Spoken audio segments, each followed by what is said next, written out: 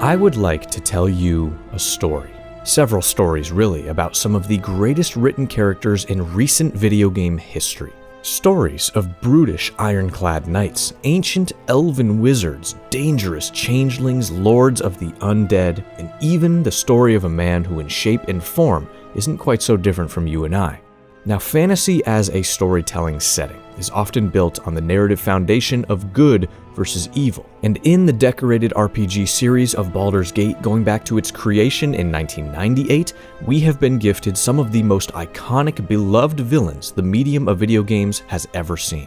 So my friends, here in this video today, I have compiled 5 individual entries in my popular Villainpedia series on this channel into one massive archival omnibus for you to all enjoy. It features the perceived main antagonist of each of those 3 Baldur's Gate games over the years, though do keep in mind these entries were initially of course separate, and thus they reference each other at times. Paid ads of the past videos have been completely cut out, and intros and outros have been trimmed down to just give you the bare narrative necessities. The final product is around 5 solid hours of pure lore.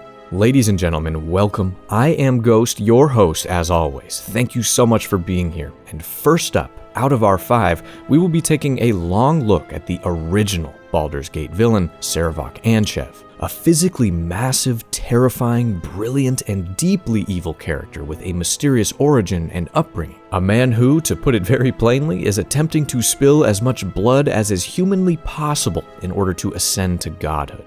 I genuinely hope you all enjoy your 5-hour journey through the land of Faerun. I will see you on the other side. I'm sorry that you feel that way, old man. Ultimately, I will prevail, and a new era will be born unto the realm. Embrace it as I have.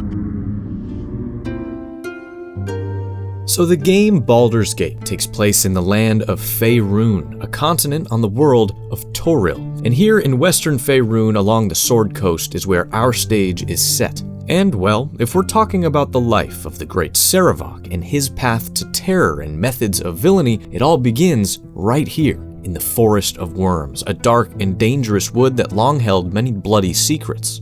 But geez man, I think somehow we are already getting ahead of ourselves, because if we want to understand Sarevok and really the overall structure of the Baldur's Gate games, we gotta zoom way out and cover something on a much larger and cosmic scale, and that thing is Baal, the god of murder. So the lore of Dungeons & Dragons is of course chock full of various different races, cultures, religions, and gods. Now, some of these gods are good, but others are absolutely evil. Some are neutral, lawful, chaotic, and so on. And it's very much a pantheon sort of situation. For example, some of the other gods on tap are Gond, god of craft, or Mystra, goddess of magic, with all of these different gods being worshipped by different groups, cults, and people for all sorts of different reasons. But Baal, well, he sounds deliciously evil, doesn't he? And that's because, well, he certainly is neutral evil to be specific. And believe it or not, without this devious, bloody god, our villain Sarevok would not exist at all. So yes, Baal was the god of murder, the Dread Lord, the host of violence and ritualistic killings, also known as Nyan-Gushi-Gampo in certain parts of the world. But long, long ago, in ancient times, before he was a god, Baal was mortal, a human, a deadly assassin and power-hungry adventurer. And as a mortal, Baal was the kind of guy who had much bigger things on his mind than riches and infamy. You see, he was more into eternal, otherworldly accolades. So he, along with his 2 homies, Bane the Tyrant and Mirkul the Necromancer, embarked on an epic quest to either achieve godhood or die trying. And on this adventure, they were able to confront the ancient god of death, Jurgal, in his realm known as the Grey Waste. And upon the 3's arrival, Jurgal said, "Hey guys, no problem. You want to become gods and take my portfolio? It's all yours." However, before doing so, suggested to the 3 that instead of fighting each other for total power over the domain of death, that they split it 3 ways. Legends say that the friends then played a little game of chance called Knucklebones, and the winner, Bane, got first pick. So he decided to rule over hatred and tyranny. Mirkul then chose to rule over the dead themselves, and Baal obviously stuck with murder and death. Very fitting, considering their mortal occupations, I would say. But, my friends, as we have learned across many videos on this channel, being a god in a fantasy universe can be a rather fickle thing. And that is especially true here in the Forgotten Realms. And these three, who probably felt extremely badass after becoming Lords of Death, would eventually, down the timeline, face a grisly fate themselves.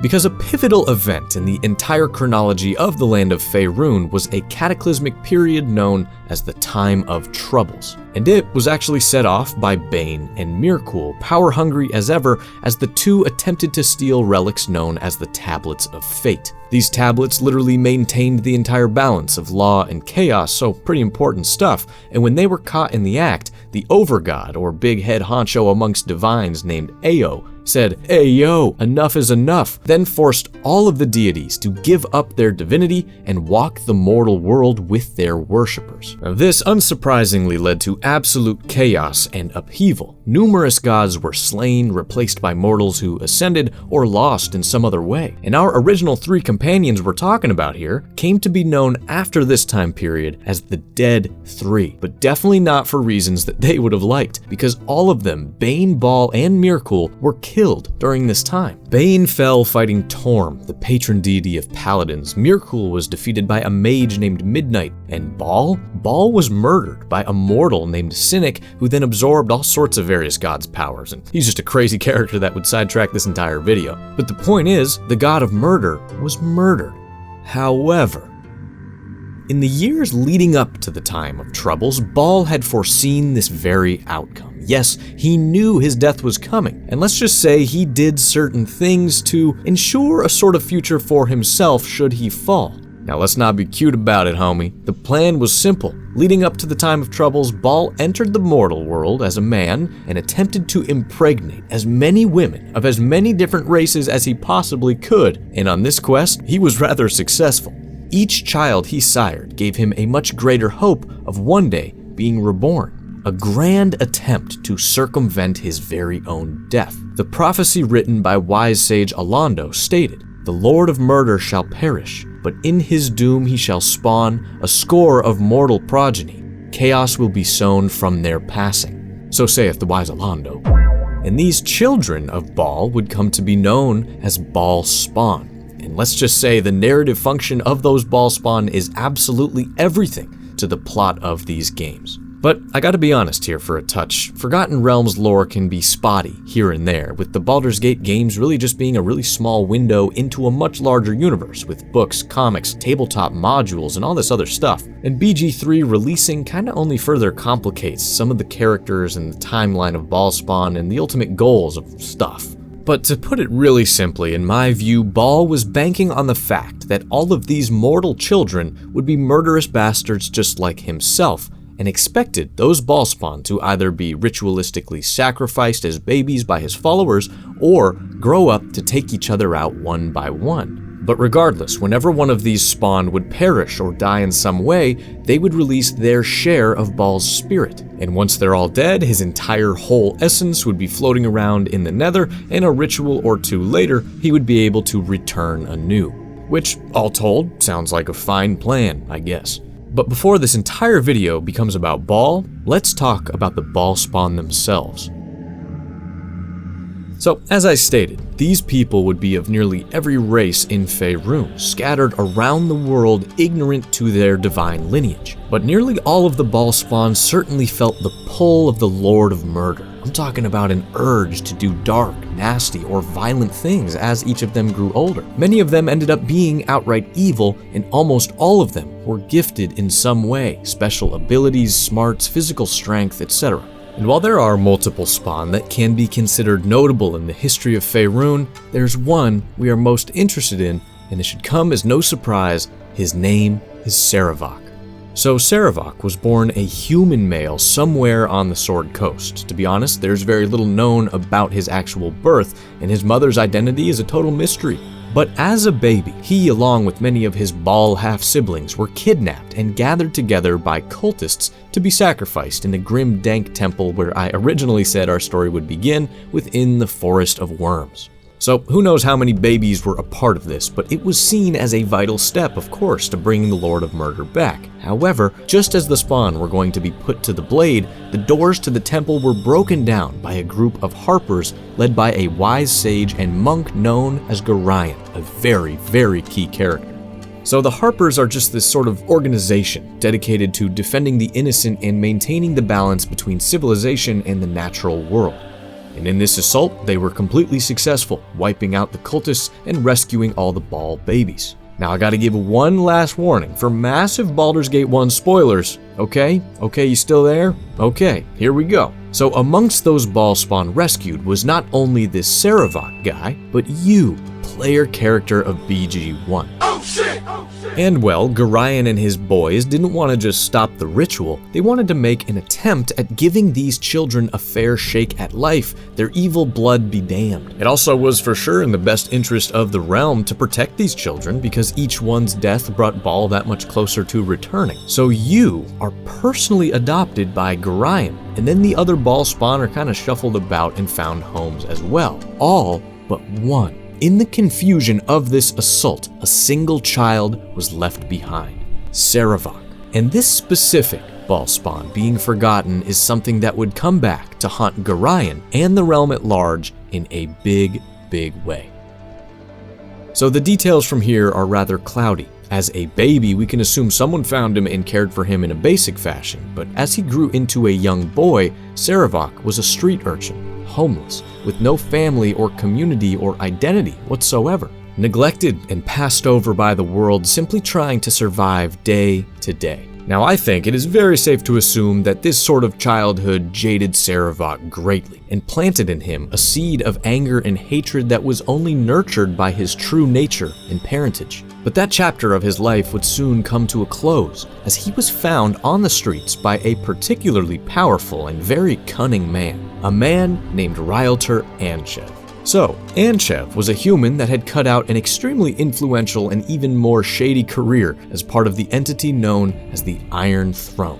Sarevok was rich, he was powerful, and he wasn't necessarily Mother Teresa, let's just say. But the Iron Throne is a very important thing to cover here. So it was basically an arms dealer, a mercantile organization that sought influence and control over Faerun by creating little monopolies in the weapons business. And listen, they had no problem using thuggery or murder to snuff out the competition. Their goal was to control contracts, resources, and supply chains all across the world in an effort to assert themselves as a power far greater than they ever appeared to be from the outside. So Sarevok was then adopted by this man. And honestly, I don't know at all if he was aware of the Ball spawn aspect of this kid, because remember, at this point the god Ball is dead and been dead. I mean, I really wonder how much Sarevok knew, if anything. Maybe he legitimately just wanted a son, a protege, an extra set of hands around the house. No idea. And so, he was taken in, raised by this rather scummy criminal kingpin who was tasked at the time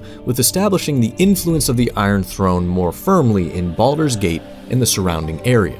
Now sadly, very little is known about our villain's actual childhood here with Sarevok, aside from two very, very important things. So the first is that Sarevok experienced, just like the player character and every other Ball spawn, vivid and constant dreams about destruction, violence, and mayhem. Some of them with apparent personal messages from Ball. And my god, that's gotta have a negative impact on a kid. When I was younger, I used to have nightmares about that episode of Goosebumps with the evil mask that gets stuck on the girl's face, and that wrecked me emotionally. But the second thing is maybe even more traumatic. So Sarevok at some point caught Sarevok's foster mother being unfaithful and strangled her to death right in front of Sarevok. I mean, damn. Being Ball spawn's probably gonna give the guy a tough enough internal battle, but being around that level of violence and anger absolutely disturbed our villain to his core. But slowly, over the years, Sarevok grew from that boy into a young man. A broad, massive young man at that, of impressive strength and intelligence. It seems his close proximity to the Iron Throne and his father's massive network gave him ample resources to constantly train his body and mind alike. But as he matured, the nightmares increased, and the nature of his true father ran hotter and hotter in his veins by the year. Sarevok carried a certain bloodthirst always, a constant feeling of anger and an edge, a readiness for violence and domination. Well, at some point, those dreams grew so troublesome, Sarevok sought out a Baalist cult priest to ask him for further information about this dead god and try to figure out why he was coming to him in his dreams. But when the priest was kinda no help, Sarevok snapped and killed him on the spot. This possibly being the first of many deaths that he would eventually hand out. So even though he was struggling at this time in his life, Sarevok had totally come into his own as a young adult, acting as the right-hand man to his father Rylter. And the Iron Throne was still in that process of establishing more influence around the Sword Coast. And so business was taking the two all over the region, to Baldur's Gate even, and it was during these trips that Sarevok took every opportunity to research his troubling dreams and read everything he could get his hands on about Baal. And it was then that Sarevok came across an extremely interesting text, the Baal Spawn prophecy I mentioned earlier, written by Alondo. And upon reading it himself, Sarevok was blown away, all but convinced that he was one of these spawn. But a particular line of that prophecy really stood out, and it read, "Deaths they bring shall awaken the Father, and through them he will rise." Now, Sarevok's somewhat incorrect interpretation of this line was that if he, as a Baal spawn, were able to incite mass-scale death and destruction, he personally would then be able to ascend to godhood and take the vacancy Baal left, becoming the new Lord of Murder. This revelation is the biggest turn in Sarevok's villainy, and he began studying immediately with a man named Winsky Perore, who acted as a dark mentor, further ushering Anchev toward the teachings and ways of Baal. And side note here, while traveling with his father and reading about this prophecy, the two actually visited Candlekeep, the famous library fortress where your player character was currently growing up. And dude, Sarevok encountered you there as well as your guardian Gorion before any of the events we see in-game. So the player character was of course unaware of the whole Baal spawn thing at the time, but Sarevok instantly recognized you as one of his brothers and knew also that you were powerful as well as a potential threat to his fresh dreams of godhood. So he made a little mental note to return to Candlekeep in the future and deal with you personally. Foreshadowing. So Sarevok was as a man quite obviously disturbed, but also extremely ambitious and very informed. I mean, he continued to study all of these ancient texts regarding Baal, while also having a very good handle on the current political climate of the region thanks to his connection to the Iron Throne. Throw in some vigorous physical and martial training and the simple fact that this homie stood between 6'7" and 7 feet tall? Whew! Sarevok was destined to be a serious problem here on the Sword Coast, and soon. He just needed a plan.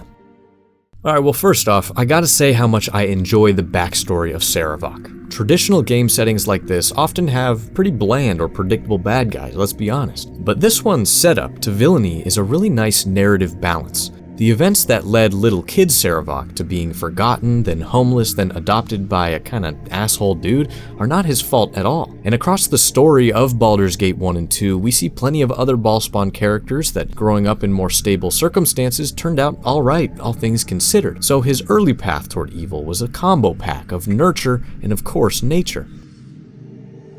Well, there are very few methods of mass-scale manipulation and murder more effective than good old-fashioned politics. And conveniently, in the background of Sarevok's self-realization, his father was devising a brand new, massive, sinister scheme to bring untold wealth and influence to the Iron Throne. So this plot revolved around intentionally hindering the iron trade all over the Sword Coast, creating a massive shortage and then selling the highest quality iron at a premium that the Iron Throne had stockpiled. And this plan right here is a very important part of Sarevok's villainy, so please listen close, my friends. Step 1 of Rylter's plan: sabotage and spoil the iron being mined in the town of Nashkill to the south. This is not only a key iron mine as far as quantity produced and traded, but also technically just lies inside the southern kingdom of making it look like they are producing bad stuff. Step 2, hire bandits and ruffians to raid iron shipments all along the Coastway Road, the trade route heading from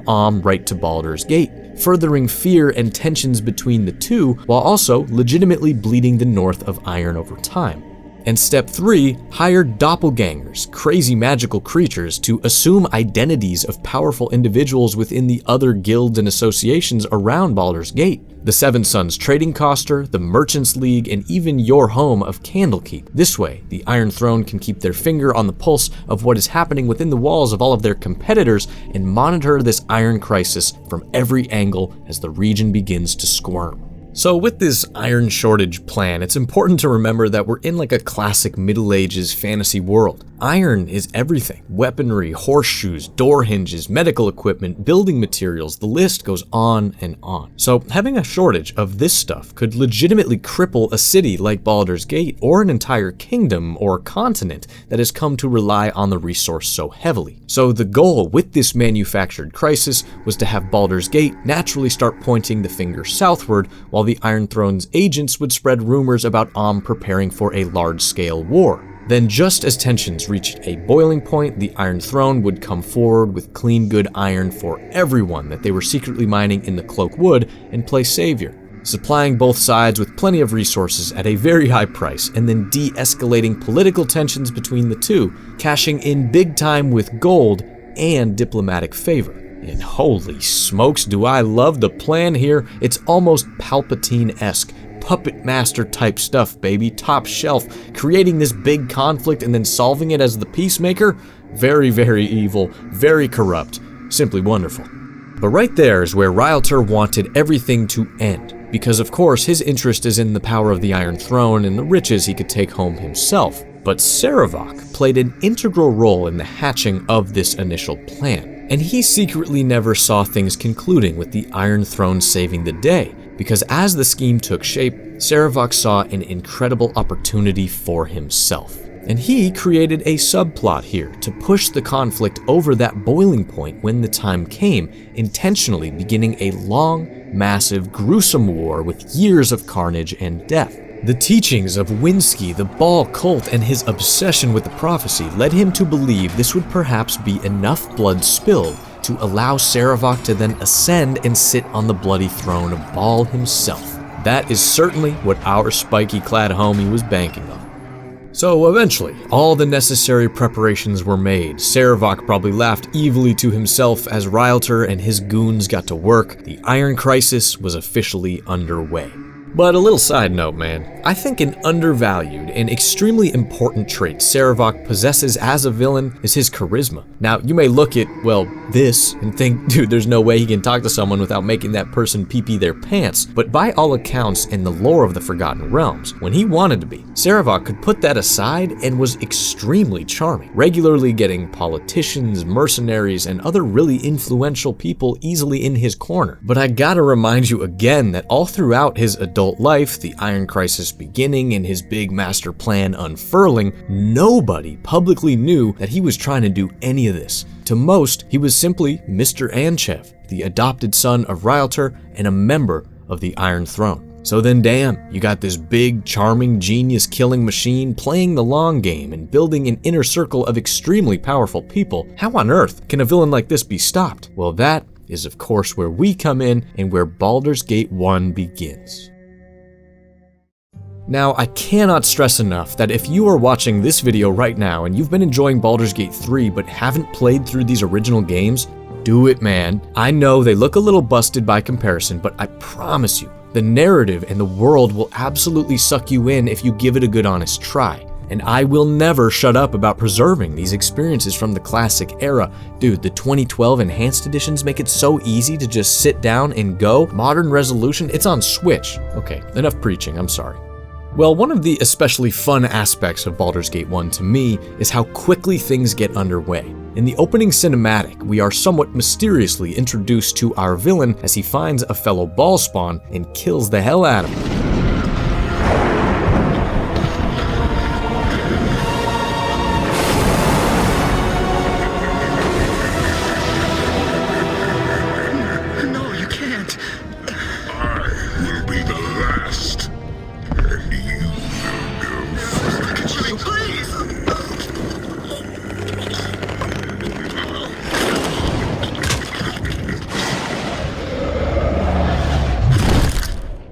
Now this is something that Sarevok is likely doing because every ballspawn that isn't himself poses a threat to his aspirations of godhood. But just from this iconic scene, his menacing presence and sinister voice mark him as the obvious big bad. Now there is a difference here between the original cutscenes in funky-ass 3D and then the enhanced editions, and I gotta say, I like both. I know that's a hot take, fight me. And I think regardless, it's nice to see this terrifying guy, voiced by the legendary Kevin Michael Richardson, establish himself early on. And I mean, when it comes to voice acting royalty, Mr. Richardson is absolutely elite. He's in Fallout 2, tons of Star Wars games, Kingdom Hearts, Soul Calibur, Halo 2, dozens of movies and TV shows, the list goes on. You know his voice from something, I guarantee it. He's Captain Gantu from Lilo and Stitch, man. There you go, all buckled up for the trip. But the moment you hit new game, that quick start only continues. Once you make your character, the first loading screen tells you some very interesting information about your foster father, rushing you to depart Candlekeep now. Orion, acting as your father, he has raised you on 1,000 tales of heroes and monsters, lovers and infidels, battles and tragedies. However, one story was always left untold, that of your true heritage. Imparting hurried instructions for you to equip yourself for travel, he has handed you what gold he can spare, but given no clue as to why. Nevertheless, you now stand before the Candlekeep Inn, ready to purchase what you need for an unplanned and unexpected journey. Well damn, okay. And so your journey begins. And although you don't know it yet, you are Ballspawn. Just like Sarevok, he is your half-brother, and in this quest to become the sole heir to Baal's throne, he intends to kill you as soon as possible. Well buddy, that reality is rapidly approaching, because after wrapping up the intro area within Candlekeep, fighting off a few of Sarevok's assassins, you and your foster father Gorion feverishly make an exit. Listen carefully. If we ever become separated, it is imperative that you make your way to the Friendly Arm Inn. There you will meet Khalid and Jaheira. They have long been my friends, and you can trust them. Only to be confronted just outside the gates of the Great Library Fortress. Must find shelter soon. Don't worry. I'll explain everything as soon as there is time. Wait, there is something wrong. We are in an ambush. Prepare yourselves. You're perceptive for an old man. You know why I'm here. Hand over your ward and no one will be hurt. If you resist, it shall be a waste of your life. You're a fool if you believe I would trust your benevolence. Step aside and you and your lackeys will be unhurt. I'm sorry that you feel that way, old man.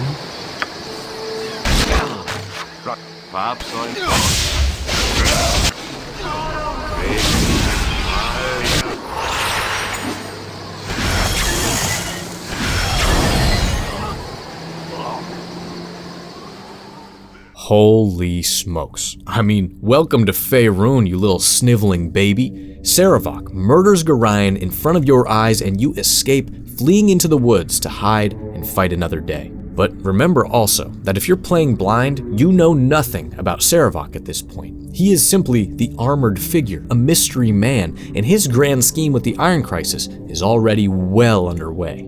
But I think seeing what the main bad guy can do so early on is magnificent. Too many modern games take so long in general, but especially when it comes to like revealing your opposition. And I love that within the first 15 minutes of opening Baldur's Gate 1, you've seen more than enough reason to want to get after it and kick this dude's ass. And let's be honest, this is an older game where there's a lot of walls of text between gameplay sections, so having a clear goal from the beginning and a face to that evil is really helpful fuel, you know what I mean? So I guess the good news is that Sarevok failed in killing you, and after Gorion's sacrifice was forced to retreat and circle back to you at a later date. But now you are set loose on the Sword Coast. Your close friend who also grew up in Candlekeep, Imowen, joins your company, and your adventure begins to take shape. I think another wonderful aspect of this villain is how the path to stopping him is anything but a straight line. Because as we mentioned, Sarevok has been playing the Game of Thrones for some time before the game even starts, so dismantling his scheme sort of has to be a process. So step 1 is to head to the inn Gorion mentioned to meet the legendary characters Jaheira and Khalid. And from here, with your party, you can't return to Candlekeep nor enter Baldur's Gate thanks to the tensions around the region. So what else to do but look into this iron shortage that literally every character mentions in some way, shape, or form. Hell, maybe it will lead to some answers for your player character about Gorion's death and his reason for rushing you out of your home in the middle of the night. Now, of course, this is a massive RPG with tons of side missions, world building, atmospheric storytelling, and all that jazz, but if you're sticking to the main quest and just following the rumors about the shortages, you will inevitably end up heading south to the Nashkel Mines. And this, boy, is where you start to pick up the breadcrumbs of villainy. When you get there, there's absolutely some funny monkey business going on. The ore here is without a doubt being tainted, and after a good few tussles and some spelunking, it's Scooby-Doo levels of clue hunting time. You travel all over the Sword Coast, learning about the bandit attacks and the complex layers of leadership and schemes that have the region in a vice grip. But while you are doing that, Rylter and another one of his close Iron Throne buddies named Brunos come to a horrifying realization that his adopted son Sarevok has a much bloodier outcome in mind for their scheme. So the two scramble a bit and then head to Candlekeep to meet with the Knights of the Shield. Now this is just another kind of shady organization that meddles in political matters. And the goal of this meeting was really simple. Bring all these bright minds together and find a quick path to peace. Okay, Iron Crisis was fun while it lasted, great idea, but they can't let an actual war start because these fellas, as scummy as they are, were simply trying to run a business, and in this instance, war is bad business. So damn, Sarevok kinda got found out, but as he always seems to be, was already several steps ahead of this issue, and let's just say, he planned on attending this meeting with his daddy, one way or another. So while this is all happening, you and your party continue to uncover the full truth of the Iron Crisis, discovering the mine and the Cloakwood, and finally traveling to Baldur's Gate, showing your proof of this grand conspiracy to one of the dukes of the city. And this is where you, the player, catch wind of this meeting Rylter and his boys are going to have in Candlekeep. So you plan to head there yourself and spy on said meeting to gain more information, putting you on a collision course with Sarevok. Now this is actually the first time you have been able to return home to Candlekeep since the very beginning of the game, and it is here that you discover the very same prophecy Sarevok did, alongside a letter personally from Gorion revealing that you are among the ball spawn. Oh shit, it's certainly a big reveal. But remember that still, to this point, you do not know the name Sarevok. Well, on the second floor of the keep during the meeting section, you meet a humble man named Kovaros, and well, it doesn't take a rocket scientist to see that this name is simply Sarevok spelled backwards. He comes right up to you and in the seemingly benign encounter claims that he used to be a friend of Gorion and even worked for him. Matter of fact, he happens to have a magical ring that Gorion gave him meant to be passed to you in the event of his death. Well, thank you, kind stranger. Kovaros then tips you off to the fact that the Iron Throne members are in the building, suggesting that if we were gonna kill him, now would be a great time. Then he walks off, but baby, this is just the genius of Sarevok at work. So, if you want to, you can confront Rylter and the others and murder them, as suggested. But if you don't do it, Sarevok will, and then have you and your party framed for the crime, landing you all in jail, regardless of what you decided to do. But Sarevok is ensuring that the man who raised him, saved him from the streets, meets his doom here and now because he was deemed no longer useful. That is about as cold-blooded and wicked as it gets. I love it. But as a beautiful little sinister detail, that ring he gifts you is actually a Shadow Thief assassin ring, making it all too easy for him to point the finger your way as the obvious guilty party.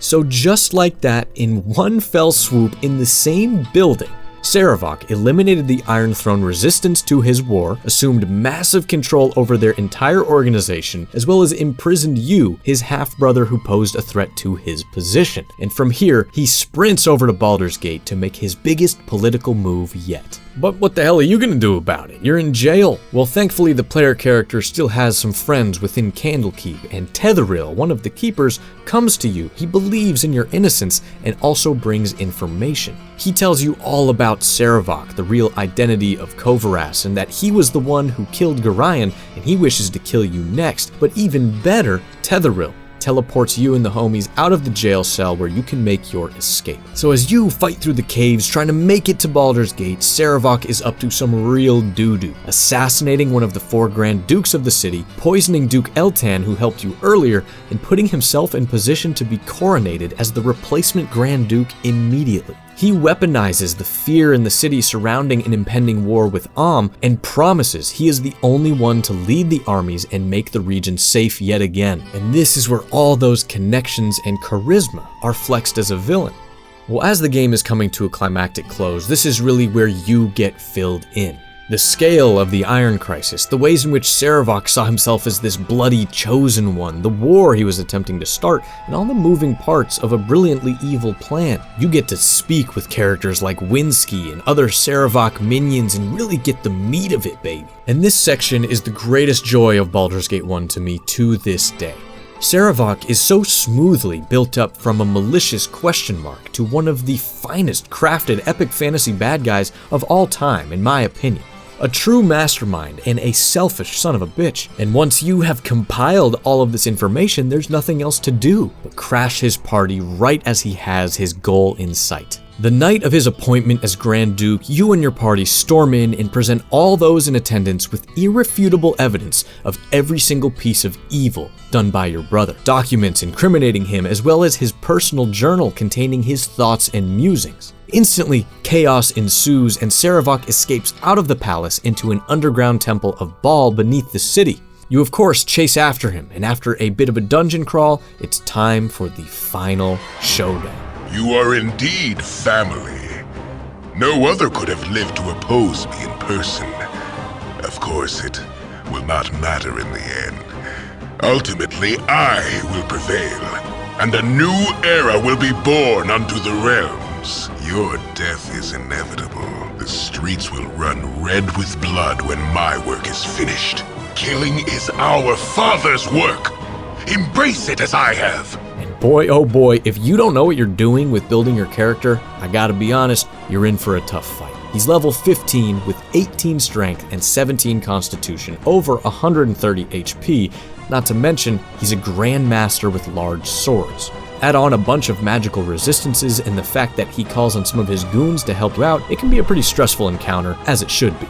But if you're playing the Enhanced Edition, you have a much more manageable fight on your hands, because in the original game, Sarevok had a whopping 3.5 attacks per round, a 100% immunity to magical damage, and immunity to traps. I mean, dude was an absolute unit. But no matter what version of the game you are playing, I love how Sarevok feels like your equal on a well-built character. He's tough, but hey, he's still human, just like you. And after executing a strategy that works for your party, maybe save scumming a few times and getting good RNG on your hits and misses, the Deathbringer finally falls.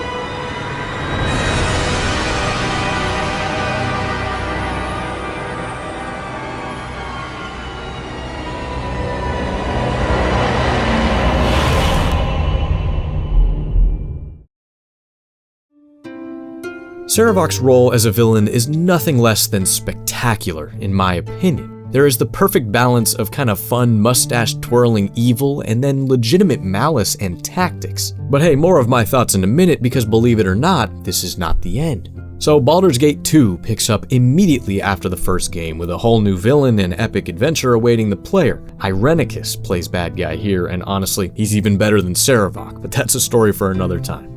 But near the end of this sequel, you travel to the Abyss, aka the chaotic evil universe of darkness and demons, and at the risk of this video becoming way too long, let's just say you got some business to handle down there. You're gathering up the Tears of Baal to open an ancient door that leads to the final battle, and one of the trials you must overcome is called the Test of Wrath, where you are confronted by an illusion of Sarevok's spirit. That spirit goads you into accepting the powers of your shared father and turning into a monster. You can either give in or fight off the urge and defeat that illusion, but it's a pretty cool little fight. However, the real meat of the Sarevok continued experience comes later in the Throne of Baal expansion pack. So this is the final act in the Baal Spawn story, and at this point, let's just say there's tons of Baal Spawn at war, going crazy, and each trying to become the new Lord of Murder. It's a wild time. But as it relates to Sarevok, he has obviously been dead for a while. However, in his stubbornness and sheer determination, has refused to pass on to whatever afterlife awaited him. And during Throne of Baal, the player character finds himself in a place called the Pocket Plane. It's basically an interdimensional Baal-themed home base of sorts, you know, one of the perks of being a total pimp. Well, the spirit of Sarevok takes note of this pocket plane in the space-time continuum and heads there himself as a disembodied molten spirit thing. So, you have finally arrived. I have been waiting for you. And here he communicates with you, brokering a deal. If you give up a shard of your divine soul to bring him back to life, he will assist you in your quest to end that current crisis. He claims he has information that can help you understand and fulfill your destiny. And while he still seems pretty damn evil, there is a sort of sadness about this encounter as well. He interestingly says he doesn't know what he's gonna do with the second chance at life, but he wants to live and try to figure it out. Now, is this blackmail? Yeah, a little bit, but no one said your brother was a good guy, right? So if you grant Sarevok his wish, he will indeed be reborn right before your eyes. But instead of an adversary, he joins your cause as a party member. You can force him to swear an oath of servitude if you want to, but since he was killed in his original form, he is actually no longer Baal Spawn at all. That essence of the dead god was already released, and he now can simply live as a man attempting to find his place in everything. Now, over time, if you travel with Sarevok, it seems to me he wanted a second chance because he wished to travel with you and see the prophecy through to the end, even if he was not going to be a part of it. Because hey, at the end of the day, I think this is a character that admires strength and power, so fighting at his brother's side for him in some way is an honor. And I love having Sarevok in this form in my party. It's so damn cool. I mean, he's very strong, of course, now just a fighter at 17th level with like massive damage output, but also hearing his banter with the other characters in your party and seeing him interact with the world as an ally is just, chef's kiss, man. I have had enough of your constant flinching, Druid. Do you have something to say to me or not? I apologize, Sarevok. I know that there are reasons for your presence amongst us, but you seem so unnatural to me that I cannot help but be repelled.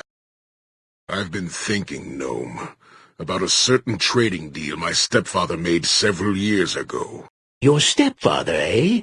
Was he a megalomaniac as well? Must have been quite a merchant. What is that I smell? A burning rage? Hatred barely controlled? Jaheira, your eyes threaten to cut out my heart as I stand. Walk where you will. My fight with you is over.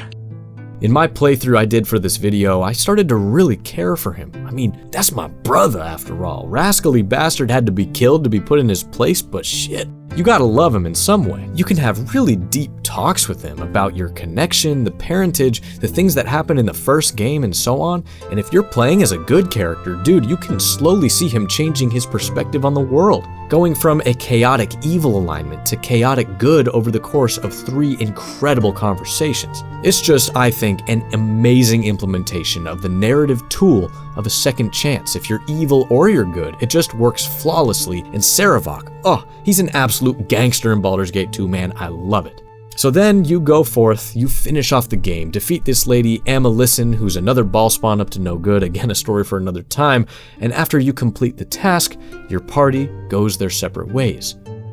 But what happens to Sarevok after Baldur's Gate 2, and how he walks the world now as an untainted but still somewhat black-hearted and ruthless guy, is honestly pretty tragic. The Forgotten Realms canon says that he then traveled far and wide, all over the world, and had various insane adventures solo. He defeated an entire orc army alone, became a conqueror, and marched on the massive city of Westgate for no reason, buried the love of his life Tomoko in Karatur. But no matter where his travels took him, Sarevok remained confused and angry. And yes, his divine heritage granted him extremely long life, but he always struggled to find a meaning to it after a time. And so for the most part, he wandered from the highest peaks to the darkest depths of the abyss, in the deepest parts of himself, lost. And that is originally where Sarevok's story ended. But recently, as we stated at the top of the video, Baldur's Gate 3 released, and to complete the hat trick, Sarevok has returned yet again. But before I cover anything about this appearance, I'm gonna be really honest with you, I don't like it. This is the court of the Dread Lord's Tribunal. I am its custodian. Here come those who seek to transcend, aspirants of his most profane order, the would-be unholy assassins of Baal. Why are you talking like that? Because as excellent as Baldur's Gate 3 is, Larian seemed to squeeze as many fan-favorite or already known characters in there as humanly possible, which feels like a bit too much fan service sometimes, especially when it comes to Sarevok. So in Act 3 of the game, you finally head to Baldur's Gate and explore the city. Well, at a certain point, you meet a lovely young woman named Orin the Red, a shape-shifting, murdering master of violence who happens to be the incestuous granddaughter of Mr. Anchev. And through her storyline, you go to investigate some murders, and it eventually leads you to the lower city. Then underneath Candle Hollow's tombstones, you uncover something shocking. The Murder Tribunal, a sinister little pocket of Baal cult activities headlined by the tribunal's judge, Sarevok Anchev. Now, I don't need to give the full context of his appearance, because Orin is this big character all to herself tied up with the Absolute Crisis, and again, I'm avoiding all major spoilers for the plot of that game. But when I personally came across Sarevok and saw that he had kind of returned to his Baldur's Gate 1 energy with the spiky Baal armor and overtly evil demeanor, I was pretty disappointed. He is here, working hard, deciding who is worthy to serve the god of murder as a future unholy assassin. Oh right, key thing here by the way, Baal at some point between the games was finally resurrected. Good for him. Well, kind of resurrected. Again, another story for another time. This shit is way too layered. But coming here and learning that he filled that sense of uncertainty about his life with just becoming a Baal cultist and running the whole thing back, it honestly doesn't make any sense to me. Because even in his initial streak of evil in the first game, he was never at any point devoutly following his dead father, Baal. Honestly, kind of the opposite. He was using the power given to him by the god for very selfish reasons. He just wanted to become divine himself and rule eternally. He was not enchanted by the teachings of the cult or anything even close to it. It was always just a means to an end. So seeing him now, kind of drinking the Kool-Aid and deciding who's worthy to serve his father, it just really doesn't click for me, dude. I mean, I would have loved if his fate was left completely uncertain, but in Baldur's Gate 3 you hear whispers about a legendary and terrifying thing Sarevok did, or something like that. But actually putting him back in the role of minor villain with this look, it just felt cheap and kind of misplaced, while also making the events of his rebirth in the second game feel pointless. However, I gotta give them their props. If you bring some of the returning party members from the classic games, there is some very cool interactions that are very fun to watch. And additionally, you can play the game as a Baal spawn called the Dark Urge, and that gives a whole other host of interesting options here. So there is some care put into his implementation for sure. And hey, if during your playthrough push comes to shove and you need to fight Mr. Anchev here, you are in for a very fun, brutal, and rather difficult fight. Maybe this is the last time he falls, but something tells me Sarevok will always return in some way. But I do want to hear your thoughts and opinions on this appearance. Please let me know down below in the comments. Sarevok Anchev has an undeniably titanic legacy when it comes to video game villains. The fantastic lore of the Forgotten Realms D&D setting came to life in a huge way with the release of Baldur's Gate 1 way back in 1998, and the iconic brand of storytelling and world building was carried so heavily by the main villain. But what I really love about Sarevok can be broken into two main ingredients. Number one, the incredible and tragic backstory, almost being sacrificed as a baby, being left behind and forgotten, growing up homeless and then probably abused. I mean, no character, fictional or otherwise, should go through that, dude, not even the son of the god of murder. But then number two is how that boy grows into this twisted man, learning about the prophecy, feeling this hunger for that level of divine power. The way he concocts this masterful plot on the back of his dad's scheme, this large-scale thing involving all these moving pieces. Yes, he may have misread Alando's writings and thought he was some sort of chosen one, but his level of tactical genius, physical power, and charisma puts him in an absolutely elite class when it comes to my personal favorite bad guys. And the way that everything almost works out perfectly is beautiful to behold. So then we have to ponder the question we always ask in these videos: why did this specific villain fail? And to me, the answer is very simple.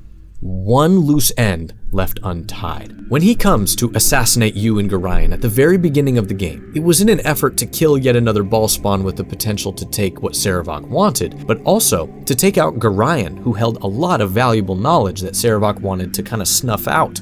But bruh, that one ball spawn he fumbled that fateful night ended up being the one with all of the right resources set up by Gorion to slowly but surely unravel the tapestry of evil that Sarevok had woven over years. His confidence that he could simply deal with you later ended up being his greatest downfall. If he had seen you, his brother, as a true equal, he would have been much more proactive about handling you himself. Simply put, he underestimated you, grew too bloodthirsty, eventually being confronted right at the finish line and losing it all.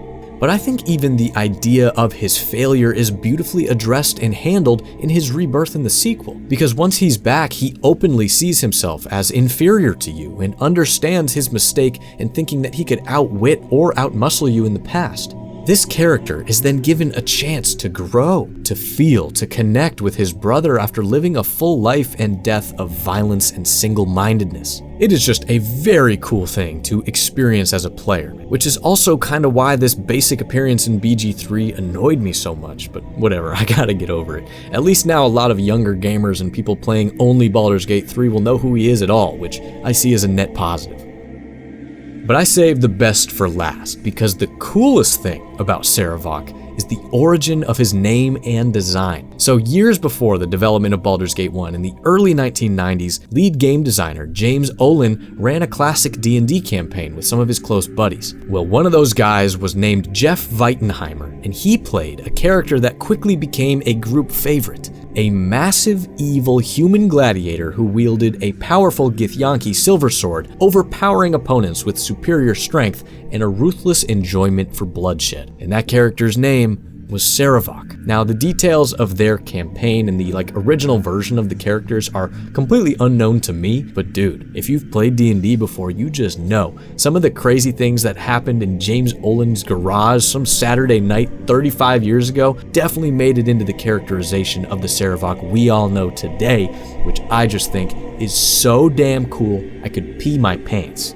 I mean, I'm imagining one of my favorite characters I have ever made and played, Brick 9, a socially challenged, violent, and oftentimes naked deep gnome, becoming a beloved villain by millions of people around the world. That is just so cool, dude. Also, look at the magic cards that Sarevok has been featured in. I just love this. From the very beginning, with Baal's mortal quest for divinity, to the time of troubles as the god of murder attempted to avoid his own doom, Sarevok was born into the world of Faerun for a reason. He believed he had found that reason, to assume the mantle of a dead god, but he was wrong. Sarevok was part of a plot much bigger than himself, a plot where he was just a tiny piece of a puzzle. But your player character is no different. Sarevok's circumstances and surroundings led him down a dark path of corruption and evil, but your humble upbringing under Gorian's wing is proof that free will and individuality can overcome a dark destiny. Both of these characters kind of mirroring each other, showing us that the power is never in the hand we are dealt, but how we decide to play with the cards we are given.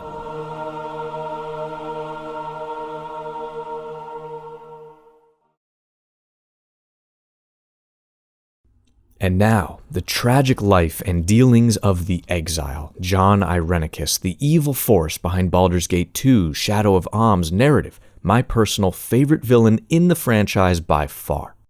Enjoy.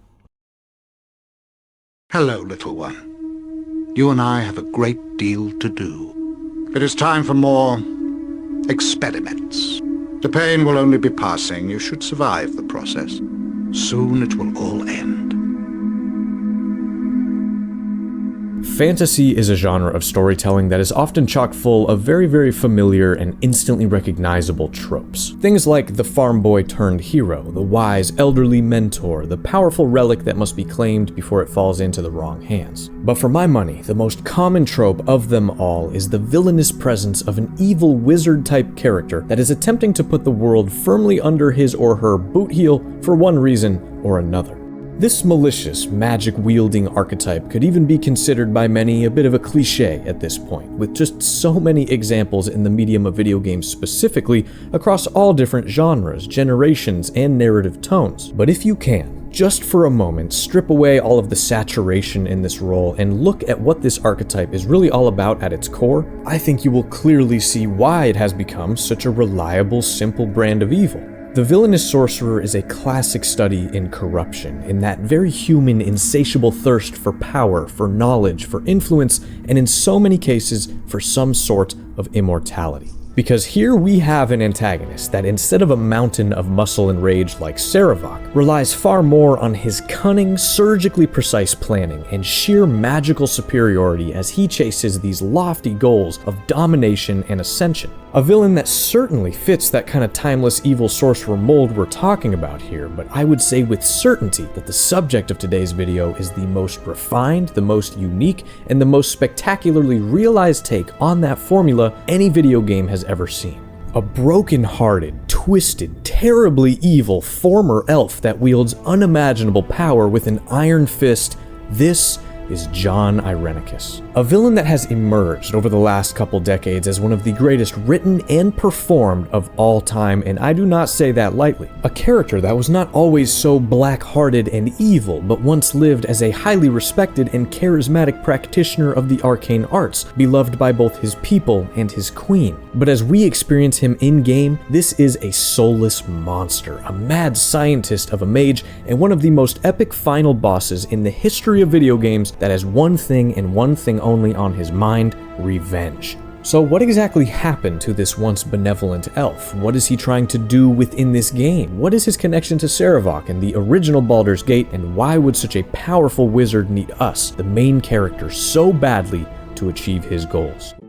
Now, I will say, for everything in this video to make total sense, I urge you to go back and watch the Sarevok entry if you haven't already. Because just as this game is a sequel to the original, I mean, this video feels very much the same. There's a ton of information in there about Baal, the god of murder, his mortal offspring, and their significance in the story that's all pretty vital to everything that's going to be discussed here. But if there is one thing we have learned thus far in the Villainpedia series, it's that fierce antagonists, man, they can come from just about anywhere. A character's start in life does not determine their fate alone, of course not. It's how the inhabitants of these fictional realms decide to live their lives that ultimately places them on one side of the moral threshold of villainy. And for this particular elven wizard, we of course find ourselves in the land of Faerun on its western bank region, known famously as the Sword Coast. And more specifically, to the south, at the foot of the merchant kingdom of Am, lies the Forest of Tethir, also known as the Weldoth, and this is the largest wood in the region. Well, amongst the treetops of the Weldoth, constructed carefully and masterfully, we find the massive elven city known as Soldenasellar. And Soldenasellar is a very unique place in the lore here, renowned for its overwhelming beauty and openness to all forms of wildlife and fey creatures of the surrounding forest. And even though surface elves in the Forgotten Realms have over half a dozen distinct variations and are kind of scattered all over the place, Soldenasellar had long been a place where all elves, regardless of their blood or tribe or allegiances, could come together and meet in peace. But without a doubt, the most vital feature of this city period was the presence of something known as the Tree of Life, an absolutely massive, ancient thing that grew from the middlemost point of the forest, with its thick branches actually supporting this city in its entirety. But the Tree of Life is not just some old structural necessity, it was inherently incredibly magical, the source of all the immortal power for the elves that call this place home, and a thing that was in some way a part of every single one of them. So I mean, it's kind of a classic fantasy elven setup here, right? A perfect little pointy-eared portrait of nature, peace, and prosperity. Well, believe it or not, it is right here where our monstrous villain was both born and raised. But before he was ever known as Irenicus, he carried the much more noble elven name Jonilith. And by all accounts, Jonilith was awesome. I mean, a very, very popular guy. Now, unfortunately, nothing is known about Jonilith's upbringing, his introduction to magic, his childhood friends, personality quirks, or anything like that. But we do know for certain that as an adult, he was one of the most naturally skilled and confidently powerful spellcasters in the entire realm. And along with this natural ability, of course, came a certain charisma and comfort in being admired by his people. Well, the queen of all of Soldenasellar, Elisine, took a particular interest in Jonilith, admiring both his wisdom and fierce curiosity. And over time, organically and beautifully, the two would come to fall deeply in love. I mean, on the surface, Jonilith seemed to have it all. But under the hood of this idyllic, magical life, this dude had some serious underlying issues. No matter how much knowledge he consumed, he could not shake a sense of frustration. The more spells he mastered, the more empty he felt. The power, the fame, the adoration gained, it was all just never enough. And he always felt that if he could just get a little bit more here or there, his hunger would be satisfied. And on top of this, the way that he experienced his love for Elisine became extremely unhealthy. He grew to be obsessive and possessive. Jon seemed to do everything well naturally, but with that came a certain intensity that was just simply not sustainable. Well, now would be a perfect time to introduce another key character in this villain's life, and it's Jonilith's sister named Bodhi. Well, Bodhi, just like Jon, was very talented and ambitious, and the two had always shared this very close, kind of weird bond. And, well, I mean, let's just say it straight, Bodhi was crazy as hell. And as she grew older and slowly spiraled into this sort of madness, she had an increasing influence on Jonilith in a multitude of ways. Because you see, she shared Jon's itch for more power, a desire for some greater purpose. And over time, she convinced him to join her in seeking out darker magic and forbidden truths. Now, I gotta say, this is the most classic first step toward becoming a great bad guy, right? Well, whether it was Jon or Bodhi's idea is unknown, but this new pursuit came to a head when the two of them turned their eyes away from magical trinkets and old dusty tomes and toward what else but the Tree of Life itself. Well, it did not take long for them to leap into extremely reckless action. A dark ritual of some sort was performed where Jonilith attempted to literally merge his magical life force with that of the tree, hoping to attain powers that would rival the Seldarine. Well, if you don't know, the Seldarine in this world are the elven pantheon of gods. And if there's another thing we have learned in the Villainpedia over the years, trying to attain godhood is never really a great idea. Well, thankfully, before the ritual could be completed, the two were caught red-handed and stopped. And to say that this sort of thing was a big deal is a massive understatement. And Queen Elisine was absolutely enraged and beyond heartbroken. I mean, her lover had betrayed not only her trust, but the fundamental values of their people. The Tree of Life, as I mentioned a moment ago, was a part of all of the inhabitants in this city and beyond, and in greedily meddling in its power, Jon had nearly killed thousands.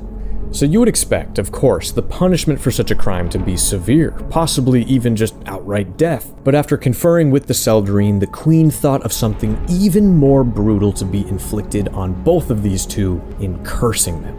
Cursing them by removing their very elven heritage, their blood, and their souls from their bodies, leaving them empty, mortal, emotionless husks of what they once were. They were then shunned completely from the community of Soldan Iselar and fated to live a short life of pain and regret out in the wild. And to illustrate just how hardcore this punishment is, it seems that in the Forgotten Realms, dying without a soul would just mean there's a total end. There's no afterlife, no enlightenment of any kind, just lights out. So at that moment, Jonalith became Jon Irenicus, or the Shattered One. Others called him the Exile, his elven ears removed or covered, his timeless beauty quickly fading into a sickly gray color and bald head. In his reckless pursuit of power, in a flash, Jon had lost everything. And in taking his first steps out of his home city and into the forest, Jon, along with Bodhi, staggered toward the dark, uncertain path of evil.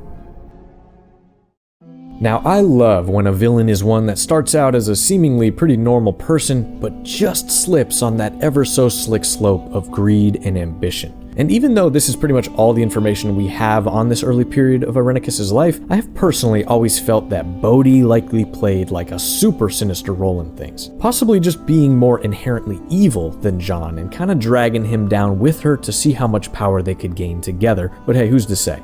I also just adore when magic is used as a narrative tool like this. I mean, we've seen it in many other games and books and stuff, where it has like an addictive quality in the brain, a drug almost, that once you feel the rush of, you're going to be chasing the high forever and you'll do anything to further that sense of power and elation. It's always good stuff. Well, I would say at the point of his exile, the effects of Irenicus' newly earned curse were pretty immediate and devastating. His body was suddenly aging at the rate of a human, which, must have been terrifying. Imagine if you, listening to this video right now, sitting in your chair, were magically transformed to have the lifespan of a house cat. Something tells me you would feel an uncomfortable shift on the molecular level. But even worse than his physical form was his mind, which apparently became riddled with, quote, rage and senility, which has to be the worst nightmare of one who once valued knowledge above all else. In the whirlwind of everything that had happened, he still somehow felt a deep love for Elysim. But every single day that passed complicated those feelings. He was being twisted with hatred and despair. He had become so angry, probably feeling some sort of self-loathing, I'm just assuming, and so lost in himself that he came to cast all of the blame on those in Soldan Iselar. In his eyes, they betrayed him. They turned on him, and he was going to get even. Well, what happens from here is a bit cloudy. We know that Jon eventually heads to the merchant city of Athkatla within the kingdom of and here he constructs this massive underground lair where he begins performing all kinds of crazy magical experiments in an attempt to restore his lost soul, and that's amongst other twisted things that we'll get to later. Meanwhile, though, Bodhi has kind of a hilariously simple solution to her soulless problem. She just goes and willingly becomes a vampire, which honestly, kind of smart. You got decent fashion, good architecture, eternal life. It sounds almost elven in the abstract, but this right here is absolutely the period of time I wish we had some more information on, because it's a healthy amount of years between his exile and then our first meeting with him in game. But I guess we can safely assume that with his insane wizardry skills, his smooth talking charm, and vampiric sister who was like putting together a sort of underground crime syndicate of vampires, Jon was able to establish quite a bit of wealth, influence, and power in the shadowy corners of the world. He also, fascinatingly at some point here, even though he was still in his feelings over the queen, married a noblewoman named Lady Tanova. Now I wonder how they met and how he charmed her up looking like this, but hey, he got himself a wife. But unfortunately for Irenicus, this is yet another love that would be cut short, as this other sorceress entirely that had fallen for the power and mystique of Jon named Sential murdered Lady Tanova in the hopes that she could win Jon's gaze. Well, Irenicus' solution to this was to track down Sential, curse her to be incredibly fat to the point where she couldn't move, and then raise his deceased bride as a vampire assassin to serve under his sister's watch. Just light work, just villain stuff, okay? Side note, we get to go see Sential in game, and man, she is big, kept alive by just these swarms of spiders that she controls with magic to bring her food from around her tower. Man, these characters, they're some freaks, bro. Well, over time, as our villain built up his mad scientist mage dungeon, he became laser focused on finding a way, any way, to crush his old home city and claim that power that he felt was rightfully his.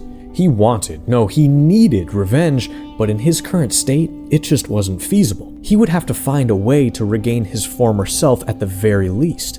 Well, just around this time, the events of Baldur's Gate 1 are taking place just to the north. And our player character, known as Gorian's Ward, was in this epic game of cat and mouse with his ball-spawn half-brother, Sarevok Anchev, as he attempted to manipulate and brutalize his way into ascending as the new Lord of Murder. Now again, please go watch that video to get the full picture if you haven't already, but the SparkNotes version, I guess, is that Sarevok, the protagonist, and your close friend and party member Imoen all carry the literal blood of the god of murder, Baal, in their veins. Thus, their souls are very potent, divine, rare, and extremely powerful things. And let's just say that Jon, in all his research and desperation, having been newly soulless, caught wind of your existence as well as the entirety of the Ball-spawn prophecy. And to say the Shattered One's interest was piqued would be an understatement. I mean, the children of a god of death. That sounds pretty immortal, pretty high potential anyway. It could be his golden ticket, a way to not only restore what was lost, but maybe even become more powerful than he ever was as an elf. Well, of course, you end up wiping out Sarevok entirely, but hey, for Jon's purposes, no big deal. That leaves a soul for himself and a soul for his sister, and Jon was instantly infatuated with the plan. It seemed almost too good to be true, and all he needed now was a way to get his hands on you personally.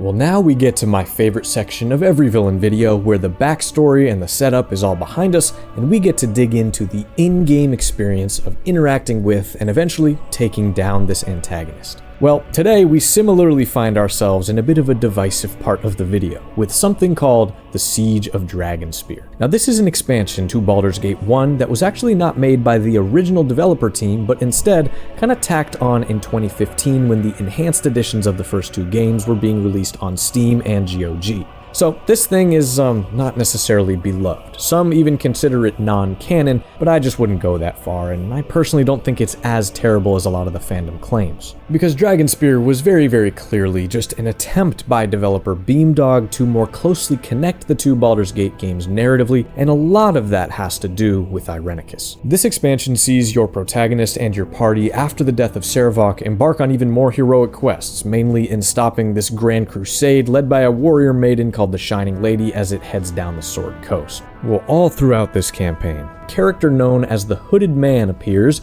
and shows a keen interest in you. Strange. There lies within you barely a spark of divine consciousness, yet you bested your brother in blood. How? What is it that drove you to victory where so many others fell in defeat? He asks strange, poignant questions and seems to magically appear in dangerous areas without drawing much attention. Well, no surprise here. The man is, of course, Irenicus in the flesh. I am here to bear witness to what comes to pass, nothing more. Well, it's also during Dragonspear that, interestingly, we learn Irenicus at some point attempted to anonymously purchase the Sword of Chaos, that being Sarevok's beloved weapon from a priestess who stole the blade after the Deathbringer's demise. Now, this was all in an effort to try to find dried blood, your blood, on the weapon from your final encounter with Sarevok. Man, Jon, you got some crazy psychopathic obsessive tendencies, my man. Well, anyway, this all comes to a climax in Dragonspear when the Hooded Man transforms this innocent, kind of annoying character named Sky Silvershield into this awful beast, forcing you to defend yourself and kill her in the process. Well, the Hooded Man then takes off and you are charged with the girl's murder, being thrown in jail and disgraced publicly even after all of your heroics, which is kind of absurd. The people you saved have turned on you, treating you as some nightmare made flesh. How does it feel to be trapped in a cell after all you've done for this city? Life offers no justification for the ills it inflicts on us. None know this better than I. I warned you of the darkness running through your veins. Divine blood is not to be trifled with. Without control, power is naught but peril. But I am confident you will survive this. A greater destiny awaits you. You will escape this place, We will meet again. Fear that meeting, child of Baal. We have so far to go together. So is this kind of stapled on interlude necessary? Honestly, no, not at all. Dragonspear serves to show Irenicus kind of grooming you and educating you to better understand your Baal blood and its potential. And while I don't go so far as to call this all non-canon, it definitely feels entirely disconnected from the original introduction to this character, which is just why I'm kind of glazing over it here, you know? Well, of course, your party is able to escape, slipping into the forest under cover of darkness, and that is when you are finally approached by strange hooded figures and in an almost dreamlike state are kidnapped and forcefully dragged off to Jon's lair. I think how any given RPG opens is vitally important. I mean, the first 15 or so minutes make an impression that can either intrigue the player into wanting more or just kind of bore them to death and have them looking elsewhere for entertainment. Wild Arms, Skyrim, Planescape Torment, Persona 5, there are so many amazing intros in RPG history, but man, I gotta say, all honesty, my favorite one ever might be right here in Baldur's Gate 2. Because after this short and harrowing cutscene introducing the background of what happened in the original game and informing you that you have been imprisoned by this thing, you awake literally in a cage. And man, it does not take long for your host to greet you. Ah, the child of Baal has awoken. It is time for more experiments. The pain will only be passing. You should survive the process.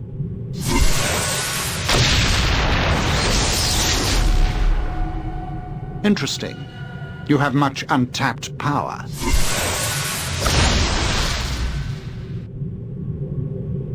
Do you even realize your potential? More intruders have entered the complex, Master. They act sooner than we had anticipated. No matter, they will only prove a slight delay.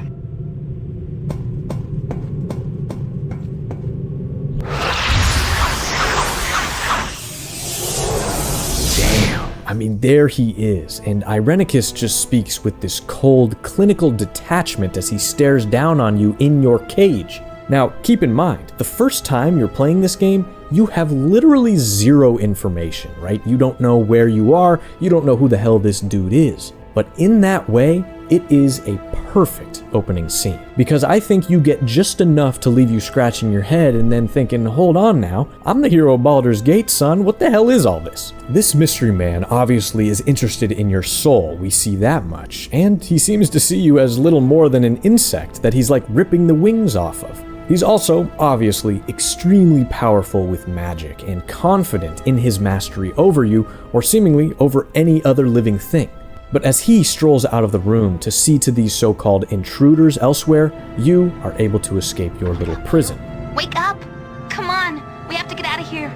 And then one by one, you go and free your party members. Now, it is important to note that Baldur's Gate 2 uses a rollover feature with your save, so you can have your character from the first game loaded right up here, and similarly, these are all characters that you already know and love. I mean, you fought many battles with them. It is Jaheira, Imoen, and Minsc. Of course, Minsc. But after your gang is all free, you sort of just roam through Irenicus's creepy-ass lair looking for a way out, and man, there is some weird stuff down here that helps you begin to piece together what kind of person your captor is. There are imprisoned dryads that say they are caged here because the master, being Jon, is reminded of someone he lost when he sits and stares at them. There's a completely intact ornate bedroom that is made for someone who doesn't use it and no one is allowed to enter. There's magical golems, a genie, and tons of old servants left decimated from magical experiments and left floating in test tubes forgotten. The list goes on, and you start to see a sort of sociopathic pattern here. This is the home of a man that seems to be trying so hard to feel something but can't. Trying to remember the sensations of some past life, but failing repeatedly. We also see how he just has this gross disregard for any living thing. They are all beneath him, insignificant, weaklings that are there to serve him in whatever way he sees fit. There's no empathy going on. Well, it's not long into this early game dungeon that the party discovers another horrible truth. Jaheira's husband, Khalid, who was a pillar of your party in Baldur's Gate 1, is dead. And I mean dead, tortured to a pulp by Irenicus and left to rot upon a table. Really terrible, dark stuff, man. But I find it so powerful that we see this person, interact with him briefly, and then walk through his home unattended. The game is giving you these jagged, strange puzzle pieces of information that make no sense, yet you know that somehow they fit together if you could just get more of them. It's just really awesome pacing when it comes to establishing the game's villain as something much more dangerous and strange than you have seen in any of your previous adventures. Well, eventually you do find your way out and immediately see that these previously mentioned intruders have forced Irenicus to really flex some magical prowess, blowing a massive crater in the ground in the middle of the city's marketplace, probably killing tons of people. You will all suffer!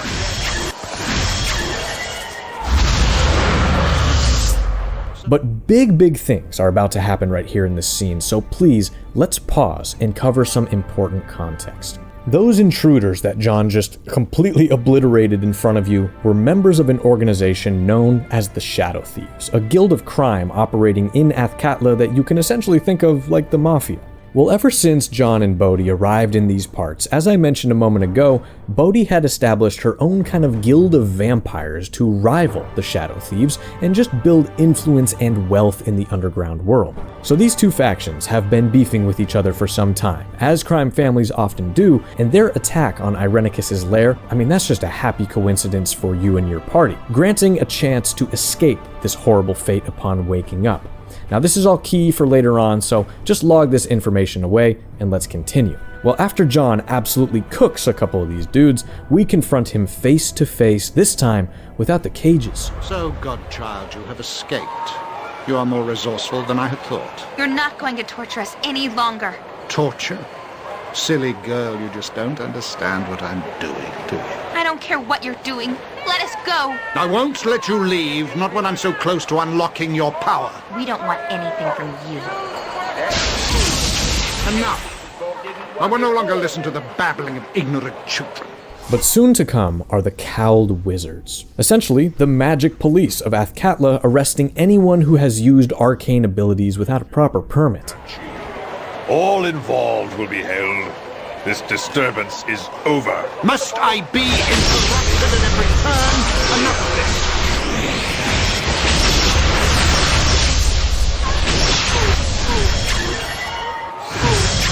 This mage's power is immense. We must overcome him quickly. Enough. I haven't the time for this. You will cease your spell casting and come with us. Your pathetic magics are useless. Let this end. Even if we fall, our numbers are many.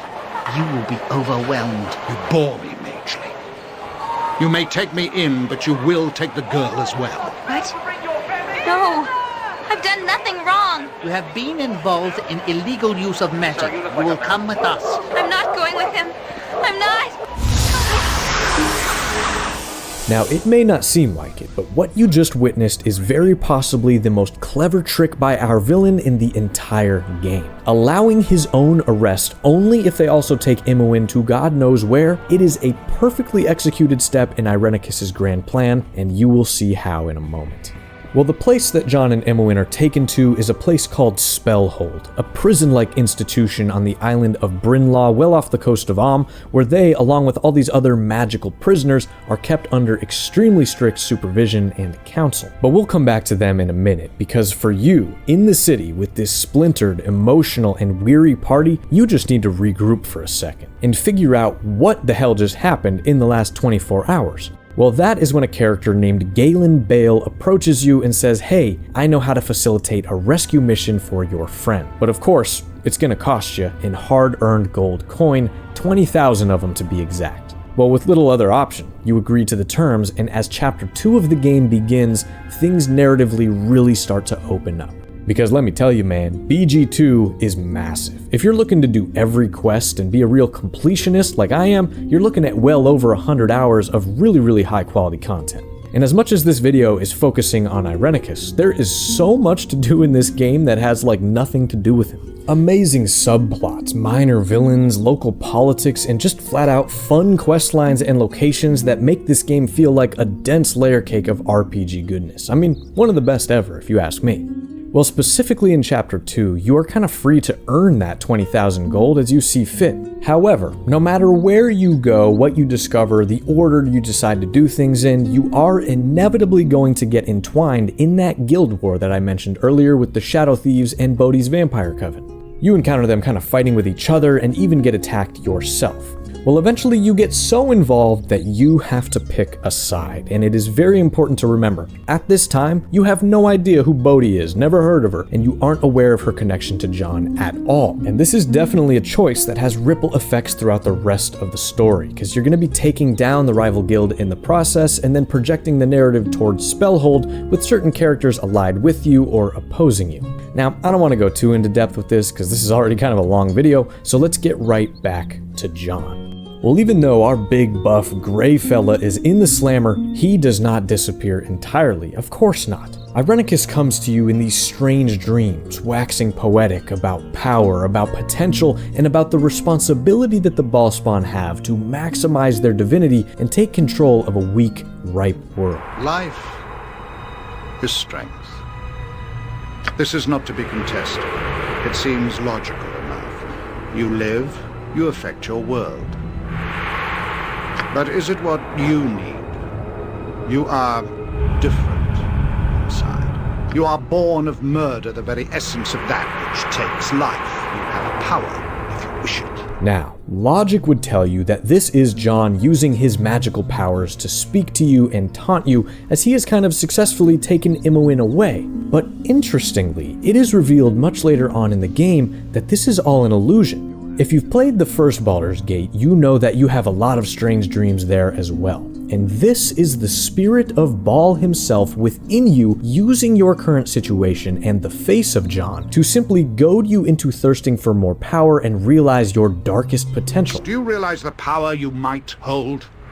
When the world of flesh is beneath you, even creatures mysterious and magical will fall. Follow and see the gift you are owed by the blood in your veins. Follow, if only to protect the weak that fell because of you. And I think this is so cool. I mean, as much as Sarevok and Irenicus are made up to be the big bads of these original games, the ultimate narrative antagonist consistently here is the very birthright you carry. I love this type of manifestation. It throws the player off like crazy and blends all these different types of villainy into one superb, confusing concoction. It's just amazing. Well, I also think this is the perfect time for us to show some appreciation for David Warner, the actor who portrayed Jon Irenicus and actually just passed away a few years ago. Now, this guy was an incredible actor, having played other amazing roles on Star Trek, and he's that one guy in Titanic. I think this performance just elevates the character to something truly iconic and chilling. This villain would not be what he is without your work, David, so thank you. Well, anyway, as you work stuff out with the Guild War, Irenicus, the real Irenicus, is just getting absolutely busy in prison. He's able to relatively easily break out of his cell and begins to just freely walk around Spellhold, destroying the cowled wizards. He comes! He's here! I cannot be caged. I cannot be controlled. Understand this as you die, ever pathetic, ever foolish.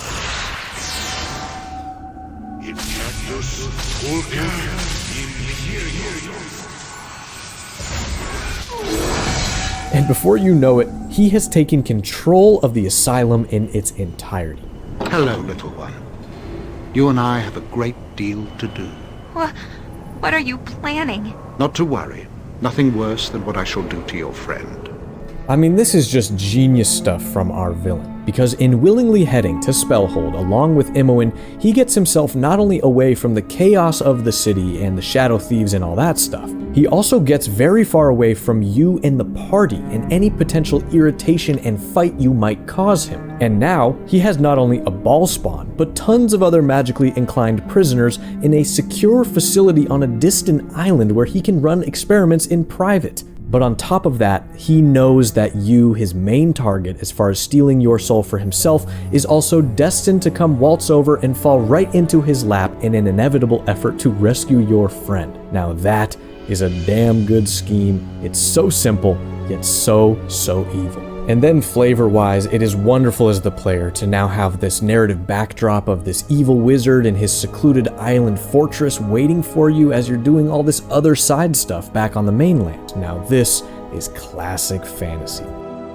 So, as I mentioned, the final thing you must do before you can head on a ship to the island of Brynhold and look for Imoen is resolve this damn guild war. Well, personally, I like to side with the Shadow Thieves, and of course, in doing this, you also have to confront Bodhi herself and her vampires in the Coven's lair. This is where, for the very first time, she reveals not only her ties to Irenicus, but gives you the knowledge of Imoen's godlike lineage as well as her knowledge of your own. And after a fight, she flees like a coward, regrouping back at Spellhold with her brother, while you, along with your pals, make good with the Shadow Thieves' leader, celebrate a great success, and secure passage to the distant island via a charismatic pirate captain named Saemon Havarian. But right about now, you might be thinking, I wonder what Jon is up to with Imoen, and the answer is nothing good. Awaken, child. It is time for another test. Oh, please, I can't take this. Patience, Imoen. Soon it will all end. No! Don't do this! I don't want to die! Silence, dog. You have no purpose but to die by my hand. In Cactus Pulca Imperium.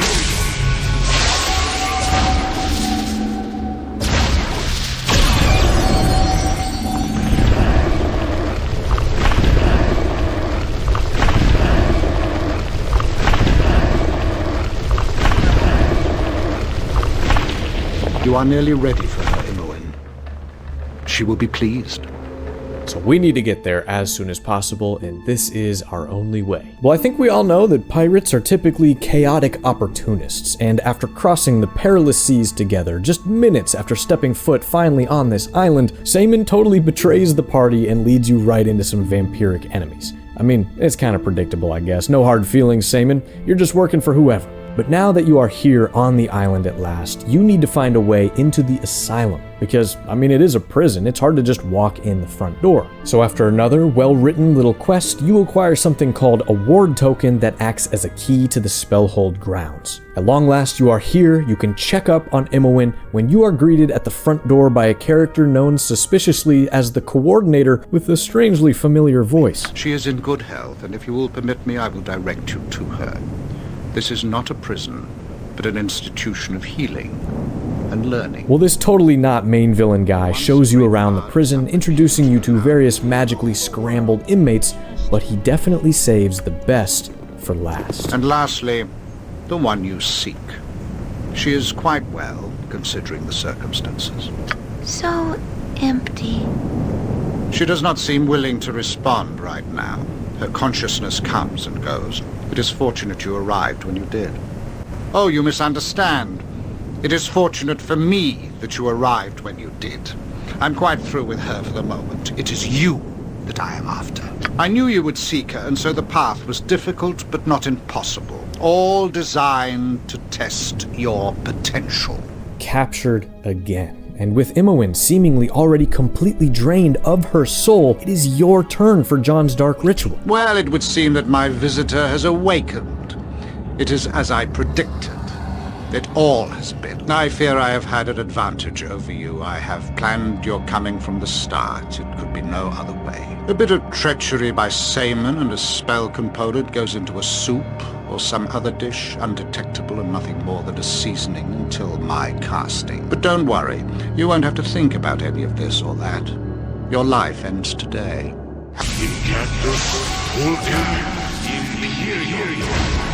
Now, being a soul of the Lord of Murder that he is stealing, it of course relies upon a lot of innocent people in these glass cages being sacrificed in the process, which is awful. And this scene is where you just see that arrogance, the lack of empathy, and the pure evil of Jon Irenicus on full display.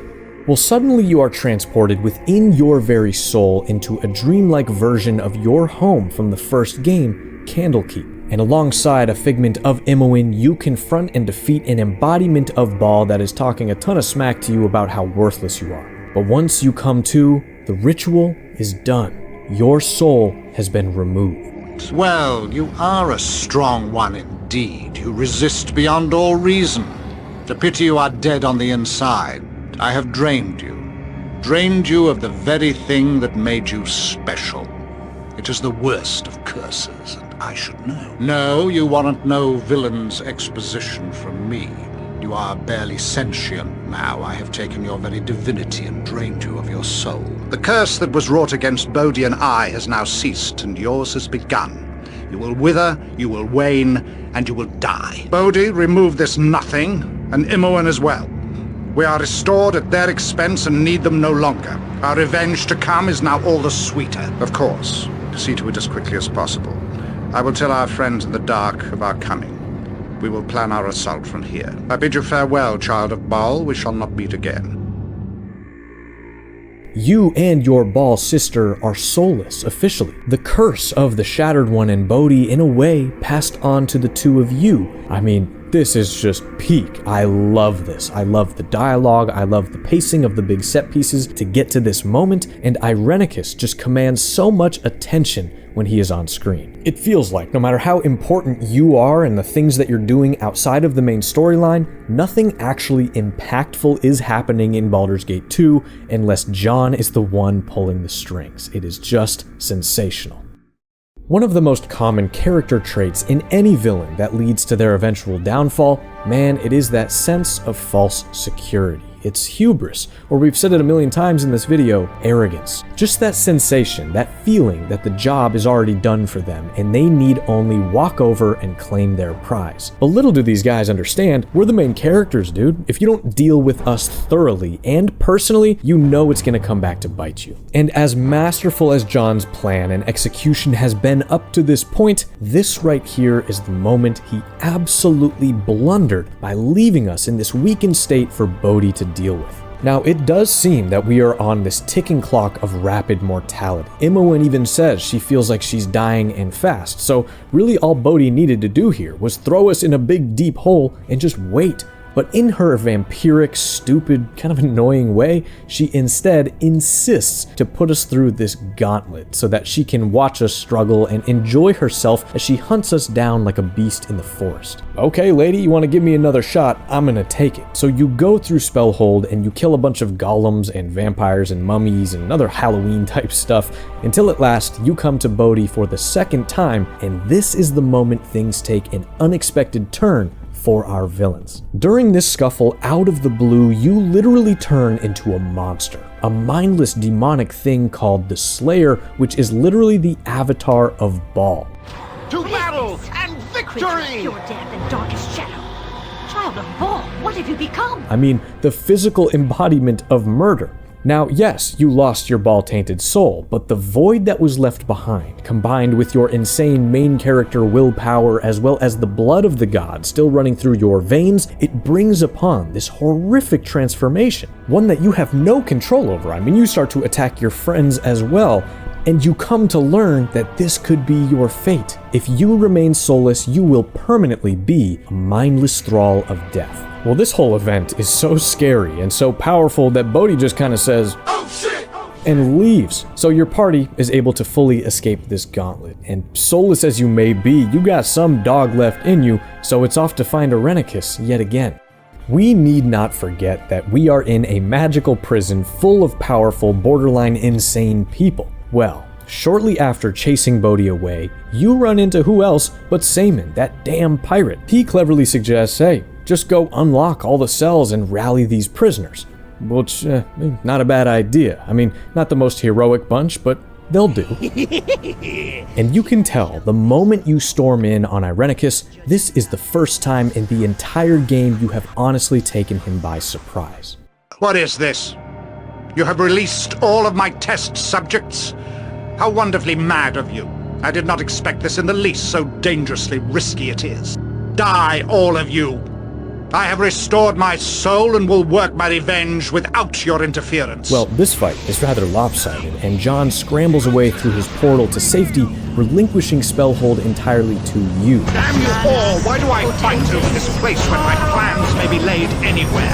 I must start anew. Have your victory here then, but know that you are dying inside even now. Many will join you before I am done. My home will feel my ride. Here, fight amongst the mindless assassins I would sacrifice. I shall fight others to serve my needs. This place is yours. I hope it is your too. In his tone, you can see he has transitioned from that clinical calculation into a sort of frustrated irritation in your inability to just give up. And it feels like just maybe expediting his plans of revenge a little bit to ensure that you are not the one who messes things up. So, time for you to also leave and reassess when Saemon, again, reveals a bit of knowledge about Jon and Bodhi's connection to Soldana Sellar, as well as their intentions to maybe head there for what they really want. Well, the pirate seems to legitimately want to help you track down the villains this time, and I mean, do you have any choice but to trust him? So, off you go. You get to have some high seas pirate adventures, slay some fish people, and meanwhile, we see Irenicus regroup himself as he heads into the Underdark. Things go well on the surface. The temple of their false god has been defiled. I am pleased. My revenge will soon come. We did not act for your benefit, Irenicus, though you did offer some interesting opportunities. Yes, Matron Mother. Excuse my careless words. Our first prisoners arrive, Matron Mother. These two rank high among the surface scum, Matron. What is to be their fate? Their presence sickens me. Kill them. Perhaps it would be better to interrogate them first. Journalist, what are you doing with these monsters? You are one of... An odd way to question, Irenicus. Did you not like his tone? I reconsidered, Matron. Your command was the wiser.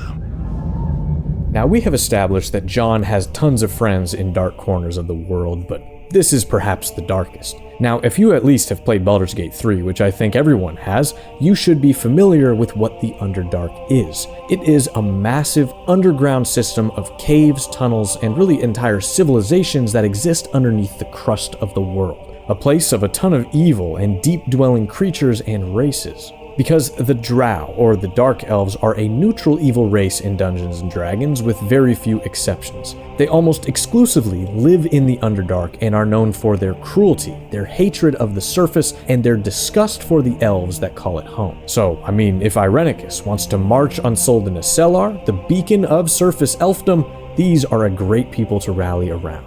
Now, it's interesting that as soon as these surface elves call him Jonolith, he murders them. Maybe he's embarrassed. Maybe he's trying to keep his personal identity a secret. I'm actually not too sure. But we also see this Matron Mother is maybe the first character Irenicus seems a little sheepish around, and something tells me as his plan has progressed, he is beginning to feel the weight of what he is attempting to do. Well, this is not a good sign, and you spend this next chapter venturing through the Underdark yourself, doing all kinds of side quests, stuff with dragon eggs, mind flayer nests, drow cities, and whatever else it takes to chase down Jon. Well, by the time you finally emerge on the surface, unfortunately, you are behind things a bit, and a full-fledged war has broken out between these two factions of elves. Well, we are quickly informed that Irenicus brute-forced his way through all of the defending forces and embedded himself in the center of the city. But beyond just that, he also has walled off all the entrances of Soldana Sellar using powerful magic, essentially hiding the entire city while he's in there just tearing things apart. Well, after speaking with an elf lieutenant named Elhan, we learn of only one way into the city. An object called the Rin Lanthorn, an ancient elven lantern with the ability to dispel all magical illusions and expose the truths of the world. However, it has been stolen by someone working closely with Irenicus. Well, you, in all the wisdom you have gained, ID the thief as Bodhi. So you, just one last time, have to go chase this woman down, and finally you get to kill her. God, she is annoying. So the lantern is in your possession, and as Bodhi was slain, Imoen's soul is returned back to her, which is a very, very good sign for you as far as taking down Irenicus next. Well, heading back to Elhan grants you passage into the city, and oh man, we are finally approaching an epic climax. The place is just overrun with nasty minions of Jon's, including a huge black dragon. Irenicus is firmly in control and has now locked himself in the palace with his former lover, the Queen. And this is the part of the game where you learn all of that juicy backstory of who Jonalith once was, and it sets things up beautifully for an emotional and dramatic conclusion. You also encounter the avatar of one of the elven gods, the Seldarine, an entity known as Rilliphane that watches over the domain of woods, wildlife, and nature. Well, he urges you in all caps to act quickly. Irenicus is beginning to start a ritual. He is draining the tree yet again and using the Queen as a conduit to ascend to godhood right now, and then he's going to destroy the city. So as you finally get to approach the Tree of Life, a magical projection of Elysium appears. She explains that Jon has placed these 3 parasites on the tree's branches, weakening it to his magics. Now this is an annoying final step, but after clearing those, there is nothing else that stands in your way. You enter the inner chamber of the Tree of Life, and this scene speaks for itself. What? Who dares? You live yet. You have less than a fraction of your soul, and yet somehow you continue to oppose me? The power of the tree is gone from me. You have been successful in your little scheme, insect, but now this ends. I will take great pleasure in eradicating such a nuisance as you, and then I shall re-establish my link, join with the tree once again. I shall find a way. I shall have the power. No, Jonalith, you shall not. Who? Elysium? Yes, it is I, your queen. Twice now you have attempted this sacrilege, and nearly destroyed us all. You will not do this again, Jonalith. Do not call me that. I lost all right to that name when the Seldarine stripped me of everything that was elven, as you well know. And what shall I call you instead? Irenicus? Shattered One? Yes, it was a terrible punishment, but you violated everything we hold dear. You nearly destroyed us all. And for what? Power? Is that all you exist for now, Jon? It is all I have now, Elysium. There is nothing else beyond my revenge. Revenge for what you did to me, that the Seldarine did to me. And your revenge has poisoned your heart. The tree touched you once long ago. Do you remember nothing of it? Is there nothing in your heart that remembers love? Is there nothing within you that remembers our love? What we once shared before this obsession doomed you. I do not remember your love, Elysium. I've tried to recreate it, to spark it anew in my memory, but it is gone. A hollow, dead thing. For years I clung to the memory of it. Then the memory of the memory. And then nothing. The Seldarine took that from me too. I look upon you and feel nothing. I remember nothing but you turning your back on me along with all the others. Once my thirst for power was everything. And now I hunger only for revenge. And I will have it! And I pity you. Would that you had used your stolen mortal years to earn your return to this sacred place. I could have loved you anew as I loved the man you once were. But I see nothing of him here. You are Irenicus. And all that awaits you now is death. We shall see, my former love. We shall see.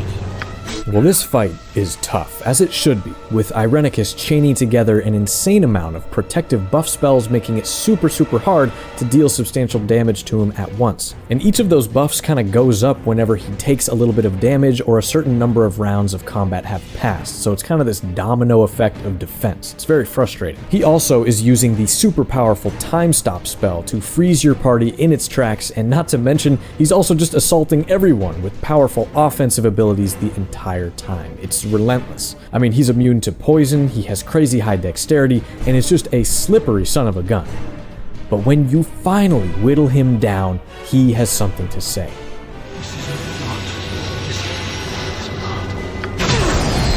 But something isn't right. This victory isn't as it should be. Your soul does not return to your body as expected. In fact, the entire party feels a strange sensation of being pulled downward. Being pulled away from the world of the living and toward where else but hell itself. So the entire party, in some cruel twist of fate, essentially dies along with Irenicus. But you quickly learn that your intimate connection to the villain and his holding of your soul, which kind of belongs to this evil god, it's all a lot more complicated than just that.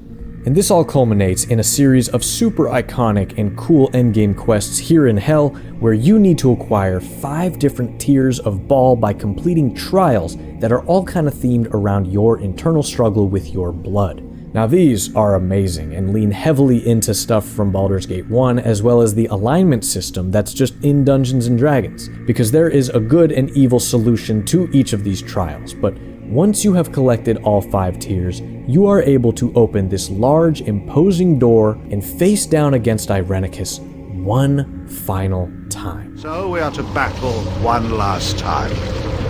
No more hiding for either of us. The very gates of hell seems like an appropriate place to end this whole shebang. And I think it's pretty cool that you two have kind of shared your soul for the last third or so of the game. I mean, he's now connected to all this Baal taint and the power of the Slayer and murder and everything else too. But listen, there can only be one holder of this soul, and in the final fight with all these demons running around, oh man, you gotta use every tool in your toolbox to win. Until finally, at long last, you lay your final blows and the Shattered One, the exile, Jon Irenicus, is no more.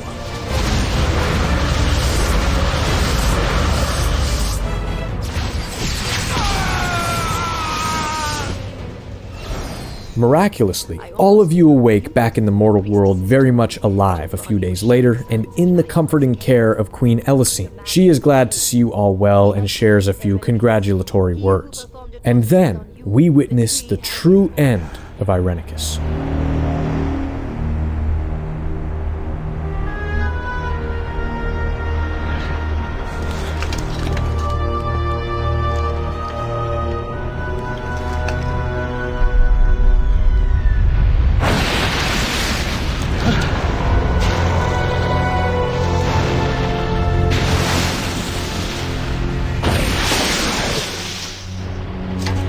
To end like this?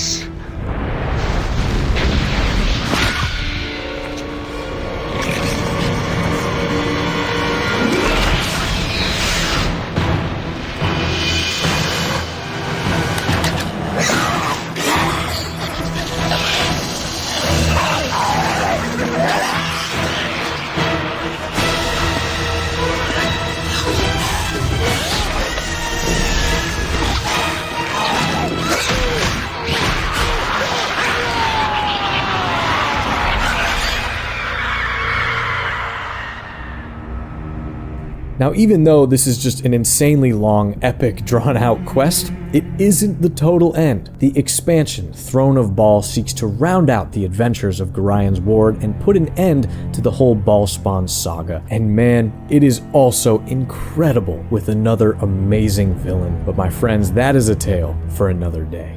So now, let's just kind of break it down a little bit and relax. I mean, that was a lot of information and cutscenes and lore and everything else. Well, just on the surface, right now, if you, listening to this, don't see how Jon Irenicus is one of the greatest video game villains of all time, I just don't know what to tell you, man. This is an antagonist with Shakespearean levels and layers of quality. Now, it doesn't hurt that David Warner himself was a seasoned Shakespearean actor and certainly infused the character with those levels of pretension. But really, from beginning to end of Irenicus's entire life, it is an unbelievable study of how power inevitably corrupts. Now, one thing I love in any game, and in RPG especially, is that sense of power creep. You know, I want to feel like over time, based on the things I have done, seen, conquered, collected, and achieved, my character and my party at large have noticeably improved in a way that makes me feel proud and powerful. Well, needless to say, Baldur's Gate 1, 2, and even 3 execute this curve amazingly well. But what is even more impressive is how here, in Shadows of Amn, it correlates narratively so beautifully and closely with Irenicus's slow downfall. In my opinion, he is at the peak of his power, of his control, and his arrogance in the opening seconds of this game, and that's when we don't even know who he is.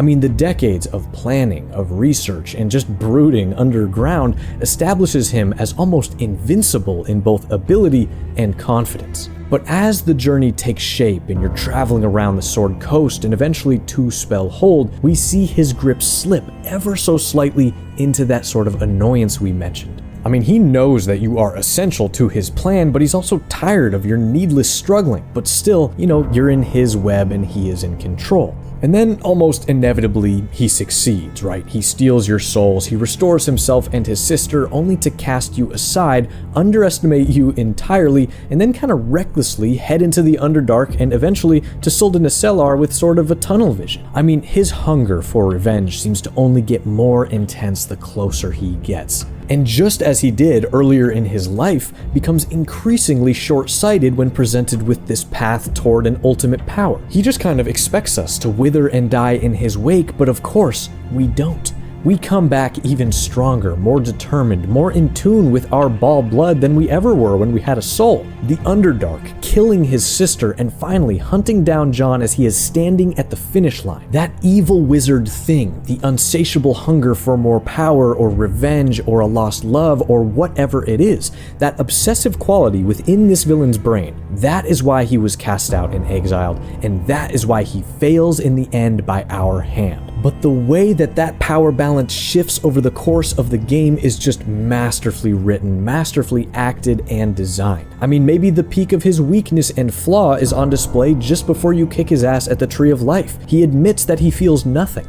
Now listen, I'm no better than you, okay? I'm just a fan of this game talking about my stuff on the internet, but I do think I have played enough RPGs to understand from a game design perspective how hard it is to achieve something this delicate, especially in a game with 100 hours of side quests and goofy characters and so much other stuff to do. Also, I'm gonna stand on business with what I said in the beginning. This is definitely one of the best final boss fights in video game history, at least from the games that I've played. I just love how you face down with this dude 3 different times, in 3 different places, with all these different things directly at stake, and each time you do, it feels like you're starting to reach or surpass him in power. It is just so cool. But then, narratively, man, Irenicus acts as this invaluable middle chapter of sorts when you look at the whole story of the protagonist Gorian's War. Because it is directly and only through this villain and his actions that you begin to understand the power of your blood. In the original Baldur's Gate, you aren't even aware of the Ballspawn prophecy and your place in it until pretty late in the game, and by then, I mean, your goal in killing Sarevok is so clear and immediate, there's really nothing to even consider. It's really only after Irenicus kidnaps you that you finally begin to understand the potential impact you can have on the world. And then finally, of course, we'll talk about it in another video someday, Throne of Ball brings all of that to its natural conclusion where you decide what you're going to do with your divinity. Now, I don't know if you can tell, but I love this villain, man. I think he has the strongest presence by far of any of the antagonists across the Baldur's Gate games, including 3, and to this day, he acts as my gold standard for that classic evil wizard archetype in a video game. And I can't forget to mention that just like Sarevok before him, this man has become his very own magic card with a very cool and appropriate ability. The man known as the Exile once had it all: power, love, knowledge, and a beautiful place to call home. But still, it was never enough. His ambitious quest for more destroyed his life entirely and nearly wiped out his people, and for this, he was cursed. But in his vain quest to regain what was lost, he caused even more suffering.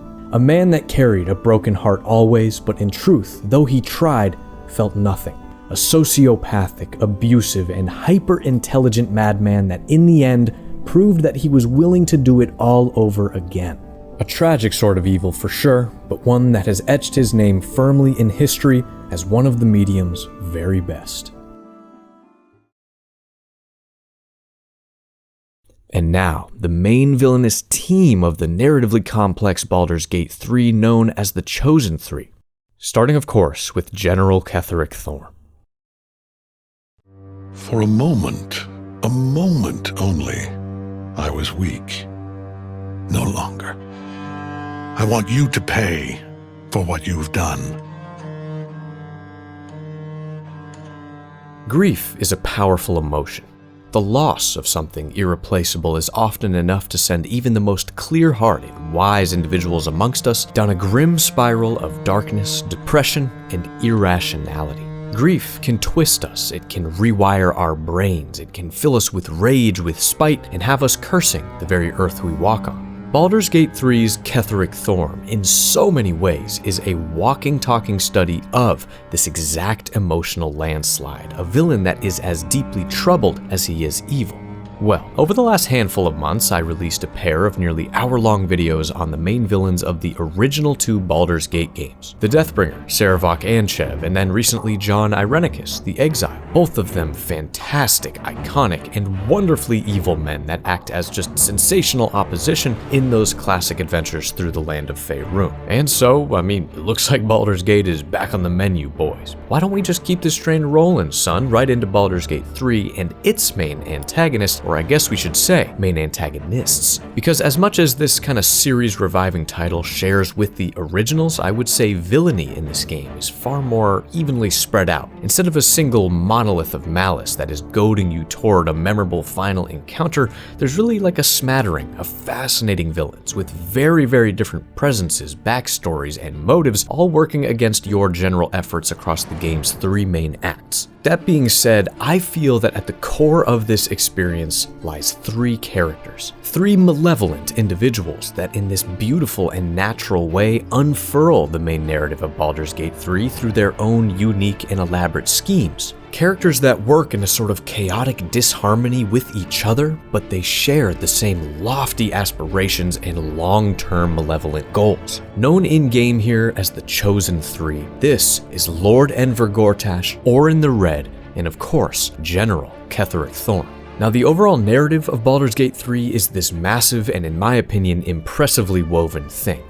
Countless threads, big and small, interacting, referencing each other, and of course, the whole thing is tailored to allow for an insane amount of player agency and choice in any single playthrough.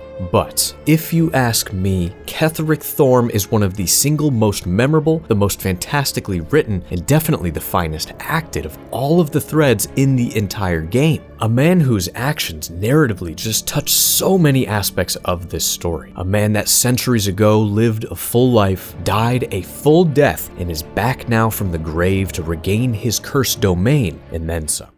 Well, with any villain, I think the best place to start is obviously with the backstory and the path that they tread toward evil. But especially so when we're talking about the Chosen 3 here, because I think to understand how this trio functions mechanically as a sort of evil super team, we need to really track these characters' lives and how they all came to work together and eventually stand in your way during the game. Well, with Ketheric, unfortunately, his early life is a total mystery. We know that he lived several hundred years before the events of Baldur's Gate 3, and we know that he is a half-elf, meaning one of his parents was a human, with the elven half of his blood being that of a high elf. Now, this is notable because there are typically 2 variants of High Elves in Forgotten Realms lore. You have Sun Elves and you have Moon Elves, both with kind of slight differences and cultural identities. But I do think it's very safe to assume that Ketheric's blood was that of a Moon Elf, not only because of his kind of fair skin and silvery hair, but because for the overwhelming majority of his mortal life, Ketheric was a devout follower of the goddess known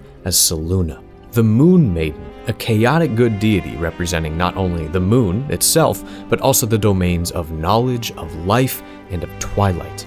More on that in a minute. Ketheric was born, raised, and lived out his days in a region known as the Western Heartlands. Now, this is just kind of like a general term that means the whole inland area of the Sword Coast, and it's made up of all sorts of things: rolling foothills, grasslands, woods, farms, swamps, and of course, a vast assortment of small and large settlements. But the specific town and surrounding area we are really talking about here is known as Wraithwin, a rather simplistic little village that lay on the banks of the river Chianthar between the cities of Baldur's Gate and Elturiel. Now, it seems that before Ketheric ever came around at all, the Thorm family was of some sort of prominence in this area. They are referred to as a great noble house of the past several places in-game, but it definitely could just be Ketheric, his life and actions alone, that established the Thorm family name. Well, as Ketheric reached adulthood, he married a fellow half-elven woman named Melodia, and the two had a single daughter together named Isabel. and by every single indication, this early part of Ketheric's life was defined by his fierce love for his family, his tenderness, and of course, his zealous devotion to his god. Additionally, Thorm presided as the governor of the town of Raithwin, which itself became a very well-known haven for Selûne worshippers far and wide, and its strategic location between these two large, bustling cities made it the perfect place to set up a little toll house, a couple shops, some taverns, and notably, a very famous house of healing where the sick and injured came from all the surrounding area to feel the mending rays of the Mood Maiden. Ketheric and his family ruled from and lived in this beautiful castle that Thorm had built, known as Moonrise Towers, and man, it was a good life. But of course, this is a villain video, so nothing good can last forever. Well, it's hard to emphasize how genuinely in love Ketheric and Melodia were. One person close to the two we meet in-game even suggests that Melodia was kind of the one who helped Thorm to deepen his devotion to Selûne and become more of a family man. But tragically, she would be the first domino to fall. Seemingly out of nowhere, Melodia was struck by some sort of terrible illness, and even with all the power of the House of Healing, talented clerics in the town, and the Mood Maiden herself at Ketheric's disposal, his wife's condition was worsening every day until eventually she passed away. Now, it's absolutely devastating to any young family to lose a parent. There's no two ways about it. Isabel was really just a child at the time, so to say that Ketheric would be changed by this event, I mean, that's a vast understatement. As he weathered this emotional storm, he clung tightly to his only daughter and attempted to remain true to his goddess despite this unspeakable tragedy. Little did he know that he was inside, taking the first baby steps toward a path of darkness.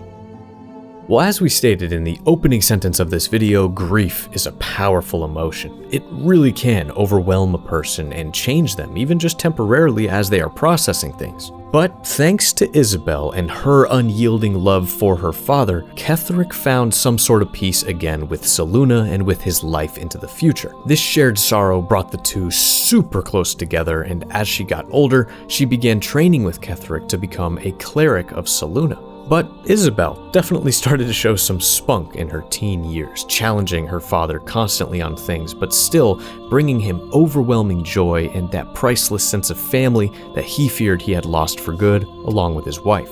Well, around the time Isabel was reaching adulthood, the Thorms and their subjects were deemed so devout to the Moon Maiden that Selûne herself noticed their worship and sent one of her own daughters, the Aasimar, Dame Aylin, as an emissary to Raithwin and Moonrise Towers to kind of meet with Ketheric and guide all of these people further in the light of Selûne. You can pretty much think of Aylin as an angel in a mortal body. Well, on her visit, when Aylin met the young Isabel, the two, believe it or not, instantly fell deeply in love, which I think is about as weird as you interpret it to be. But let's just say that Ketheric Thorm did not approve of this love whatsoever. That could be because this immortal angel woman was suddenly seducing his newly 18-year-old daughter, which is a little odd, but also I think Ketheric felt threatened in any way by any outsider that would be drawing his daughter's love away from him. Because think about it, without Isabel, I mean, he would probably feel truly alone. And the more this villain's origin story takes shape, the more it seems like this is one of his deepest, darkest fears. This issue, honestly, would be very short-lived as the next unimaginable tragedy would strike. Isabel, just beginning to live her life and feel deeply, mysteriously died as well. Now, within the game, within the lore books, the dialogues, everything you can find, there is no confirmed cause of death. I suppose it could have just been an illness like her mother, but maybe it was something a little bit more sinister. There are even some very compelling theories out there that a certain rival goddess may have been somewhat responsible for Isabel's doom in an attempt to poison Ketheric Thorm's mind and thus the Selûne worship in this part of the world. Who knows, but if that was the case, it absolutely worked. This loss was so utterly unexpected, so soul-crushing and rending that Ketheric Thorm would never be the same. For the first time in his life, this man fully, openly, and angrily questioned his goddess. How could such horrible tragedies befall this devout family? Why didn't Selûne intervene and save at least one of these women? Is life designed to be this cruel? The slippery slope of darkness and sorrow presented itself, and our boy Ketheric just threw his ass right down the stairs. With Isabel gone, he recklessly abandoned Selûne. He outlawed her worship in his domain and threatened all who would disobey him with a swift death. Ketheric then locked himself away in Moonrise Towers. He drew inward and sought comfort with a new deity, one that we hear plenty about in Baldur's Gate 3, and that is Shar, the Lady of Loss, the neutral evil goddess of darkness, trickery, and grief. Also, the goddess that happens to be the eternal divine rival of Selûne, so draw your own conclusions there. Ketheric was angry, he was vengeful, and he was looking for anything, anyone to take the void, the pain inside of him away and replace it with some sort of purpose. Now, from Shar's perspective, this powerful, desperate person with land, with resources, who has really nothing left to lose, a one-of-a-kind opportunity to spread her own influence, stick it to her own rival, and so she welcomed Thorm with open arms as a chosen. But now I think we need to talk just briefly about this entire concept of being a, quote, chosen, because it's a word that obviously defines the Chosen Three here of Baldur's Gate 3, but it also is present all throughout the Forgotten Realms lore. So this basically just means a mortal has been hand-selected by a deity to act as their champion in some way. You know, an extension of their divine power, but in the material plane. Kind of a super worshipper. And in the process of becoming a chosen, the mortal in question is oftentimes given this wild amount of divine power, and in certain instances elevating that person to demigod status. So with a new dark pep in his step, Ketheric ran off and constructed this massive temple to Shar underneath the Thorm family mausoleum, where he had literally just buried his wife and now child. Now, to be honest, it's an extremely dramatic move by Ketheric, but I guess it is appropriate. And all the while, Shar was whispering very sinister things to Thorm, turning him into a monster. Once this temple was completed, he quickly began raising an army of zealous Sharan soldiers from all over the Sword Coast, specifically made up of a brand of fighters dubbed the Dark Justiciars that would help Ketheric in his new venture. Conquering all of those foolish enough to believe in the optimistic light of Selûne, Wraithwind, Moonrise Towers, and beyond, all of it must now fall under Shar's shadow, and all light must be snuffed out. I mean, it sounds evil enough, right? But the devil is really in the details here, because get this, any follower of Shar that would come here to the temple to become a Justiciar would be required to enter and complete a series of very, very demanding mental and physical trials. But the final graduation requirement at the end of those trials was simple. Kill a priestess of Selûne. And this is where Ketheric got very creative and diabolical. He, along with his trusted advisor Balthazar, somehow tricked and captured the late Isabel's lover, Dame Aelin, daughter of Selûne, imprisoning her with powerful magic and chaining her down within the Shadowfell, a separate plane of existence. So any Shar worshipper that made it to the end of their trials would come here and stab the restrained Aelin right through the heart, killing her. The recruit would then be a Dark Justiciar, but of course Aelin being immortal, she would just come back to life shortly after and wait to endure the same suffering from the next recruit all over again. Absolutely filthy evil stuff. But Ketheric, to his credit, in this way created a war machine. Along with his revival of the ancient Sharan Grimforge, I mean, we're talking about a constantly growing army blessed by an evil goddess that was rapidly conquering a chunk of the Heartlands. And really, Ketheric's prowess as both a warrior on the battlefield and a general should not be understated. He was entirely capable of taking not just the Heartlands, but really the whole of the Sword Coast if he should gain enough momentum. Selûnites were dying. Innocents were suffering, and if I had to guess, Ketheric still felt nothing inside. In an effort to mend that unbearable pain in his heart, Thorm was becoming a serious threat to the world at large. Well, of course, when you start poking around and doing some light conquering, other people in the world are going to notice, and some very powerful people just to the west in the Baldur's Gate area happen to notice rather quickly. A faction of druids from the Emerald Grove, as well as the Harpers, one of the largest organizations standing against evil in the realms, both stood together to meet Ketheric's Sharan army in this massive war that culminated in a fierce final battle right outside of Moonrise Towers. And actually participating in this big battle were two principal elven characters we know very well, Jaheira, the legendary hero, and then Halsin, the druid we can later recruit in-game. But holy smokes, this battle was a brutal affair. So bad, in fact, that there was really no clear winner. There were heavy losses on both sides, and eventually the High Harper Council sent word to Ketheric Thorm that they would like to surrender for both sides' sake. But of course, Ketheric in his madness refused the request outwardly and continued the bloodshed. But hold the phone, because another very, very important character we need to bring in right here is strangely the architect that built Moonrise Towers for the Thorm family so many years ago. Now this man was known as Morfred, and we actually get to meet him in Hell much later on as a skeleton man, and he was one of Ketheric's most loyal subjects, and we can assume in some way, I guess, if he built his house, friends.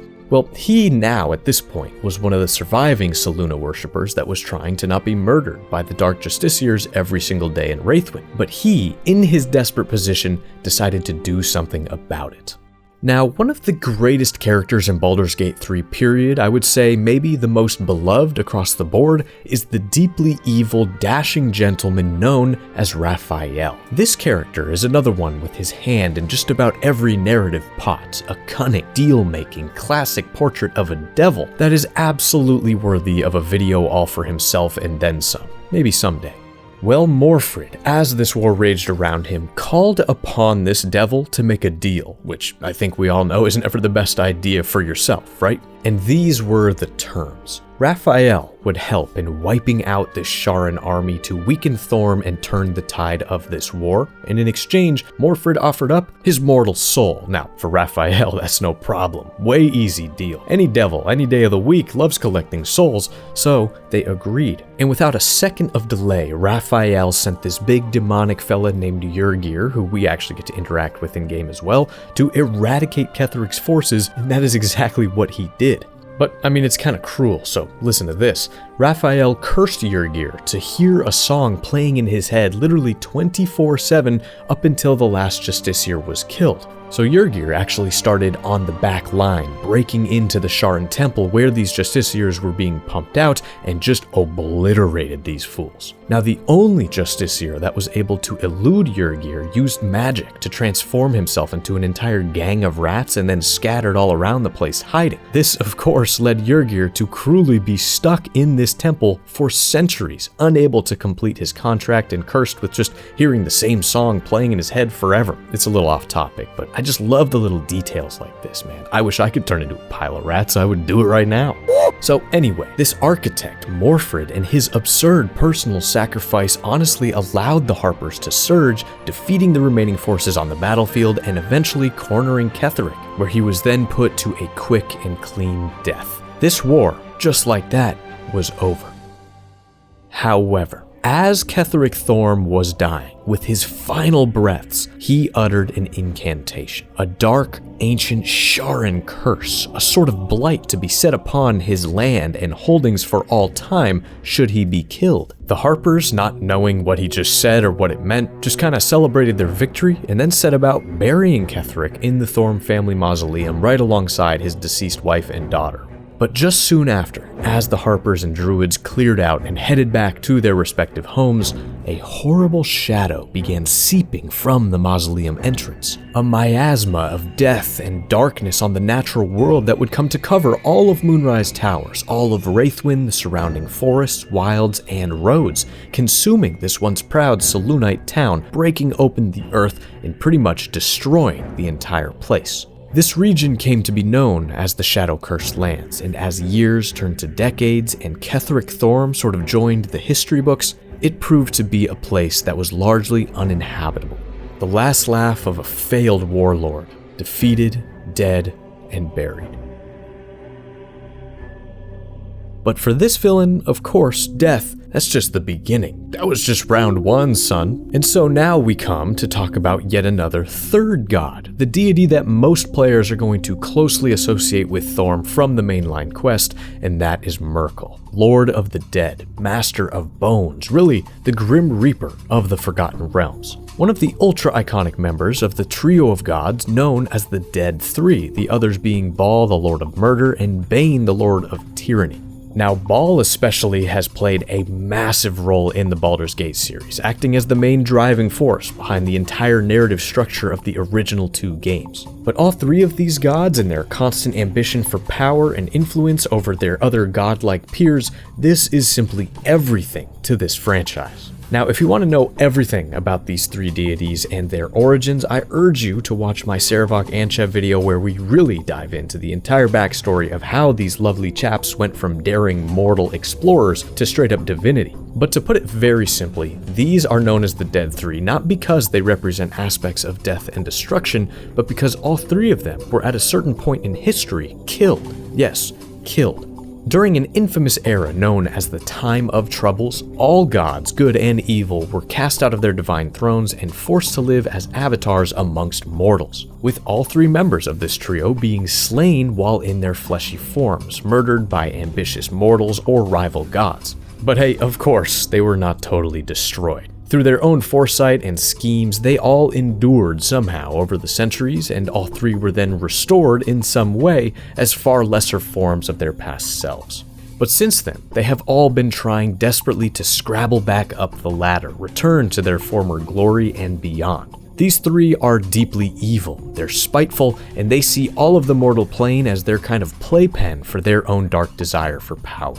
Now, to be honest, Forgotten Realms lore, it should always be taken with a massive teaspoon of perspective, because straight up, it's a bit of a mess, and that is okay. We're talking about 20 to 25 years of loads of different people writing books, video games, comics, and new editions of the tabletop modules that are constantly rehashing, retelling, or reframing lore things. So I think trying to make sense of the whole timeline, especially when we're talking about gods living and dying, it's just going to drive you insane, and it really just doesn't matter. The fact is, many divines in this setting have been killed, but they just typically don't stay dead. These three just happen to be famous for dying. It's as simple as that.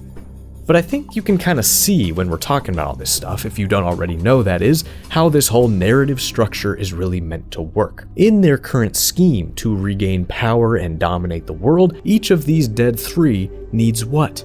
A chosen. A champion to act on their behalf. And about a century after Ketheric Thorm's death, Merkel was browsing through his options, the catalog of recently deceased. For his chosen, Merkel needed someone strong, someone with leadership experience, but still a cool enough head to make good decisions and lean on their wisdom when it mattered most. Someone skilled in the art of war, with a central base of operations on the Sword Coast, where the city of Baldur's Gate would be just a short march away. Come to think of it, what Merkel was really looking for was a general.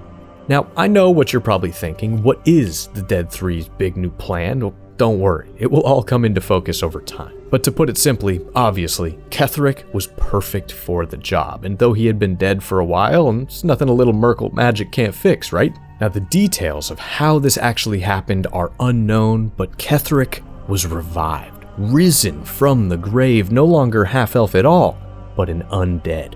What was demanded of him from Merkel was complete and utter loyalty, body and soul, not only to this deity of death, but to the other chosen two of Ball and Bane, and to this whole scheme to bring death to the world. Ketheric specifically was raised for one purpose and one purpose only, to curate and command a great army which was to march on Baldur's Gate when the time was right, and in return, Isabel would be brought back to his side. So, of course, Ketheric agreed. A second chance at life. He could do things differently this time. He could be stronger. He could be with his daughter again, and all he had to do was wage this little war? No problem. So for the third time in this man's life, Ketheric had a new divine master, and he headed right back to the curse-choked Moonrise Towers to begin his work. Well, I mentioned him earlier, but Ketheric's closest advisor, Balthazar, a little piglet of a man, was also brought back from the dead in this deal, and guess who was still imprisoned and kind of forgotten about in her little pocket of Shadowfell 100 years later? Dame Aelin. Balthazar went immediately to her prison, probably finding her to be very pissed off, and performed a little profane ritual on this angel, chaining her very spirit and immortality to Ketheric. So not only was our guy now a bearded undead machine with some of the coolest looking armor ever, he was also invulnerable. But tragically for Ketheric, upon her being revived, Isabel didn't exactly rush into her father's arms when they were reunited. Now at first, I'm sure she was some form of happy, albeit a bit confused, but soon she felt her father was unrecognizable, a version of her dad that had been twisted by grief, hatred, war, death, and of course, a ton of smelly necromancy. She understandably questioned her own second chance at life, why she had it at all, and she fled from her father. She left Moonrise Towers and ran out into the Shadow-Cursed lands to hide, denouncing everything her father had done to bring her back to life. And I'm just gonna guess that this must have been one of the single most heartbreaking moments in Ketheric's entire existence. But the general didn't have any time to grieve. He didn't have time to chase down his daughter. He had made a pact with the god of death and plenty of work to do. One of my favorite things about the Chosen Three as a team of villains is how we are only equipped with what we know when we encounter them, and each of them really acts as like a narrative shepherd, revealing new truths and twists and turns to keep you invested and want to hop to the next thing. So I mentioned earlier that this game is structured into 3 separate acts, and each of these Chosen Three are kind of sprinkled throughout the game's runtime to be encountered in a sort of sequence, with Ketheric of course coming first in Act 2. So the backstory, the setup, the motivations, all that is great, but what are we actually going to do about it, right? As far as this being an interactive medium, a video game, what is it that actually takes us, the player, to Ketheric and his seat of power? Well, when you start up a new game in BG3, simply put, you are meant to have literally no clue what's going on at all. The name Ketheric Thorm isn't a blip on your radar for hours and hours. This game very much goes for the disorientation tactic narratively, having your character and several other of the principal party members awake in confusion on this massive Illithid ship, flying through Avernus, aka Hell, being pursued by Githyanki fighters on the backs of dragons. I mean, it's insane. Well, unfortunately for you and your entire party, you have all been infected with Mind Flayer parasites, tadpoles, something you have to prepare yourself to hear a lot about during your time with this game. Nasty little buggers that are fated to have you all painfully transform into a gaggle of horrific Mind Flayers in 3 or so days if you don't get them removed. So once you kind of fight your way through this nautiloid and crash just up the river from the city of Baldur's Gate, your main and really only objective is to assemble your party, venture forth, and find some way, any way, to remove these tadpoles from your brains. But of course, as things progress, something strange happens, or I guess doesn't. You don't turn into Mind Flayers at all, and in fact, you seem to have gained some sort of Illithid powers. You're able to impose your will on other people, and you can even mentally detect others around you that have been infected with a parasite of their own. And man, there are loads of folks walking around with these things in their brains, many of them being evil-aligned creatures like goblins, ogres, and just kind of generally the outcasts of the civilized world. But all of them, for the most part, have come to worship this new god that they call the Absolute. And this is big, boy. Well, honestly, Act 1 here is almost its own contained video game altogether. I think took 33 hours to clear it on my first playthrough with just so many quests and things to discover, interesting characters and locations. But the main story hook you come across, aside from all the tadpole junk, is this rather large dispute between a druidic enclave and a nearby massive goblin camp, where you, the player, can obviously interact with both sides and then pick a side and assist whichever faction you prefer. It's a pretty heavy-handed good or evil path to kind of set your character out on early. But the goblin side is full of those infected with the tadpoles, and they call themselves True Souls. Now there are these 3 principal leaders of that side that you can speak with, and once you reveal your True Soul status to them, you start to get some fascinating information about a guy named Ketheric Thorm and a place called Moonrise Towers. But I just love that within Act 1, it all remains shrouded in so much mystery, a foreboding potential home base for this odd growing cult of the Absolute with this master at the helm. But another key seed that is planted here in Act 1 is when you embark on this long quest called the Night Song. So supposedly this ancient relic called the Night Song is said to be hidden in a dark place in the world, and there's a wizard in Baldur's Gate that is willing to pay a super high price for it to be brought to him. More on that later, just keep it in mind. Well, towards the second half of Act 1, as you're really uncovering new info about the Absolute, you are spoken to directly by this powerful, disembodied voice. Hear my voice. Obey my command. The voice is irresistible. You recognize the overwhelming authority that you've used on others, only infinitely stronger. Your vision clouds, leaving you in a dark, featureless shadowscape, nothingness in every direction. Then there are 3 figures before you. An armored male elf exuding power and command. A handsome younger man with a quick, easy smile. And a pale young woman with even paler eyes. These are my chosen. They speak for me. Aid their search for the weapon, and you will be worthy to stand beside them in my presence. The visions fade and the voice falters as a strange energy swells around you. The many-sided artifact. Somehow you understand it's repelling the presence. My power grows. My forces gather. The reckoning draws near.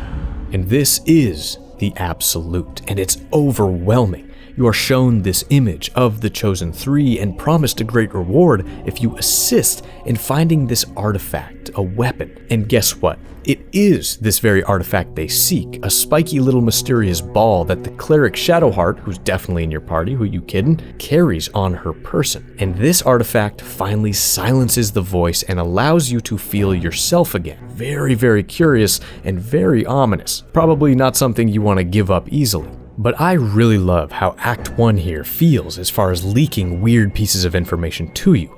Nothing really makes sense, and it shouldn't. This so-called prism, the bigger picture of the Absolute, this game keeps you in the dark for dozens upon dozens, maybe even 50 hours about big story concepts, but it knows that you're going to be so distracted with other content, with the character stories and quests, that you're never going to feel like narratively lost, or that there's any rush to go do a specific thing. Honestly, I find it to be pretty brilliant. It really reminds me of how masterful Act 1 of Divinity Original Sin 2 is, Larian's last hit game that, little secret for you, I actually like a bit more than Baldur's Gate 3, whoops. So no matter what moral decisions you make here, no matter which side of the Goblin conflict you take, quests you do or skip, you must eventually wrap everything up and trek forward to learn more about this Absolute. I mean, your party holds the prism they want so bad, so you just know you are going to be at the front and center of all of the events to come.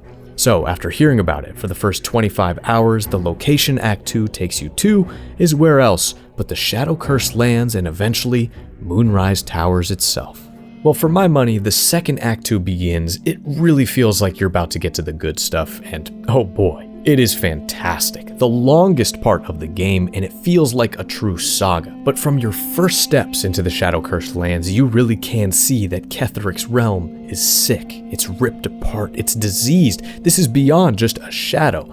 This is a necrotic land of undeath as well. And there are some very creepy, weird-ass people hanging around. Well, you're quickly going to learn that this shadow curse is no joke. You need to have a specialized moon lantern or some other method of powerful light staving it off, or you're going to have your HP drained quickly and be left for dead. Well, as you explore your surroundings, you are going to come across a group of harpers, and if you decide to help them in their fight, they're going to guide you to a place that comes to act as the home base of Act 2, the Last Light Inn. A tavern of the distant past that has seemingly, miraculously, been purged entirely of the Shadow Curse, and it's functioning as a sort of Harper camp as they have been looking into the impossible return of Ketheric Thorm, as well as this whole Absolute thing themselves. Now this is of course where we encounter Jaheira. It's a big reveal of a character well known and loved from the original 2 Baldur's Gate games, and she gives us really the first forward-facing intel on who Ketheric Thorm is, or I guess who he was, and she also understandably needs to do some screening on you and the party to make sure you're on their side,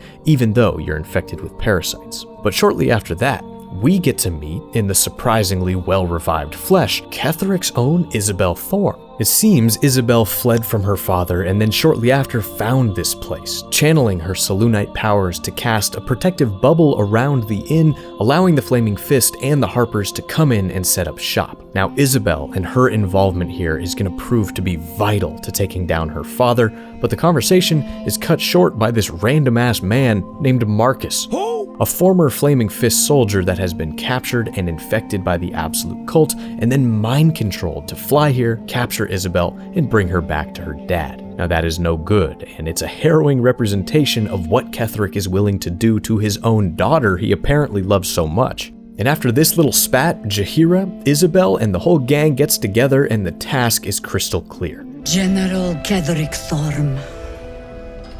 Remember that name? He's the leader of the Absolutists. He was a Sharan once. Took to building an army of dark justiciars beneath this very village. Alongside the local druids, we made it our business to see him deposed, dead and buried. But he's returned. Not only does General Ketheric Thorm live again, it seems he is no longer mortal.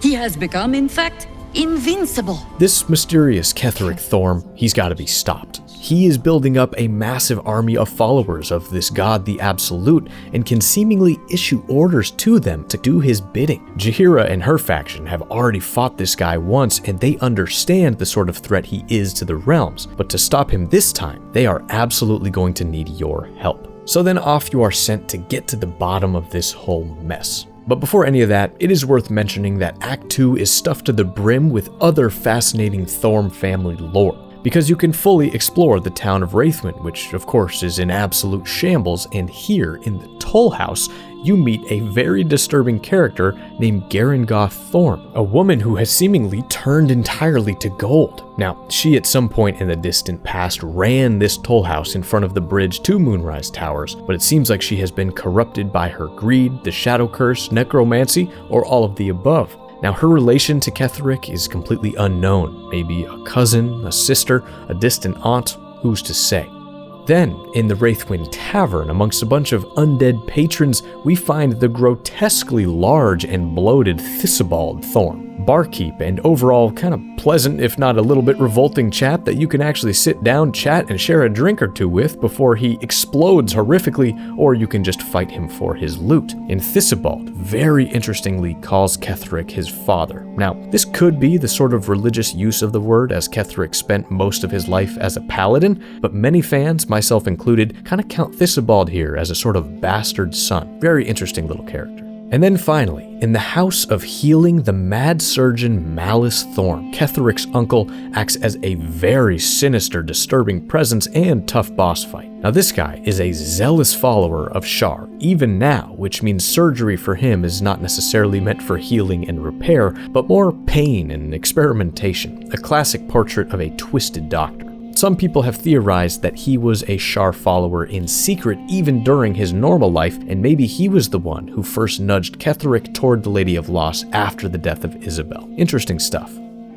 So anyway, no matter what you're doing, the choices you make, you will eventually have to come to Moonrise Towers, and here, you will very likely be somewhat undercover. Not coming to claim Ketheric's head at the gates or anything dramatic, but as a true soul. I mean, you legitimately have the parasite in your head, and you get to mask as a member of the cult. The best way to learn intimate information about the Absolute is to get as close to the General as possible. But upon walking in, it does not take long for us to have an unforgettable first meeting with the man of the hour, deciding the fate of some incompetent goblins. You were ordered to retrieve the artifact. You failed to do so. Take it up with Minthara! She's the one who... Enough! A blast of mental energy washes over you, filling the room. Your tadpole squirms, urging you to obey. You failed to retrieve the artifact. You failed to protect your true soul. You do not deserve to live. You ain't serious. You can't be! General Thorm? Let our newest arrival speak. You have seen what these creatures are capable of, and you have seen their inadequacies, isn't that so? What is your judgment? We did as we were told. We're loyal to the Absolute. Tell him! Enough! True soul, tell the General how the goblins served our cause. It ain't true! We're good as anyone! Just give us a chance. And there you have it. We're too close to the ending. and the new beginning. I can coddle failure no longer.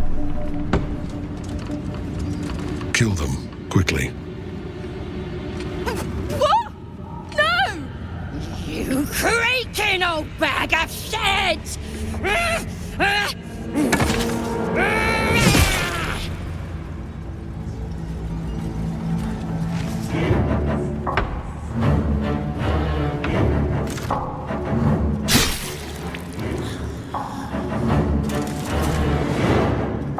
I'm so sorry, my lord. She's an unbeliever outside my control.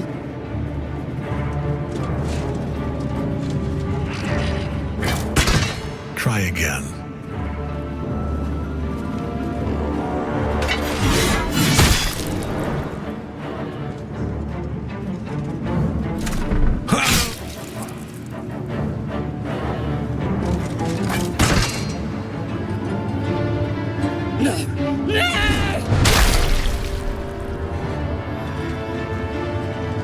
Dispose of the rest as you see fit.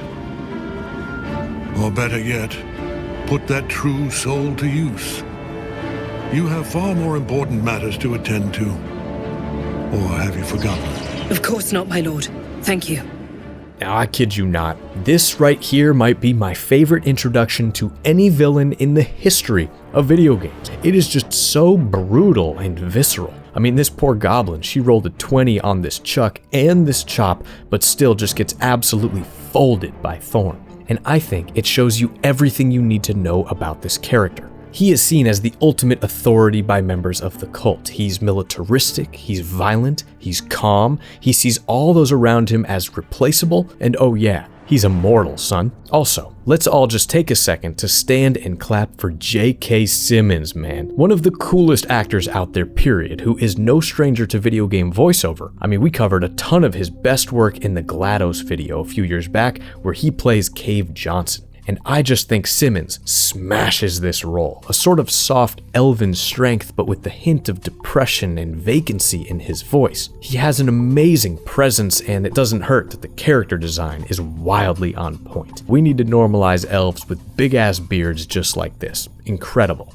Well, assuming you are still undercover at this point, you will report to this orc Zarel, who's sort of like Ketheric's right-hand gal, to get an assignment. It seems Ketheric needs some relic of his, something located in the Thorm family mausoleum, something that Ketheric's advisor Balthazar was meant to go and retrieve, but he still hasn't returned. Interesting. So off you go, and this is when you personally really uncover some of the great backstory and lore we talked about earlier. Those cool murals of the Sharan version of Ketheric, his wife's tomb, the busts and statues of the Ketheric we never got to know a lifetime ago. And then you yourself get to descend down into the Gauntlet of Shar. Now, you need to keep in mind that a ton of this section of the game is surrounding Shadowheart and her story. I mean, she's a cleric of Shar, but you also get to meet that Yurgir fellow of Raphael's. You get to talk to Raphael himself and a few other things, but there's so much going on, I want to try anyway to stick as close as we can to just Ketheric. So once you progress through the trials, you meet Balthazar's ugly ass and you reach the end of the whole thing, you stand at a pool that will transport you and your party to where else but the Shadowfell. Because remember that final step in the Dark Justiciar process. And remember that quest called the Night Song? Well, stepping into the pool shows us the truth. The Night Song, this supposed relic, is another name for Dame Aelin, the daughter of Selûne. And we get to descend into her prison that she has been in for over 100 years. This right here is the relic Ketheric wants retrieved. He wants Aelin moved to the Moonrise Towers to keep the source of his current immortality close at hand and safe.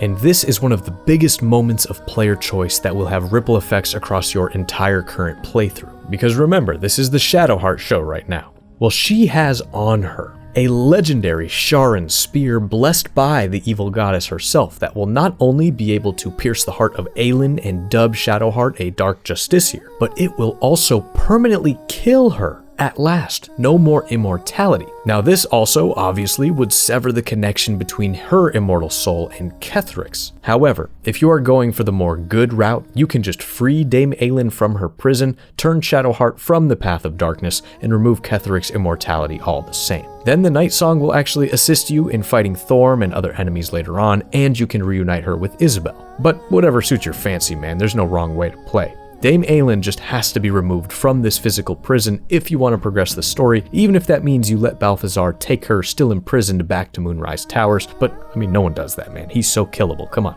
Well, whatever you pick at that moment, Ketheric becomes entirely killable. His most overpowered asset is removed from the equation, and his closest advisor is dead. Now that's pretty good progress, considering he still doesn't even know who you are or what is going on and how much danger he is about to be in. You then have time to finish up any lingering quests or exploration you want to do here in Act 2 before your party, the Harpers, and other allies decide to make your bold move and march on Moonrise Towers. That beacon of angelic wrath has taken the fight to Ketheric on the rooftop, and the first line of defense are dead. But storming the tower won't be easy, and if we wait too long, Ketheric will gather his strength and retaliate. For now, though, he's on the back foot for the first time since he returned from the grave. This is it. The spearhead moment. You brought us this far. So how shall we proceed? Now, besieging this castle is a very good time. It feels like an impactful and dangerous Hail Mary at stopping Ketheric, and the general is at his most vulnerable in this moment.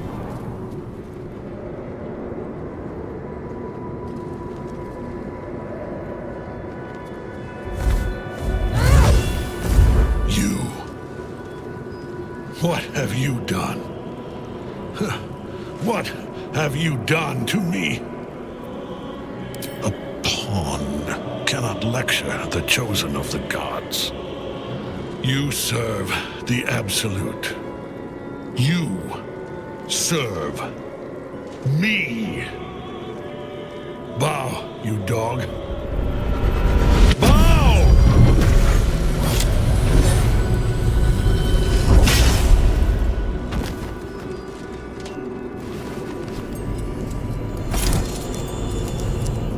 Prison. You've had it all this time, you worm. You will bow before me, and if you will not bow, you will break.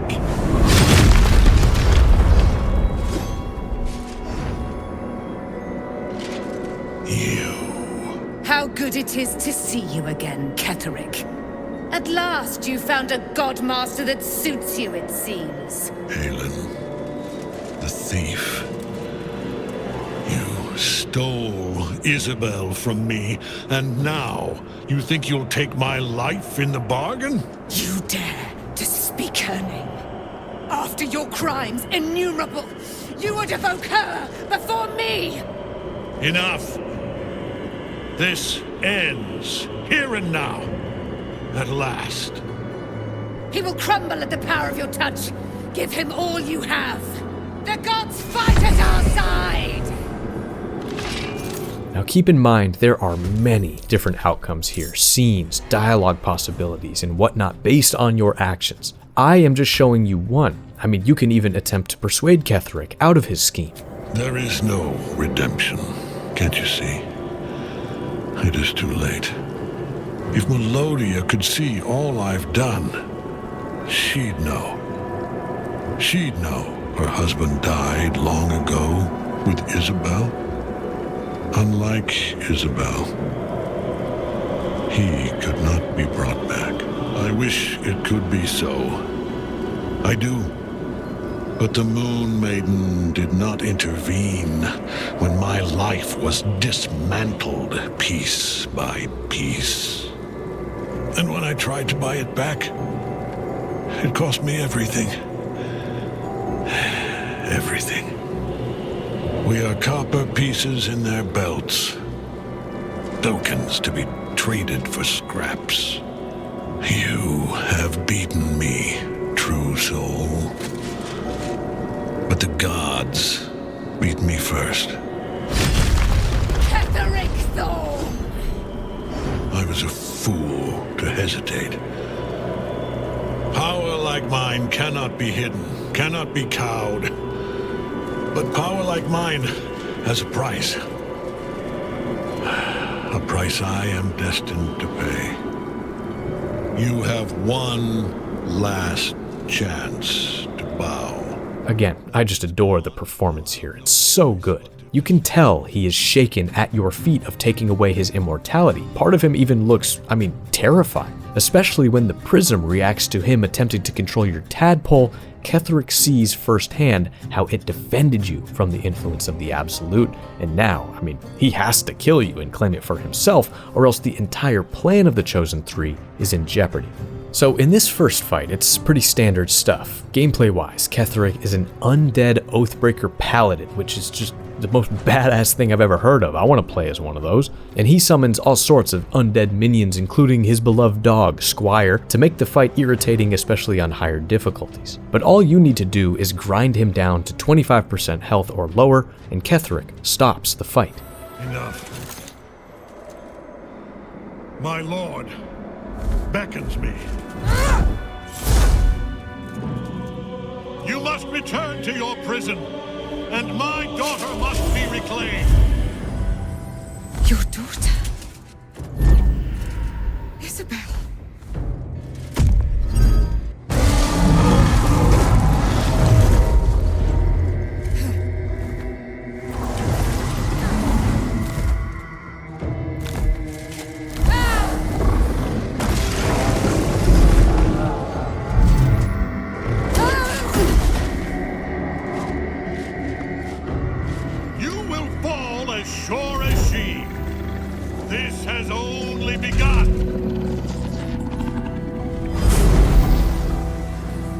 Alright, well, a giant tentacle? Not exactly what we usually associate with undead armies of a god like Merkul or the general gothic vibe of the Shadow-Cursed lands and all that. The whole Illithid theme seems to be the dominant one the further into this game you get. And if you are a curious player, you likely poked around Moonrise Towers before the big siege and possibly found the horrors that lie beneath this fortress. A full-on ancient Illithid colony, which absolutely predates the building of Moonrise Towers, Wraithwind, Ketheric, or anything. This thing has been flourishing below the Shadow-Cursed lands for a long, long time. The tendrils, the fleshy, nasty architecture, something is connecting all of this stuff with the Tadpole, the Absolute, and Ketheric Thorm. The only way to find out truly what's going on is chasing after the general.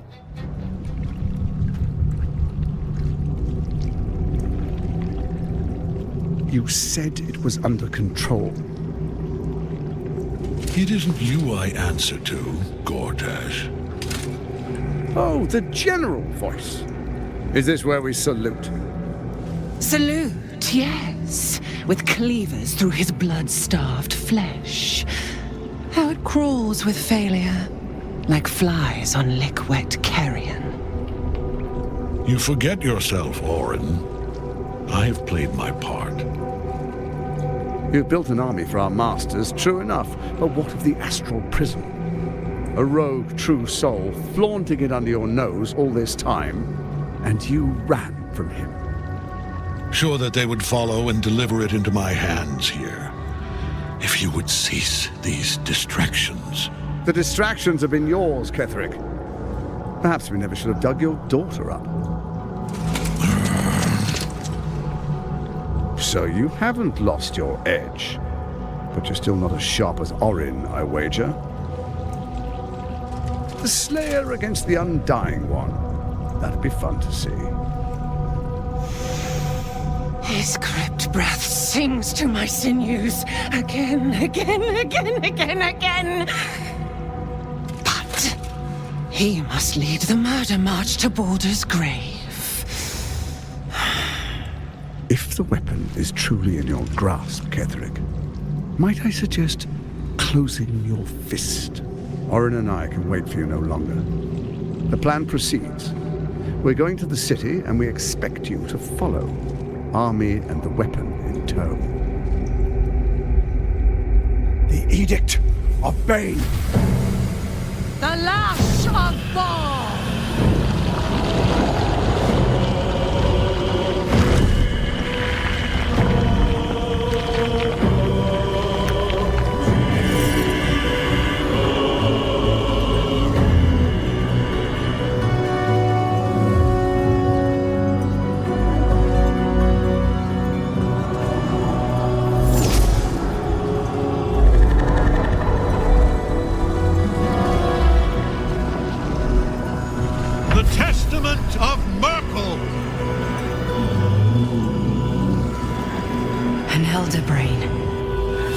One of the cruelest and most powerful creatures in existence, enslaved by mere mortals. There we are. It wouldn't do to fight in front of our guests. Behold, Duke Ravengard, the Absolute. Helm preserve us. You wag your word flap in vain, Alderling. Once the worm holds the whip, your shredded flesh will serve us.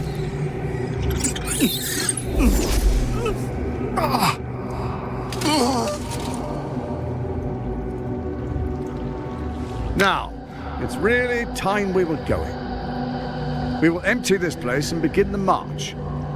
You may catch up with the army once you've retrieved the weapon. And Ketheric, do try not to sulk. You're supposed to be the fearsome general come to conquer the city. And I am the hero who will save it. It is time, faithful ones. March on Baldur's Gate. We go to prepare the way.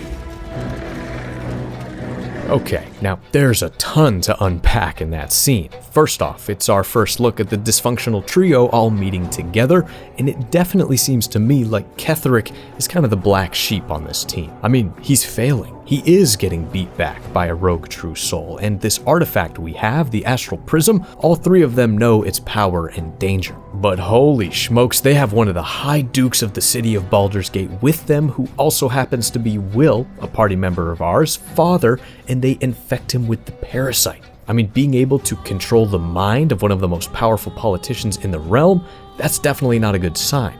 And then, of course, the biggest reveal of all, the so-called Absolute, not a god, an elder brain, and a massive thing. And if you don't know, what this actually is essentially the highest life form of the Mind Flayer life cycle. Just this big old noodle with psionic powers that act as the sort of control center of any given Illithid colony, and this one specifically was the master of the Mind Flayer colony under Moonrise Towers. But it seems that the Chosen Three have essentially wrangled it, brought it under their own command with an artifact on its little brain head up there known as the Crown of Karsus. Now, believe me, I could make an entire long-winded video about just this crown and its origins, but all you really need to know is this thing was crafted a long time ago by a mortal arcanist named Karsus, who briefly became divine and attempted to supplant the goddess of magic Mystra. It is a very dangerous item and a very powerful item. An item that the Chosen Three have somehow retrieved, plopped onto this Elder Brain, and each of them being blessed by the Dead Three, carry a unique Netherese gemstone. When combined together,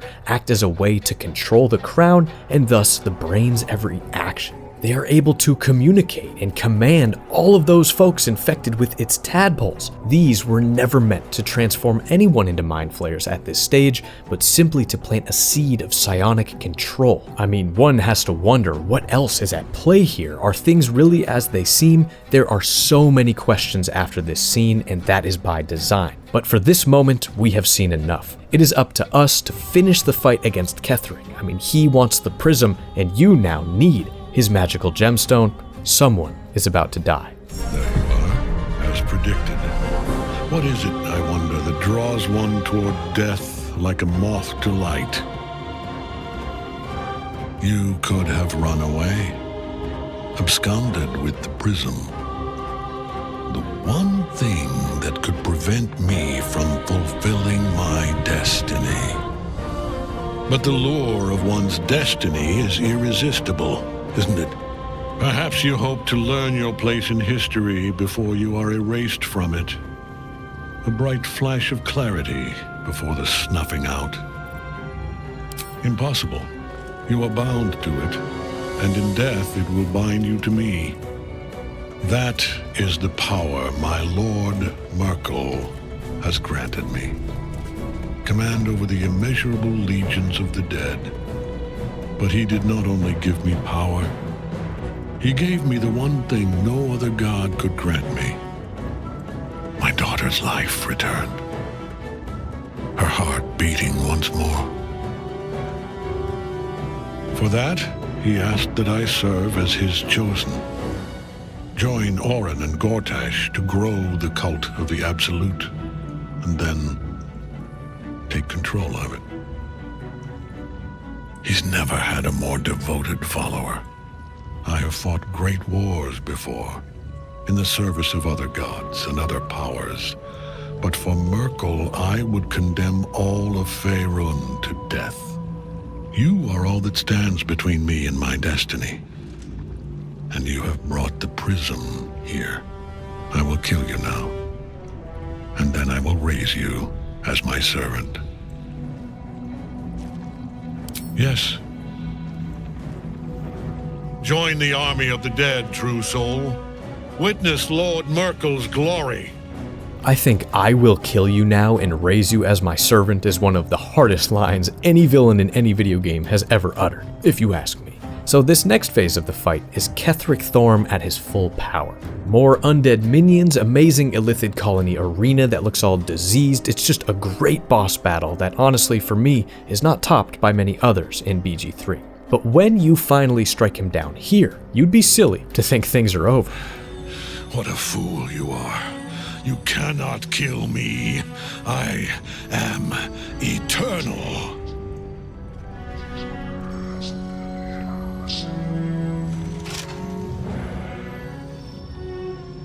Myrkul, Lord of Bones, I am here. I am ready.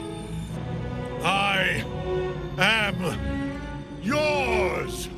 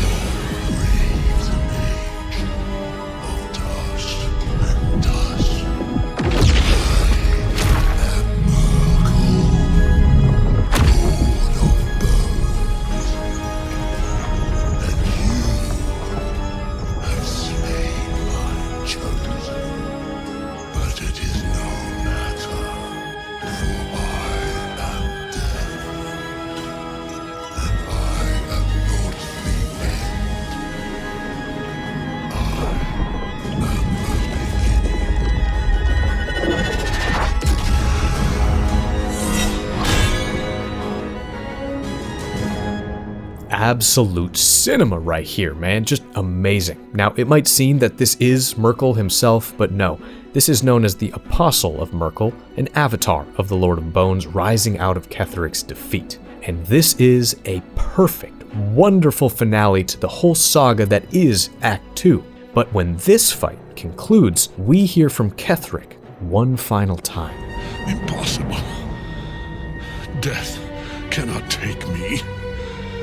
I am its master. My lord, hear me.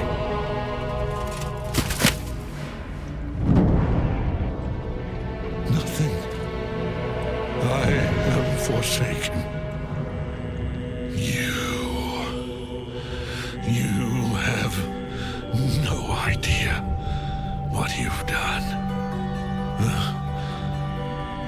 Isabel.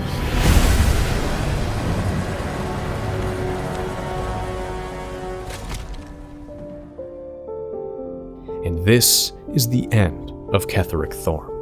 Upon looting his body, you find his armor, the netherstone, weapons, shield, and a crumpled up note that he seemingly always kept with him, which simply reads, "Papa, I love you, love from Is." But unfortunately, you don't have much time to reflect on your fallen foe. You now have to rush off to Baldur's Gate ahead of the Absolute Army's march and find a way to stop the remaining Chosen Two.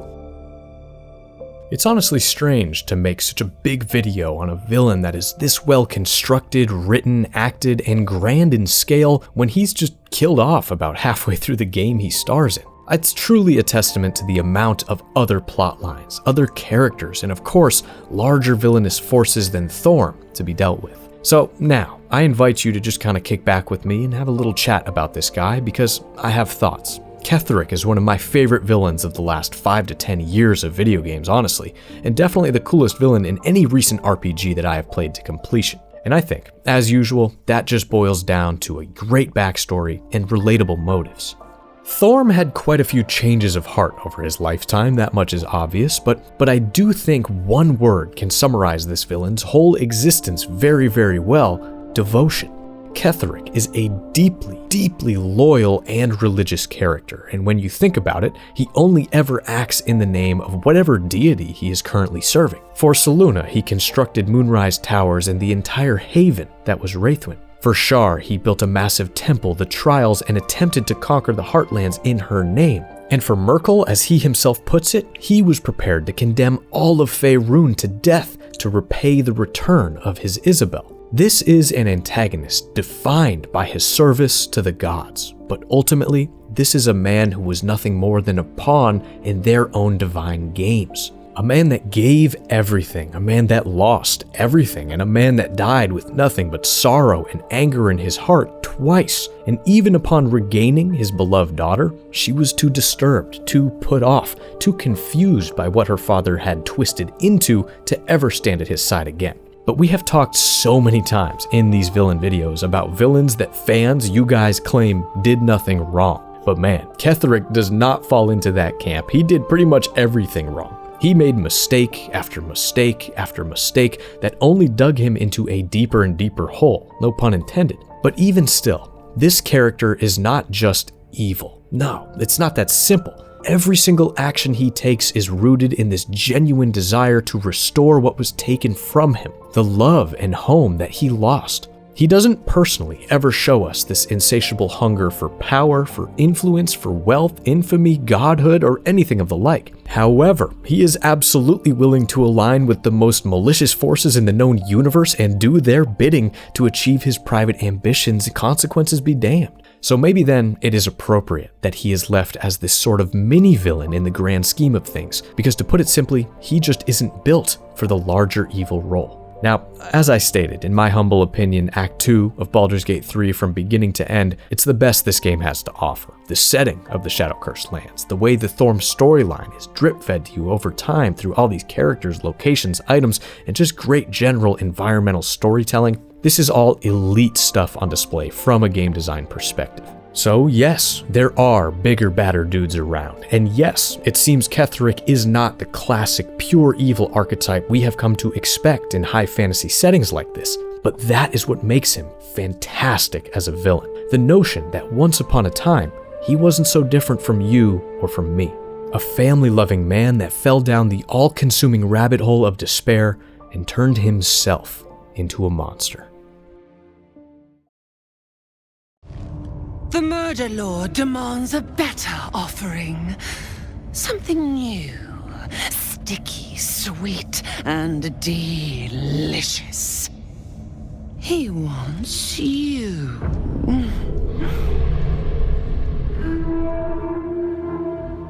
Fear is a powerful emotion. That unsettling sensation of being watched, being tracked, being hunted by someone or something with ill intentions is the type of feeling that brings all of us right back to our most basic survival instincts. An anticipatory feeling of imminent danger, of dread, of violence, or even of death. Orin the Red of Baldur's Gate 3 is a video game villain that brazenly and flamboyantly explores what it really means to instill that brand of fear in the player, an antagonist that is as sadistic, chaotic, and terrifying as she is deeply evil.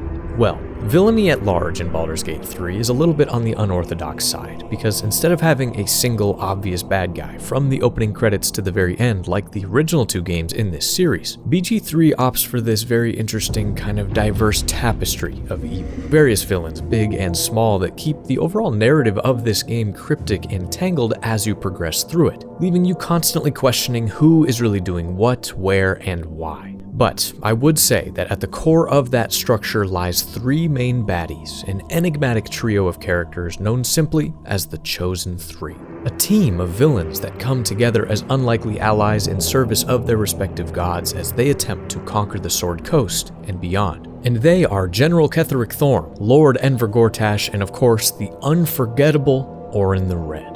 And while all of these chosen three are pretty well written and presented villains in their own right, I would say with relative confidence that Orin here is the most evil, the most violent, the most unhinged, and for my money, the most intimidating of those three. Because what she wants as a villain is simple: to kill, to spill untold amounts of blood in the name of her god Baal, to play her part in the Chosen Three's plot in her own kind of unique, quirky way as this trio attempts to bring death to the world. But listen, what we have here is far more than a crazy lady with a knife. This is a granddaughter of divinity, an unstoppable serial killer, a changeling, a product of grotesque incest, and simply put, one of the most singularly dangerous and unpredictable individuals to ever wander the Dungeons & Dragons setting of the Forgotten Realms.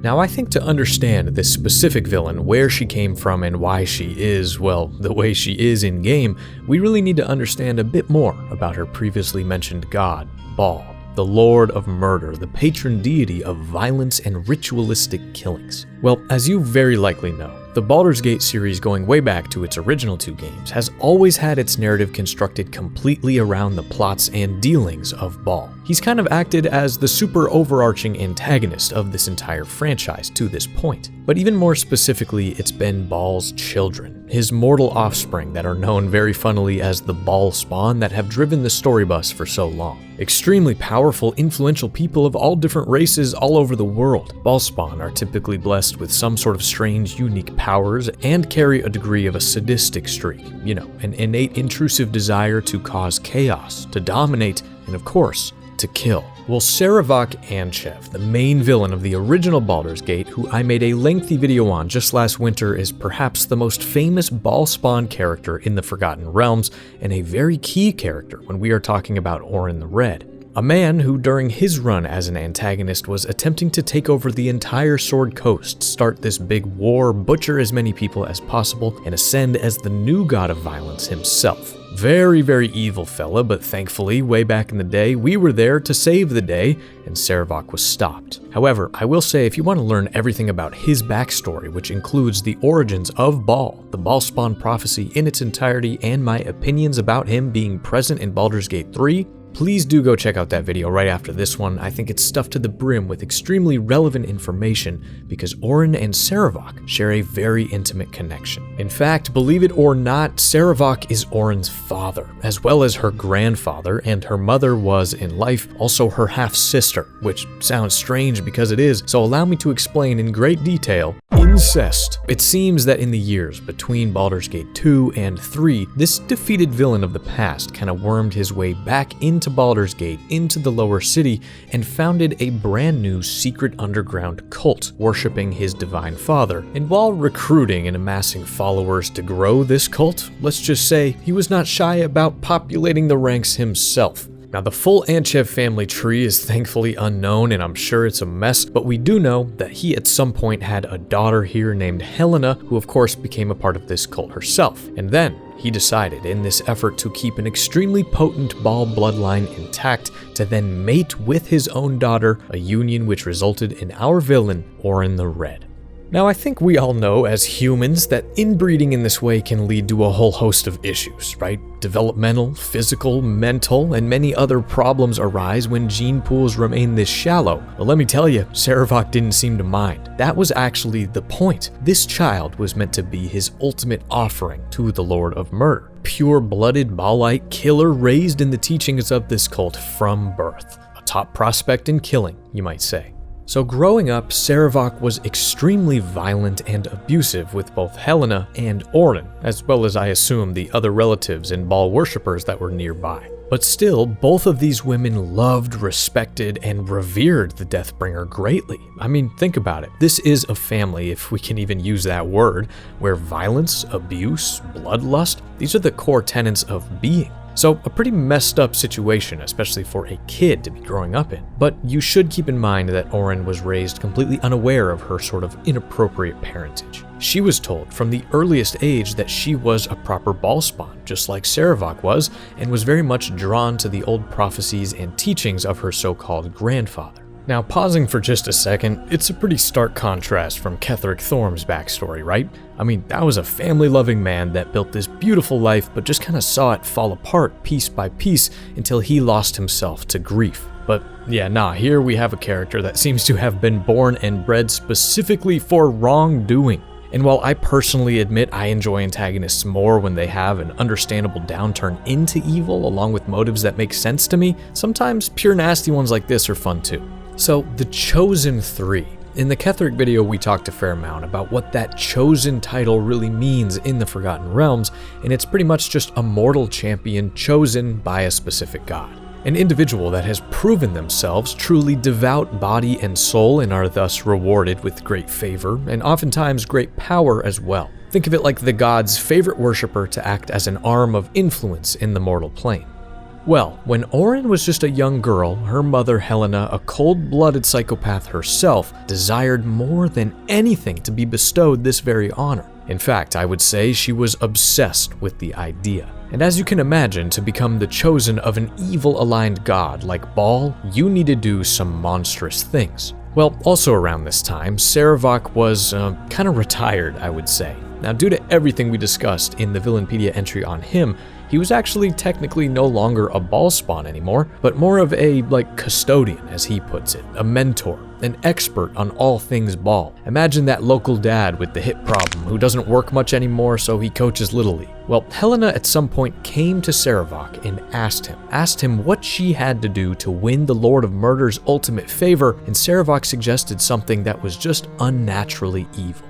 Killing her own daughter, Orin, who was hardly 8 years old at the time. Now, Sarevok argued this would be the ultimate sign of true devotion, so Helena didn't hesitate. While her daughter was sleeping, she crept into the room and attempted to strangle the child to death, but Orin woke up and fought back. And beyond just fighting back, she grabbed a nearby blade and began to hack her mother to pieces, severing her hand and eventually killing her.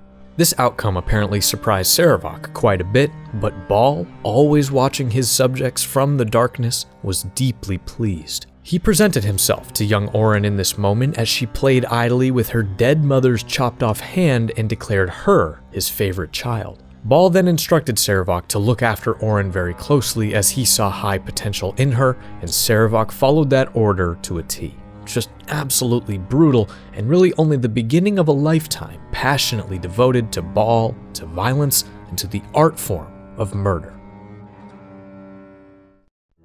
So from here, you'd think this would play out pretty dang clearly. This character should have absolutely been set up to be this chosen of Baal in no time, and then the leader of this entire cult into the future. A weapon of this god as he plotted to take over the world time and time again, and this is absolutely what Orin herself expected. But sadly, for our villain, Baal, he had other plans. Because the Lord of Murder is a bit of an antsy fella, always looking for new toys, new subjects, new methods of spreading death and turmoil. But what he really desired was a true heir. Now, in the past, Sarevok and other Ballspawn had come close, but ultimately they all failed. Baal wanted an offspring made in his image completely without complication or dilution. So, in a bit of an experimental move, he did something completely unprecedented. Using only his own divine blood and his strange dark power, Baal carefully and meticulously figured a way to create life. And while all other Ballspawn would be mothered by mortal women, this one was designed by hand and created by some sort of parthenogenesis. We're talking about a being made of pure, unfiltered evil, and this is the character known in-game as the Dark Urge, often referred to as Dirge. And it is an origin that we can actually pick ourselves when we are creating our avatar at the very start. Now this character, boy, this is a whole other barrel of worms, and I definitely think he deserves his very own video, so maybe that will happen someday. No promises. But this is by far the most interesting way to play Baldur's Gate 3, and in my eyes, the Dark Urge is the real protagonist of this game, and I think you're going to see why in just a second. Well, to put it simply, this child ended up being everything Baal expected him to be and then some. Lethal, bloodthirsty, ruthlessly violent, efficient, and loyal. And as he and Orin grew up together in this cult, Dirge quickly established himself as the new favorite and eventually was dubbed the Chosen of Baal. He then traveled the entire world over for years, serving his father, murdering, assassinating, and generally just ending a life whenever he could in the name of his god. Orin had been entirely eclipsed by the Dark Urge, but I don't want you to get it twisted. She was doing practically the exact same things as she reached adulthood. I mean, she grew this reputation of being one of the most effective and dangerous assassins in the history of the realms. It's just that no matter how much she did, how much blood she spilled, she remained the obvious second choice.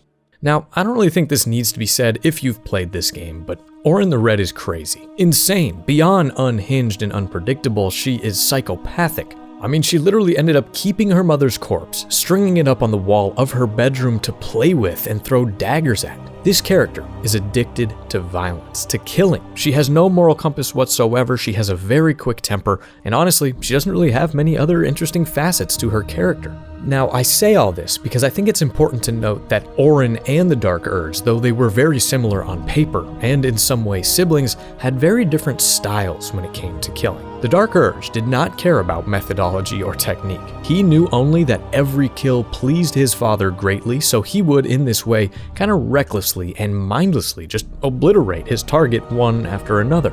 But Orin, on the other hand, was very much into the whole dramatic, flamboyant, and artistic side of being a serial killer. Skinning her victims alive, playing with their blood, arranging the dead body in some sort of artisanal way. I mean, just look at her, dude. She created this beef jerky bikini thing out of the skin and bones of the dead. But the clash of these two types of insanity and approaches to their craft absolutely caused tension between these characters, and that's not even taking into account Orin's growing jealousy of the Chosen. But still, the Dark Urge carried on being just that. He commanded respect, not only from all the members of the cult, but from all those in shadowy corners of the world, and that eventually led him to meeting and befriending the third member of the Chosen Three, Lord Enver Gortash. These two characters became very, very good friends, as thick as thieves, and at some point started working together on something big, a plan that was far bigger than just Baal or any petty murder around the city of Baldur's Gate. Because just as Dirge was a chosen of an evil god, so too was Gortash. Bane the Tyrant, Lord of Hatred and Oppression, had hand-selected this smooth-talking human as he was quickly making his way up the food chain in Baldur's Gate with his cunning and charming demeanor. And these two would soon align themselves with one Ketheric Thorm, the chosen of Myrkul, Lord of the Dead. So, if you watched the Ketheric or the Sarevok entries, you know how this works. Baal, Bane, and Myrkul make up an infamous trio of in-game gods known as the Dead Three. Three gods of death that long ago were killed and destroyed themselves, now only shadows of their former divine selves. And just before the events of Baldur's Gate 3, these gods were cooking up their latest greatest plot to take over the world, kill a bunch of people, and gain untold amounts of power through three mortal champions. And that is, of course, the Chosen. So even though we as the players of this game typically recognize Orin as the chosen of Baal in that team, it was originally you, the Dark Urge, who played that role. And beyond just that, the Dark Urge was the one who really hatched so much of the whole absolute cult plot that we explored in the Ketheric video, which was genius. I mean, pretty much a religious hoax crafted to construct an army that would follow their every order. He is also the one who initially proposed subjugating the discovered Elder Brain under Moonrise Towers. He is the one that, along with Gortash, stormed the vaults of Hell and stole the crown of Karsus to control the brain, and he is the one who acted as the sort of leader of this group of villains. But Orin's jealousy quickly turned into a sour resentment, to hatred even. I mean, she was serving under the Dark Urge. She was taking his orders and doing his bidding, but she wanted what her brother had. So just as this trio successfully controlled the Elder Brain, Orin planned her attack. At some point, Orin ambushed the Dark Urge, driving her dagger deep into his skull, splitting his head wide open like a Halloween pumpkin as he crumpled to the floor. He lay there, twitching and bleeding, but barely alive, and Orin probably felt a rush unlike any other in her life. And this is the moment where things obviously diverge a little bit. So if you do not play as the Dark Urge, you select a different character or make a custom one, that's it for this guy. He bleeds out, dies in that moment, and you discover his corpse in-game when you're in the Baal Temple yourself. But if you do play as the Dark Urge, he obviously survives this encounter, but after sustaining such a terrible head injury in classic RPG form, he loses all memory of his identity and former life. And beyond just that, Orin infects him with the very first Absolute cult tadpole in an effort to enslave him amongst the ranks of the mind-controlled Absolute army and have him shipped off. Damn. I mean, just so evil, right? Honestly, this reminds me so much of the Sith from Star Wars, you know, a particular culture of evil where power just rules all else. So if you get got by someone below you, then, well, you got. You should have either been stronger and killed them, or you should have struck first at the subordinate that wanted your position. And that is exactly how Baal saw things as well. So this instantly elevated Orin in his eyes to being the finest of all his children after all, and she was quickly dubbed the New Chosen. All of the cult answered to her now, and she reveled in this grisly victory. But of course, this also meant that this whole existing plot involving the Dead Three, Ketheric Gortash, the Brain, and taking over the world, well, they just lost one of their most important players, really one of their leaders. And just as that whole thing was kind of getting underway, Orin kind of awkwardly replaced the Dark Urge in the conference room here. Now, Ketheric, I think we can gather from their single interaction we get to observe before his death, he didn't really like working with Orin much. But Gortash, I'm sure, was conflicted as well. I mean, he and Dirge hatched this whole thing together initially, and I'm sure they were friends. But ultimately, I think Enver is like a super self-serving man that just kind of let the whole thing roll off his back, accepting this last-minute substitution and working with Orin while he had to. But oh Nelly, I just love, and I mean love, how the Dark Urge and Origin stories are so closely intertwined. The fact that if we want to, we can play as this brain-wiped former menace with zero knowledge of our past self, and then face this villain who betrayed us and learn of our true origin, and then almost like looking in a mirror see the type of person we used to be, it's just incredible. It reminds me so much of my favorite video game ever made, KOTOR 1, if you know, you know. But based on the type of character you are playing as with Dirge, you can either lean into that sense of lost destiny and want revenge, or you can reject the whole nasty ball thing and move your character in a direction of redemption and resistance. We'll talk a little bit more about this in a moment, but the Dark Urge storyline I think is my favorite thing about Baldur's Gate 3 period, and Orin just plays such an integral, evil-ass role in it. Now, in the Ketheric entry, I admit I was holding back quite a bit when it came to the actual plan of the main villains. Sure, we learned about the Brain and the foe aspect of the Absolute toward the end of that video, but what are they actually attempting to do and how? So now, I want to just lay it out plainly for you to understand. Ketheric, as we covered, was to be stationed at his castle Moonrise Towers on the road between two big cities, Elturiel and Baldur's Gate. Here, he would amass innumerable followers of the Absolute. Ketheric would be seen as the chosen of this fake god, and then his army would follow his every command as they awaited orders to march on the city of Baldur's Gate. Then, meanwhile, the other two chosen would be stationed back in the city. Gortash had fancied himself into a political advisor with unmatched powers of manipulation and sleazing, and had really cozied himself up in recent years to the top crust of the city's leadership. I mean, the dukes, the nobility, etc., and established a reputation as someone strong, someone trustworthy, and someone that could protect the people of Baldur's Gate should anything, quote, bad ever happen. And meanwhile, from the disgusting underbelly of the city, Orin and her cult would strike fear into the hearts of the citizens, murdering people around the various districts, using her shape-shifting powers to instill terror in Baldurians and generally create a bit of controlled chaos. Now remember, these three were also able to capture Duke Ulder Ravengard, the leader of the Flaming Fist, which is a massive martial mercenary company that acts as the guards and defending forces of Baldur's Gate. So, when the time was right, this Absolute army would lay siege to an unsettled city, and Gortash would step forth as the savior, the only man strong enough to fight back the threats both in and outside the city walls. Now this is also very Star Wars-ish, right? Playing both sides of this conflict to kind of control the narrative, write their own heroes and villains, and eventually come to control the entire city. Then they plan to go about infecting more people with the Absolute parasites, growing their army, causing more death, and appeasing their respective gods as they conquer the world, and then the bad guys win. Now, I'm gonna be honest, it's not a bad plan, but perhaps it's not quite good enough, because each of these chosen three plotted in secret to betray the other two, because of course they did. Though I do wonder if the Dark Urge hadn't been replaced, if that would have been the case. Now, not to mention, there are powers much larger than these three bozos at work, but that's a story for another time. So that's the plan, but I would like to take a moment really quick to comment on Orin's physical appearance, and then by extension, her actual race. Now, obviously, she looks a little off, right? Gray with white eyes and this swirling sort of black texture under the surface of her skin, but otherwise she appears pretty human in general proportions. And then there is the power I just alluded to, literally shape-shifting and changing her entire appearance and voice very convincingly to mess with people and to get away with murder. Well, believe it or not, Orin doesn't really have an officially recognized race within Baldur's Gate 3. However, her complexion and ability very much align with that of a changeling, a D&D race that are able to shift their skin around in guise as other people they have seen or interacted with. But changelings have a very close association with another race here known as doppelgangers, a kind of more monstrous version of this archetype. Now, I mention this because Sarevok, during the events of the Iron Crisis in Baldur's Gate 1, worked very closely with countless doppelganger agents. It's a bit of a theme in that game's plot. So I personally find it very likely that Orin is part human, part doppelganger. Sarevok probably just got freaky with one of these agents way back in the day, had Helena, and well, we know the rest.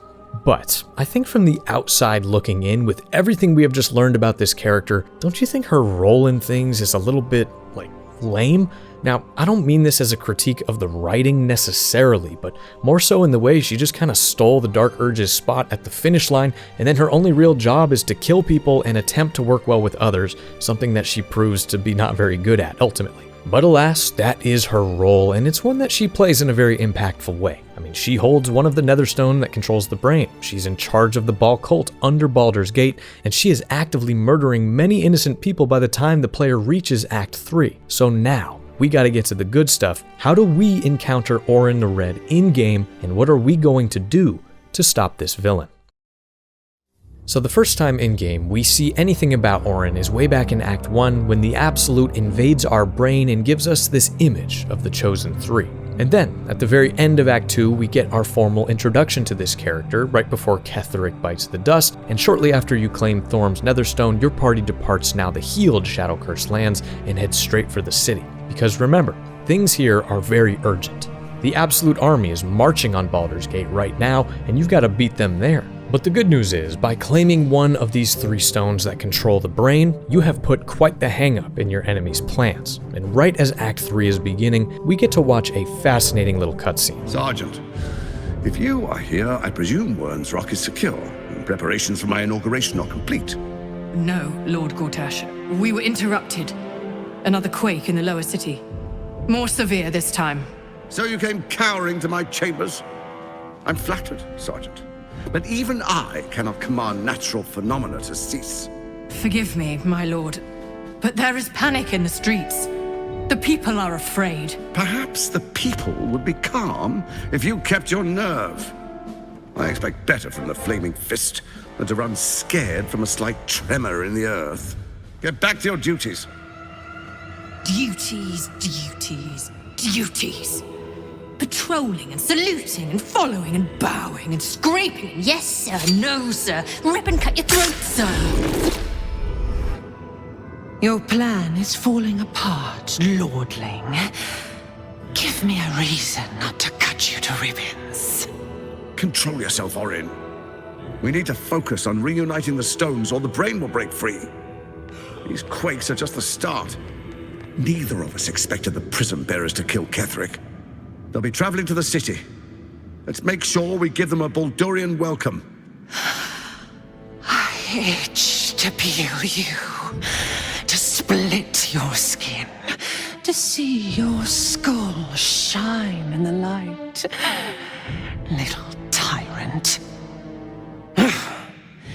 Lucky for you, I harvested a whole family of living flesh in Rivington at high sun.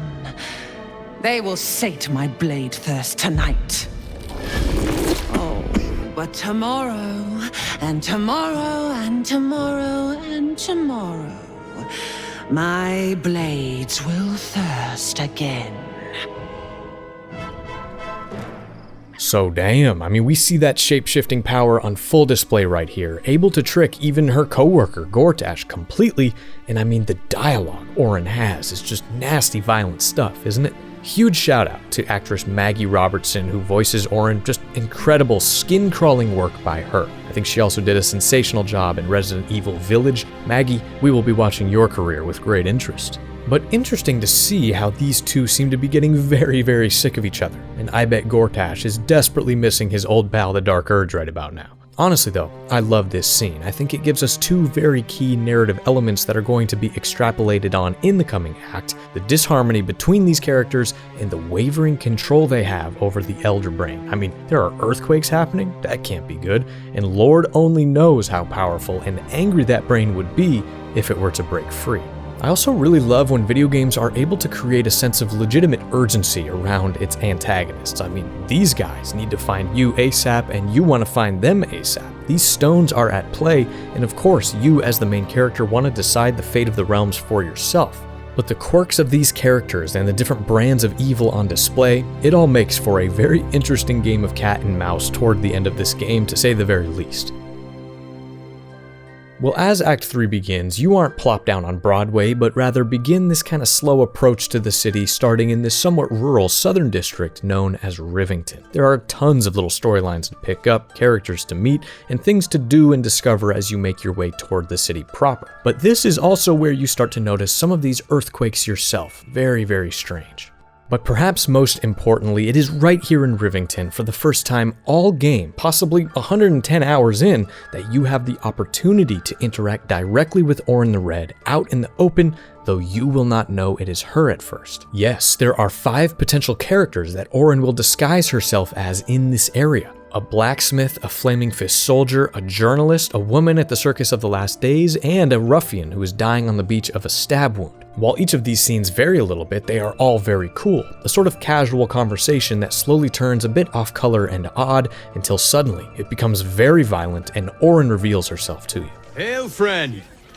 Fine day, isn't it? It's a fine city, isn't it? No better place to hail from. Used to be you'd arrive knowing you'd a full belly and a warm bed waiting for you. Not anymore. These days there's barely enough to go around. Add the refugees on top and well, folk aren't feeling too generous. Some well-to-dos in the city donated enough to see the newcomers right for the time being. Only they didn't bother helping everyone else. Locals going without while strangers feast. It stoked the fire, all right. Some Baldurians are kicking up a fuss round the front of the barn as we speak. If I wasn't wearing this uniform, I'd walk round there and teach them a lesson they'd never forget. Those refugees have been leeching on our city for too long. If we don't show them that we mean business, they'll bleed us dry. We need to march round the front and kill every last one of them. Let's see them eat our food with their guts on the floor.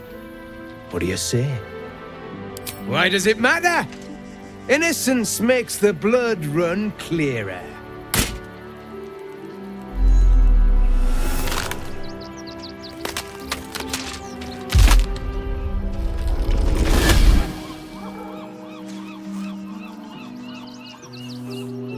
So, you're the lick-spittle who crushed the Bone Lord's throne. Have you come begging, sniffing for our stones? Gortash won't like that. A throat his black hand can't choke the spit from. You'll need to bleed and carve this city if you want to turn him to grave meat. He shivers at the thought. When you find the Lordling, tell him Orin is watching. Now this right here is that exact feeling of fear I was talking about in the opening of this video. I mean, the uncanny valley, the suspicion that you are interacting with something that isn't quite human but very, very dangerous. This type of antagonist, a chameleon that could be anywhere, be anyone, being shown to you in this way, this is not a character that is afraid of or intimidated by you or your power. No, she is a hunter. You are her prey, and she has been watching every single move you make. It's pretty chilling stuff if it works for you, and you just kind of have to log this experience away, because from this moment, Act 3 really opens up. I mean, a silly amount of quests and characters and branching options and loose ends to wrap up. Remember, this game is goofy massive with tons to distract and entertain you, but it legitimately feels like right when the threat of Orin breathing down your neck has kind of subsided, she decides to pay you another surprise sinister visit, along with plenty of doppelganger agents just like Sarevok used, being sent after you to trick and attack the party. Orin is rather openly taunting you. She is keeping you on that leash of fear, urging you to come and find her, cross blades, and let the strongest win. Now, of course, it is a slightly different story if you are playing as the Dark Urge. In that case, she has so much more fun with you, hinting at your old identity and challenging you more on the grounds of finding out who is Baal's favorite child after all. Very good stuff. Well, as you make your way toward the core of the city, you will inevitably come across a place called Worm's Rock Fortress. And if you decide to stop in here and explore around, you will encounter a bit of an event taking place, an important one. It is a coronation, a ceremony anointing Enver Gortash as the first ever Archduke in the history of the city, a position that will grant him total and complete control over all of Baldur's Gate. Now, we're going to go over this and then some when we tackle Gortash in his video, but let's just say, this villain strikes a much different chord. A more personable approach when he meets you and your party. I mean, instead of trying to murder you, he just wants to talk, to persuade you to work with him. And again, this is even spicier if you are playing as the Dark Urge because you've been reunited after all this time. But the bottom line is Gortash is over Orin. She's insane, too hard to work with, and her usefulness has run out, so he gives you the option of going and killing her, grabbing the stone and bringing both of them to him, and then ruling the world together. Now, if his word is any good, I guess we'll find out in his video. But he also offers you some information. He says if you want to find Orin, simply follow the murders in the city, and also tells us that Orin has already infiltrated our camp, and unfortunately, he is telling the truth. Because the second you enter this fort, Orin makes a sinister move off-screen, kidnapping one of your party members and replacing them herself, though you will not know who it is at first. Now, I love event design like this in games, so here's how it works. Basically, there are 5 possible characters that can be taken by Orin: Lysel, Halsin, Gale, Minthara, and then this child that you meet in Rivington named Yenna. But they are prioritized by Orin in that exact order. But the character has to be in your camp, not in your active party, and they cannot be a character that you are currently romancing. But each of these characters have a very unique scene when you long rest and then confront them over their strange behavior until Orin decides to reveal herself yet again. But man, this is like a full-on display of the talent level of the voice actors of Baldur's Gate 3, because these versions of the characters sound enough like the person to be convincing, but still just barely off that you know something is up. The little kid Yenna's scene is particularly off-putting for me because she offers you this kebab with meat from her pet cat on it. Ugh. But this ultimately is where Orin offers you her very own deal. Look at it, crawling and sniffing and rooting around in the filth. Is it my netherstone you seek, little piggy? Or did the child's little pet leave you no appetite for the main course? Do you not savor the slaughter of such innocence? I will not slice. Her kind die too easily. The Murder Lord demands a better offering. Something new, sticky, sweet, and delicious. He wants you. Ketheric's killer turned the corpse lover to carrion when you took his stone. Oh, but he was a dull kill. No blood to spill, no guts to rip. A desiccated husk, all dust and hollow. You must be sharpened before you set your edge against my skin. Against the tyrant's throat, of course.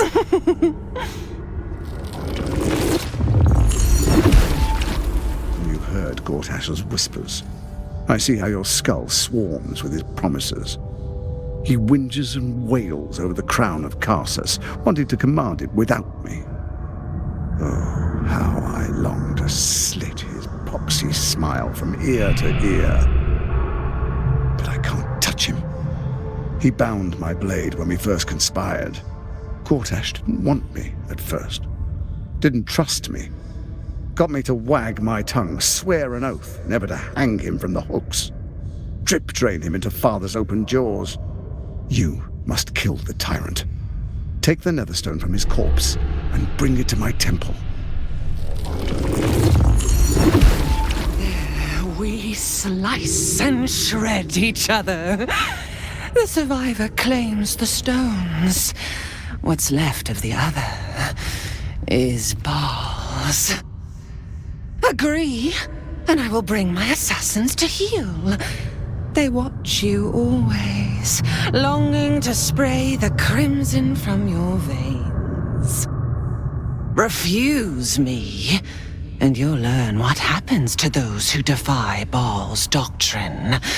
So will your friend. So pretty cool that the final two chosen are openly trying to recruit you to kill the other. One is offering cooperation, and the other a fair fight to the death. If you ask me, the only proper thing to do is to kill them both, baby. But for me, it always felt right to get Orin's stone first, and assuming that path, you have to go play detective. So, the murders. Well, upon investigating them for yourself, you learn that not all the people that have been taken out were killed by Orin necessarily, but aspirants as well as doppelgangers. And following this plotline further leads you eventually to come upon a bloodstained piece of paper that's pretty much a hit list, including the next living targets to be taken out. Now, of course, this is an RPG, so you can either go and help those people and prevent the murders from happening, or you can kill them all yourself.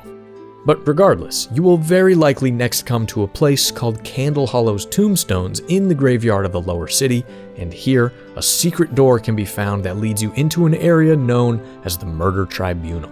Now, the Murder Tribunal is where we finally get to meet Sarevok Anchev in Baldur's Gate 3 alongside these bloody figments of other characters of Baldur's Gate games gone by. And if you watched my Sarevok video, you already know I find this whole thing to be pretty damn stupid. I mean, his physical inclusion in this game just baffles me and does not hit at all. I mean, it disregards this extremely popular storyline offered in Baldur's Gate 2 around the character, but I'm done complaining, I digress. Sarevok is here to act as a kind of filter, the thing standing between you and Orin that also spouts a lot of the information on our villain that we covered earlier in this video. But within the game, he is here to see who's worthy of joining the cult. So, of course, there are many ways you can go about doing this as well. If you're evil, you can play their little ball game, meet their requirements, and be accepted legitimately into their ranks, or you can just murder all of these people and force your way to the next section of the narrative, which is what I like to do. Totally up to you. But there are loads of different interesting dialogue branches with Sarevok, I have to admit, especially as the Dark Urge, so I think it's worth exploring these moments for yourself. I'm usually just showing you one, maybe two paths. Well, by killing Sarevok or by other means, you are able to eventually find, down in the sewer system beneath Baldur's Gate, the entrance to the Baal Temple, and the way to open it with a special little Baal-themed necklace. So damn, I mean, here we are, and I think this is one of the coolest looking areas in the entire game. I wish I could time travel and show it to the average Baldur's Gate 1 enjoyer back in 1999, their mind would be blown. So after some combat sections, fighting your way through these blood-misted caves, you eventually come to this antechamber where inside you seem to have found the heart of the cult, Orin the Red, and whoever your captured friend is lying there on a stone slab knocked out. I'm gonna let Orin speak for herself here. Hush, hush. I hear footsteps, trapping on the Murder Lord's stones. It lied to me. It lets the tyrant live and comes crawling into Baal's sanctum instead. I know what you did. Spilled my grandfather's crimson. He was mine. He showed me how to slice and slit. He guides my dagger still. Oh, did it think it could protect? Did it think it could save? Only the blades can offer salvation. You do not lie, underling. It is your blood I am destined to spill. Your death spit will stain these walls, little lamb. Oh, your murder should have been exquisite. A crypt-born effigy to great Baal's bleeding dawn. And now it will be nothing. Come to me, Father. Set my flesh to your unholy purpose.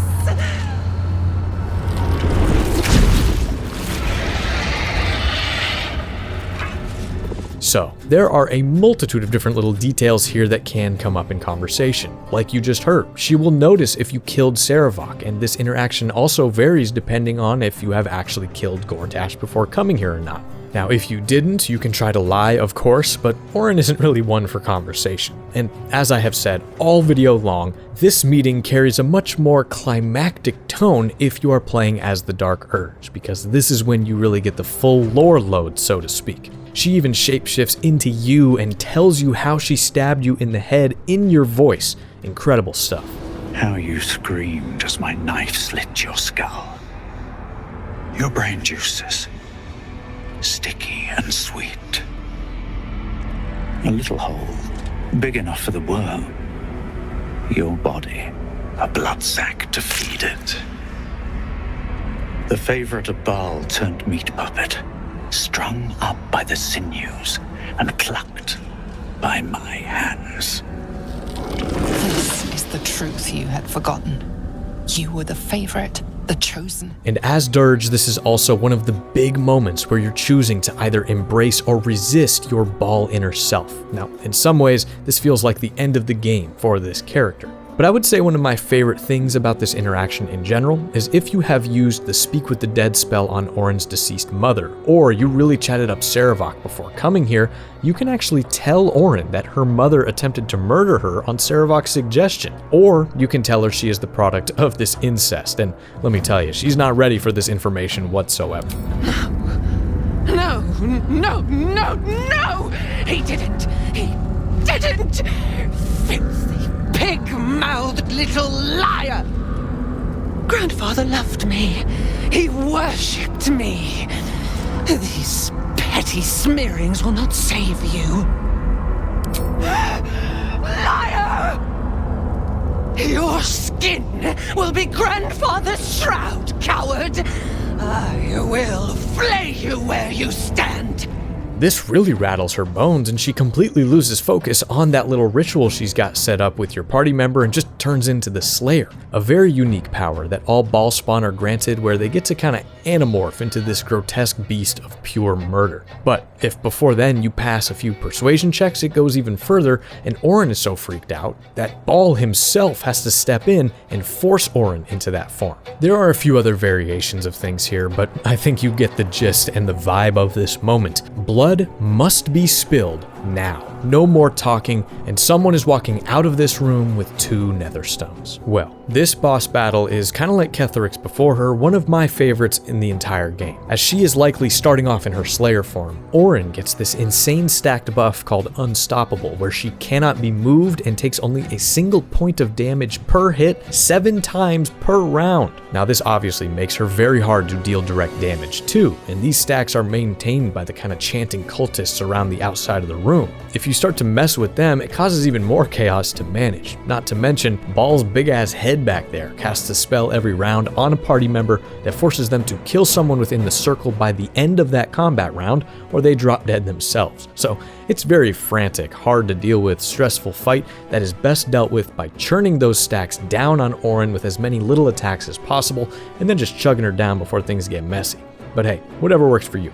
Now again, it's also worth mentioning that as the Dark Urge, this fight can instead turn into a true Baal duel. I mean, like a mock Gorah, a cage fight between the 2 possible chosen with no interference, and that is very damn cool as well. But eventually, after whichever grind you choose to endure, Orin very unceremoniously falls, melting to the ground, reduced to a pool of blood and bones. On her body, you can find her lobster suit, her weapons, and of course, her ever-important netherstone sitting there in the dagger just for you. Nearby, you can then find Orin's chambers. With the potential of seeing the murdered dirge on the ground, you can visit Orin's dear mother pinned to the wall, and you can quickly see that with 2 of the 3 netherstones now in your hands, the Elder Brain is kicking and screaming to the point of breaking free. Well, from here, there's little else to do now but to get back up to the surface, regroup, and decide the fate of the final chosen. Now, maybe you watching this right now happen to love Orin the Red as a villain, and if you do, more power to you, man. But if you feel like something is sort of missing, let me tell you, you are not alone. Now, on paper, this character should be great. I mean, her physical design is incredible. She's extremely evil. She's very well acted, has an interesting backstory, an intimidating presence, and a very memorable final boss fight, so then what's the problem? Well, in my opinion, Baldur's Gate 3 boasts a roster of some extremely nuanced and layered characters, and that is especially true when it comes to the pretty large handful of villains on tap. I mean, there are some very believable characters in this game that have understandable wants and needs, if it's stuff coming from their personal past, the past of their entire race, their instincts as otherworldly beings, or just what they legitimately think is best for them and the realm. Nearly all of the villains in this game can be intimately explored through conversation, at times through debate and persuasion. I mean, you get to know just how complex the world of Faerun can be, and how you as the main character are getting to steer the future of this land in huge ways. But kind of in the middle of all of that is Orin the Red, a somewhat immovably insane murdering antagonist with very little else to say to you other than like, I'm gonna rip out your spine and make a guitar with it, you know? I mean, her brand of evil, while it definitely has its place in Baldur's Gate 3, just fails to reach the heights of her peers, and ultimately, it feels a little bit boring. Now, I also think it's very important to note, especially when comparing her to someone like Ketheric, that Act 3 of this game had some obvious rush development when the game was initially released. I mean, Act 2 is, chef's kiss, man. It's so succinct, it's so well paced narratively and clear in what it is trying to do. But I don't think there's a single person out there that would disagree when I say getting to the city kind of makes it feel like that sharp direction falls apart quite a bit. And Orin feels like one of the fatalities of that decay of structure, in my opinion. I mean, her own quest feels a bit odd pacing-wise, and almost as if you missed the reason why she's as important as she seems to be and why she's so angry. Orin seems like a bad guy that would have worked a lot better in an older video game, even something like Baldur's Gate 1 or a similar title, but here, she feels a bit like a missed opportunity. Now, I would have loved to see a way to keep her intact as this insane, murderous character, but allow for evil playthroughs to work more closely alongside her to topple Gortash. Maybe even recruitable as a temporary companion that you lose control of at times during combat because she's so crazy. I just wanted some way to get into her head more of what she wants and why. Or maybe it's as simple as giving us more to dig into with her backstory and a method of pushing that moment of hysteria when you tell her about Sarevok even further. I mean, I wanted to see so badly Orin be this deeply broken person, being used by the gods from birth just like Ketheric was. I think we almost get a hint of that depth, but it's just not enough for me. I mean, let's be honest. She seems like she's here to act as the principal antagonist for the Dark Urge and his quest to figure out who he is, which I guess makes sense, and it works very, very well for that, but the fact of the matter is a majority of people playing this game for the first time are creating a custom avatar. They aren't getting that story fed to them, and thus, it's just a bit of a mess. Now listen, all of my narrative gripes aside, I would still say that I enjoy this villain, quite a bit even. And it all comes down to that feeling of fear that we have been talking about. I mean, her appearance, her powers, the unpredictable nature of how and when she's going to appear during your first blind playthrough, it's very unique stuff, mechanically speaking, and I love when an antagonist legitimately puts you on your toes. I think it's very difficult to pull something like that off, especially in a CRPG with this much content. In a game full of so many all-time great characters, you simply cannot deny that this is one of the most memorable of the bunch. A psychopathic changeling born and bred to kill that viewed herself as the Lord of Murder's plan perfected. A villain of simple means and goals that ultimately proved she cannot be reasoned with, cannot be bargained with, and cannot be trusted. A villain that killed her own mother, assassinated her own brother, and strived to see the entire world bathed in blood. A fitting end for a character that embodied all of the chaos, the madness, and the violence of the Lord of Murder. Oh yes, we've much to discuss. Together, we can still restore authority over the brain. But first, come and be witness as I make history as the first Archduke of Baldur's Gate. Greed is a powerful emotion, the overwhelming desire for more. More wealth, more adoration, more influence, more power. No matter how much one gets, it's never enough. Greed is a corrupting and sinister force. It eats us alive, blackens our minds, makes us believe that we alone are owed the world, and reveals the roughest, ugliest facets of human nature. Lord Enver Gortash of Baldur's Gate 3 is a video game villain that explores the depths of human avarice and this dogged determination to bite, scratch, and claw his way to the very top of the political world of Faerun by any means necessary. An antagonist that wields immense charisma, intelligence, strategic prowess, and powers of manipulation while being aided from the shadows by one of the most notoriously evil gods in all of Dungeons & Dragons lore. Now, though we have saved him for last, Enver Gortash, in my opinion, is probably the single most interesting character out of these chosen three. A man who came from the humblest of beginnings in the inner city and rose from the ashes of a truly broken life to become an underworld kingpin until eventually he had his tyrant's grip on the entire political theater of Baldur's Gate. A villain with an intimate connection to one of the most beloved party members in the entire game. This right here is the most personable, the most malleable, and I would argue the most human of all the diverse antagonists Baldur's Gate 3 has to offer. Well, when looking back at the other two chosen, they had, in this very unique Faerunian villain sort of way, privileged upbringings. Ketheric came from a noble house. He was the holder of a massive amount of land, he had a castle, and at some point he had a loving family and loyal following. Orin was born into this dark lineage of Baal. She was bred to be a killer from birth, with some of the most lethal people in the history of the realms guiding her along the way, the blood of a god literally running through her veins. But Gortash was not given any sort of head start at all. His life began as a complete and utter nobody. A commoner at the rock bottom of the totem pole, and I think it is vitally important to keep this simple fact in mind as we see the type of evil that ends up developing within this character.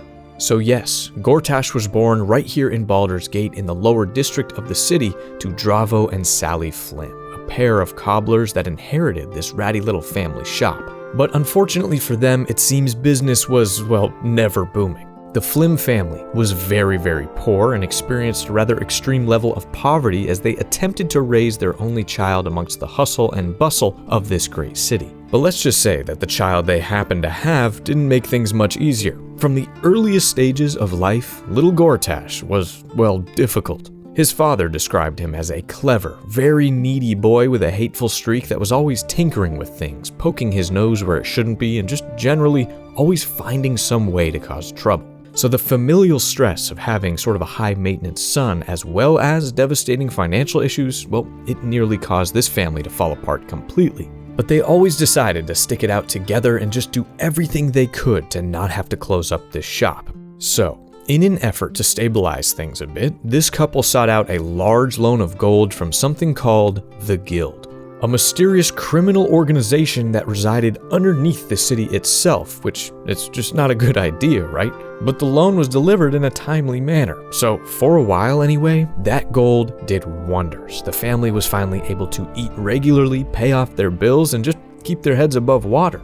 But of course, before they knew it, the money ran out and business did not improve whatsoever. They were right back where they started with an even larger problem on their hands. They owed a large debt to the Guild that they had no way of paying back, and their lives, all three of them, were in jeopardy. Now, I'm not exactly sure how old Gortash would be at this point, but we know he was very young. I would guess like 10 or 11. And man, being around that level of uncertainty, probably going to sleep most nights with an empty stomach and this legitimate danger kind of breathing down the family's neck, that would have a profound impact on a child. But believe it or not, things were about to get even worse for our villain.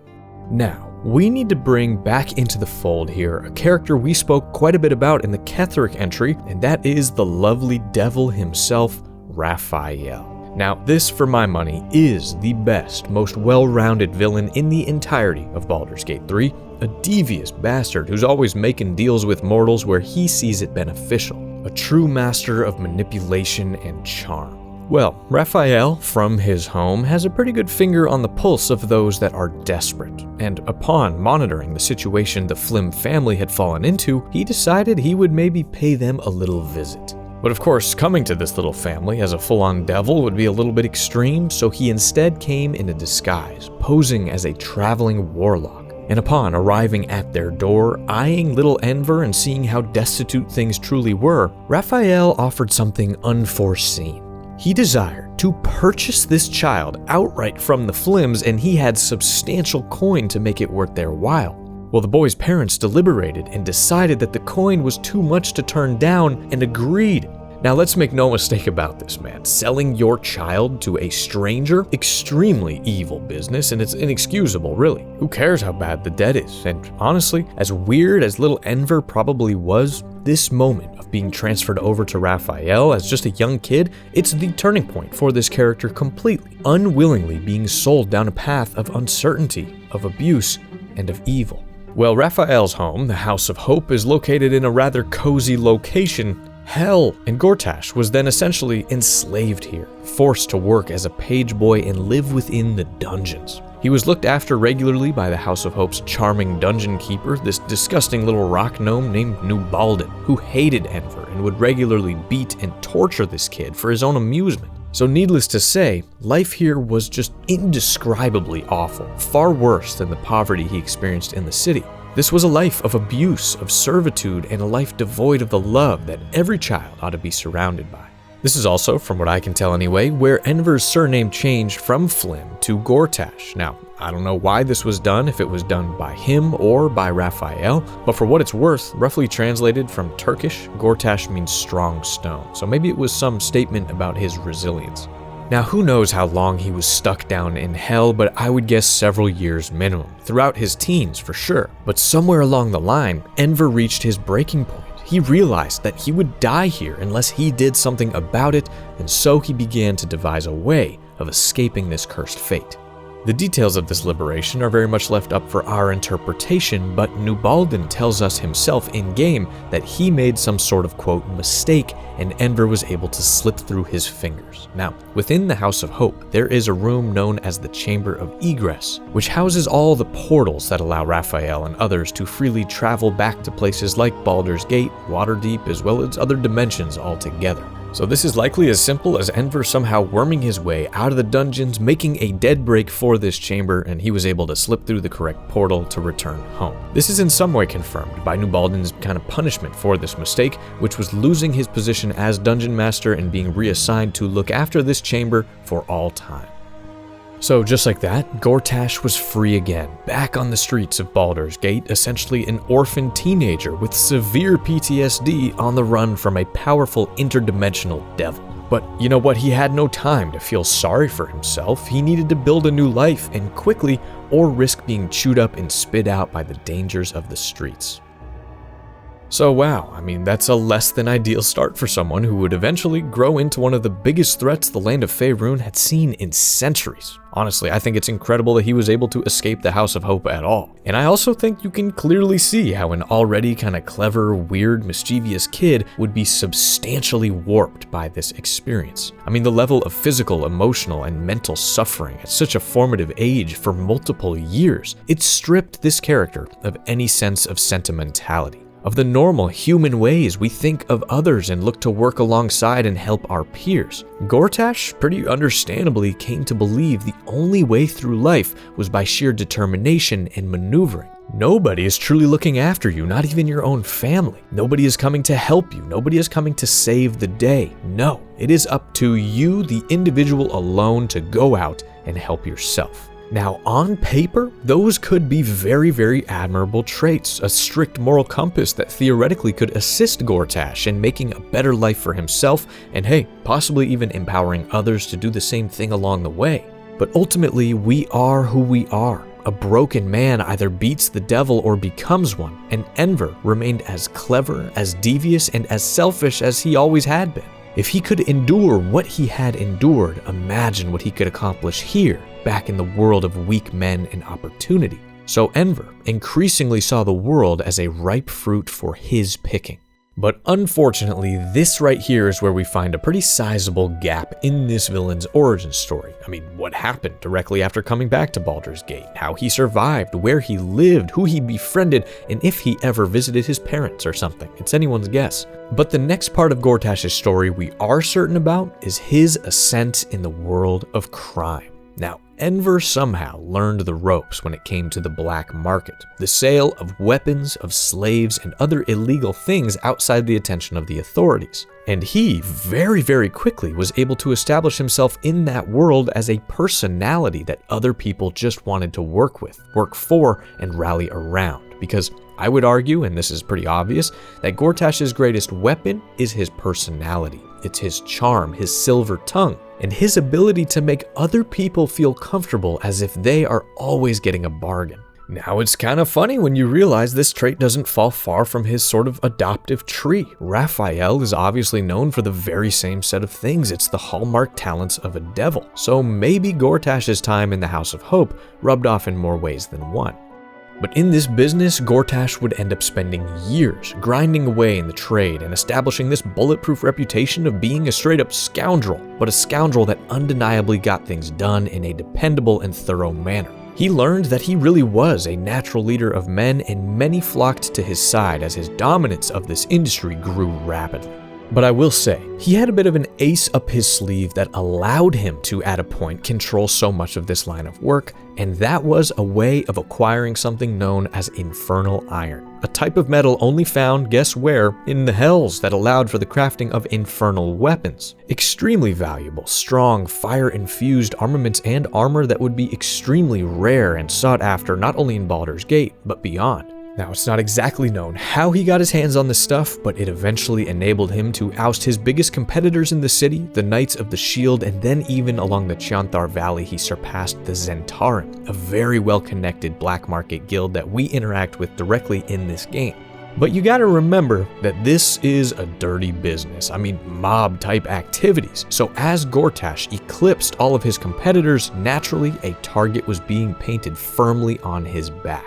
Well, Enver was never much of a fighter, so he needed to hire at some point some muscle to look after his well-being, and that is when he employed another Baldur's Gate resident, Karlach Cliffgate, one of our beloved companions and origin characters here in BG3, to act as his personal bodyguard.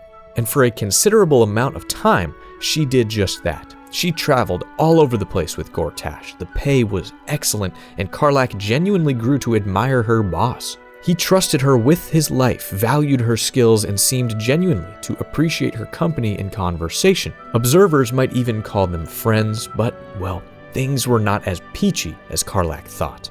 This relationship would come to a dramatic and rather abrupt end, when just like he was sold off to Raphael while in the care of his parents, Enver turned around and sold Karlach as if she were a slave just the same to a being known as Zariel, an archdevil of the Hells. Now, Karlach is of course a tiefling, and she was deemed the perfect test subject for something Zariel had been wanting to kind of try out, replacing the heart of a mortal soldier with an infernal machine. An engine, essentially, in an effort to stress test the limits of infernal technology when combined with living flesh. Now, maybe Gortash received a mountain of gold in return, maybe something else, who's to say? But wow, Enver just doesn't care about others at all unless they have something valuable to offer him right now. He's willing to turn on anyone, granted the alternative gets him like an inch further ahead than he was 5 minutes ago.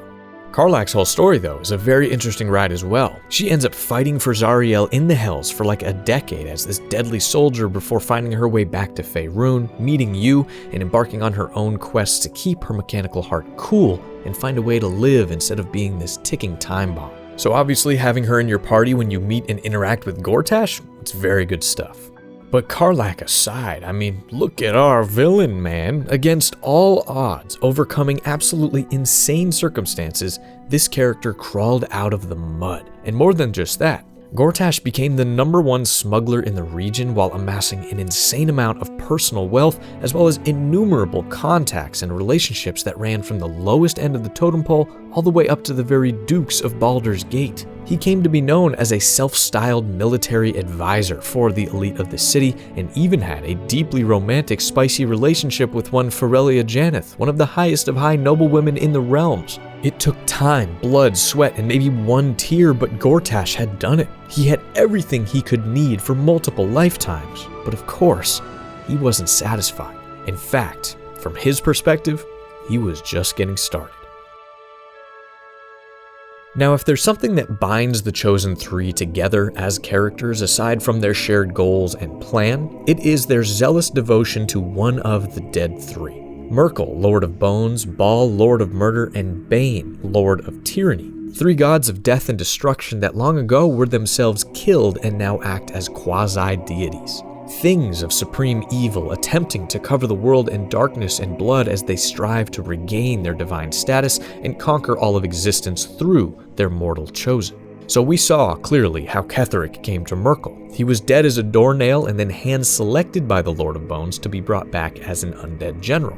And then Orin, of course, is the granddaughter of Baal, but still, she took a more aggressive and murderous route, killing her god's chosen and replacing him as the favorite. So, then with Gortash, we must ask the question, how did he come to worship Bane? What brought on this union? Well, I'm very sorry and disappointed to say, we have no idea. The details of his worship and relationship with this deity are completely unspoken, and to be honest, this has always kind of pissed me off. Because Bane is a fascinating god, the lord of not only tyranny, but also of hatred, of terror, and oppression. His official domains being that of order and war, a lawful evil deity that had little interest in direct death like his co-conspirators, but instead wished to see a world very much alive but actively suffering under his rule and control. So one would think to become a mortal chosen of a god like Bane, you would have to already be a ruler of some sort, right? A tyrant, and beyond just that, a devoted follower, worshipping the Dread Lord for years to prove yourself worthy of his favor and power. So, well, I guess then it's up to us to theorize when Gortash exactly may have found the black light of Bane appealing. Now, this could be in quite a few different places, so while spending much of his youth within the House of Hope dungeons, who knows who else Enver may have met and interacted with. This absolutely would have been a time of great hatred growing in his heart, and maybe a time where he would be searching for a place to put that emotion in order and turn it outwardly onto others. So maybe he was locked in the dungeons with a Bane worshipper or priest of some sort and found the teachings of this god to his liking and began at a very young age. Or perhaps when he began his ascent through the arms business, he discovered Bane himself as he valued the tenets of oppression as a means to personal gain. I mean, he absolutely exhibited that sort of recklessness at this point in his life that allowed him to do horrible things without a second thought. But maybe then it's also possible that Bane merely sought Enver out, more akin to the way Ketheric was chosen, and it was proposed to Gortash to work alongside this god for both their sake. Maybe even Bane was able to push Enver further toward the political world and eventually toward this plan with the other chosen. I mean, it has been said in the lore of the Forgotten Realms that Bane will often come to aid those attempting to establish order or conquer new territories. So who knows, but somehow Enver was indeed chosen. Bane saw him as a man who was destined for the High Castle in some respect, but also one that could absolutely put on the riz and the smile necessary to seem like an approachable, affable leader. Really, the perfect Trojan horse for Bane's dark vision of the world.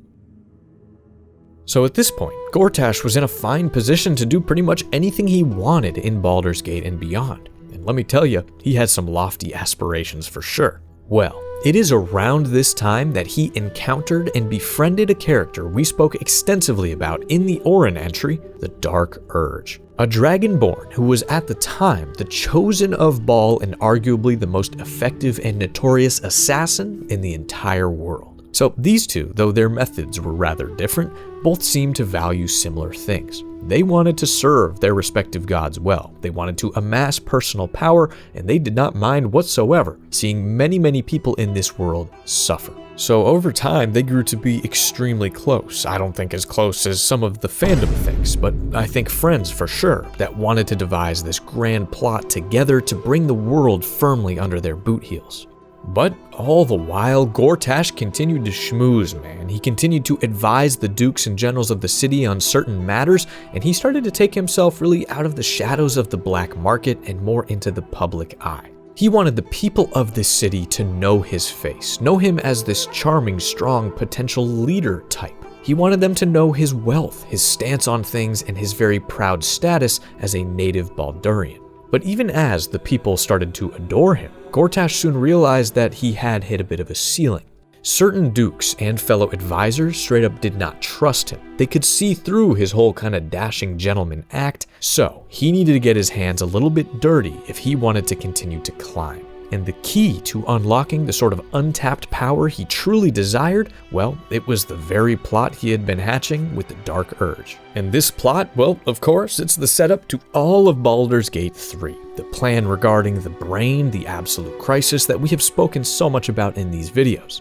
But it probably started out relatively slow, with these two meeting and then aligning themselves with Ketheric Thorm, and then underneath his castle of Moonrise Towers, the discovery of that massive Illithid colony, the discovery of that Elder Brain. It all hatched the ambitious idea to control this thing, wrangle one of the most powerful psionic creatures in the known universe, and use it as a tool to infect thousands of people with the Illithid tadpoles, mind control them, and orchestrate all of that controlled chaos in Baldur's Gate as they gunned for control of the city. So in the Ketheric video, we discussed the Absolute. In the Orin video, we discussed the actual plan of the Chosen Three. But right now, in this video, I think we need to discuss another aspect of this game's story that I have yet to touch on here, and it is the angle of the Illithid. Well, so much of Baldur's Gate 3's narrative surrounds what else but the timeless Dungeons & Dragons creature known as the Mind Flayer. Horrific things feared by all those in Faerun, psionically charged Lovecraftian horrors that want to feed on living brains, transform their victims into mind flayers, and then re-establish their ancient empire. Yes, believe it or not, in the age before time itself, these nasty buggers ruled across the stars and dimensions totally. Other races, other planets and planes of existence were merely cattle for them to constantly expand their numbers and grow that empire. Kind of like a fungus, really. But one of the peoples that fought against them endlessly from the beginning of time was the Githyanki, a race that we have plenty of exposure to in Baldur's Gate 3. Now, I can't go into all of this because we'd be here for 3 or 4 days, and I just don't want to do that. But the Emperor Orpheus, the Gith Queen, the ways in which you, the player, are given so much control in the narrative to kind of like join one of these sides of this eternal conflict or condemn them all, it's fantastic, but it's overwhelming stuff. And my point in bringing up all of this is, as much as you may believe as you are playing through this title the first time that the Chosen Three are the end-all be-all of the antagonism here, they simply are not. This game, in the macro, is about the potential return of this ancient Illithid empire. I mean, just look at the logo, son. And the Elder Brain that these Chosen found and decided to try to control, well, it is the hinge on which the door swings. Now, this is all important to say, because to fully contextualize Gortash specifically as a villain, his approach to the world and the things he wants out of it, we need to understand just how many larger, more powerful forces are at work here. Believe me, it will mean a lot when we look at this character's ultimate fate. But still, the Chosen Three carried on with their scheme, and this included something that is just downright absurd. So to control the Elder Brain, they needed to claim the Crown of Karsus, a powerful magical relic we talked about in the Ketheric entry that had been stashed away in guess where? Yes, hell. But not just hell, in the personal vault of this devil named Mephistopheles, who just so happens to also be Raphael's father. So maybe this one was a little personal for Gortash. But the Dark Urge and Enver literally orchestrated a heist on hell. They stormed the vault of this archdevil, snatched the crown, and were assisted by this warlock in opening a portal back to the city and making out like bandits. Now, this is probably the most dangerous thing that Gortash ever did firsthand, period. But embedded in this crown were the 3 stones, the Nether Stones, which would be removed and placed in the care of each of the Chosen. And then, once the crown was on the Brain's brain head, wielding those stones together acted as the sole method of controlling such a powerful creature. Ketheric's was placed within his breastplate, the Dark Urges in the hilt of a dagger, and Gortash in his gauntlet of domination. Now, again, I don't want to repeat too much information from video to video here, but you likely know what the plan was. The Chosen would use this Elder Brain to infect people with the tadpoles, assemble an army, then Gortash and the Dark Urge would head back to the city, while Ketheric prepared to march on Baldur's Gate with said army. The Dark Urge would get to murdering people inside the city walls that opposed Gortash, as well as just some random citizens to make the populace uneasy, and this would hopefully allow Gortash to ascend in times of trouble as the only man with the backbone, the reputation, the resources, and the strength to protect Baldur's Gate. He desired to be crowned the first Archduke in the history of the city. And just for some context here, Baldur's Gate had always been ruled by something called the Council of Four. 4 different elected dukes that held their position for life, but always ruled as a group, trying to keep the interests of all people and parties within the city involved in governing. Gortash, well, he was going to do his own thing. But a key component in the plan here for our little dictator is something known as the Steel Watch. Oh yeah, a small army of automatons, massive solid metal warriors that were pretty much like robots that Gortash had constructed to follow his every command. This right here is another dastardly piece of villainy altogether. So to have such a modern marvel designed and actually built, he had enslaved a large group of Gondians. Now, these are just people who follow the god of craft named Gond, and all of them were extremely skilled artisans that would be capable of such a feat. But they were enslaved here in this warehouse down by the wharf by Gortash, by him capturing their loved ones and taking them hostage in an underwater prison called the Iron Throne, putting a collar on all of the workers, which means if one of these artisans acts out of line or tries to escape, their head will literally explode and then their respective loved one will be murdered in the prison. Now, it makes for a pretty tense and productive work environment over here, I'd bet, so the Steel Watchers were nearly perfect. And this was key. It's what Gortash plotted to use as a sort of authoritarian police force in Baldur's Gate once he took power, as well as the defending side that would meet the Absolute forces, dramatically defeating them in this rigged fight and allowing Enver to come out on top as the savior. But of course, right as this is all set up and about to be set in motion, things go slightly sideways for our villain.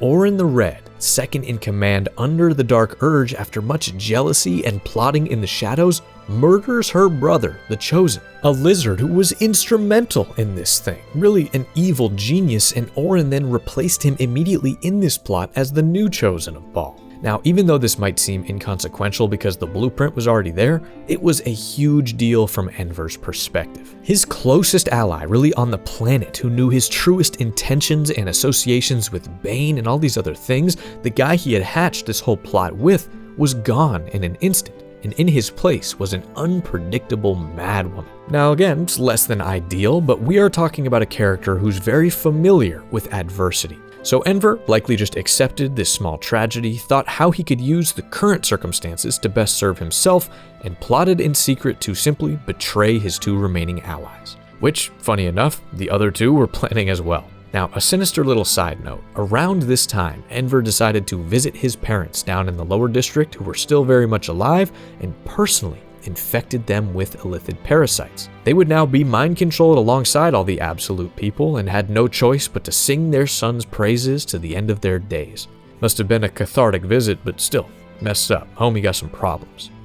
But anyway, overall, this is a pretty good plan for world domination, if I do say so myself. Gortash just needed a way to get his hands on the other 2 stones somehow and have complete control over the brain to do what he and Bane pleased with it.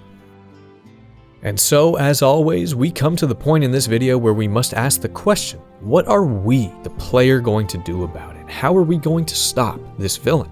Well, as far as playing Baldur's Gate 3, just like Orin, the first time we ever hear a peep about Gortash at all is in Act 1, when the Absolute is kind of invading your mind and giving you this vision of the Chosen 3 obscured in darkness. Enver is described as a young, handsome man with an easy smile, and Oh my god, bro. Oh, hell no, man. What the fuck? And also like Orin, we don't see this character in any real clarity until the very end of Act 2, some like 60 hours into the experience, when we are introduced to the whole Absolute cult thing in that iconic cutscene. But from that first showing, you definitely get the sense that he is the leader of these 3. Enver has a certain presence that commands respect and authority even around these other extremely powerful people. I mean, he just comes across as the mastermind that will be waiting for you at the climax of the narrative.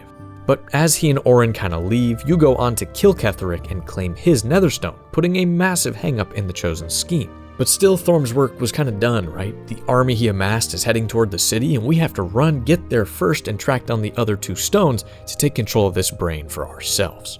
Well, although we watched this cutscene in the Orin entry, I actually want to have another look at the opening cinematic of Act 3, but this time through the lens of Gortash.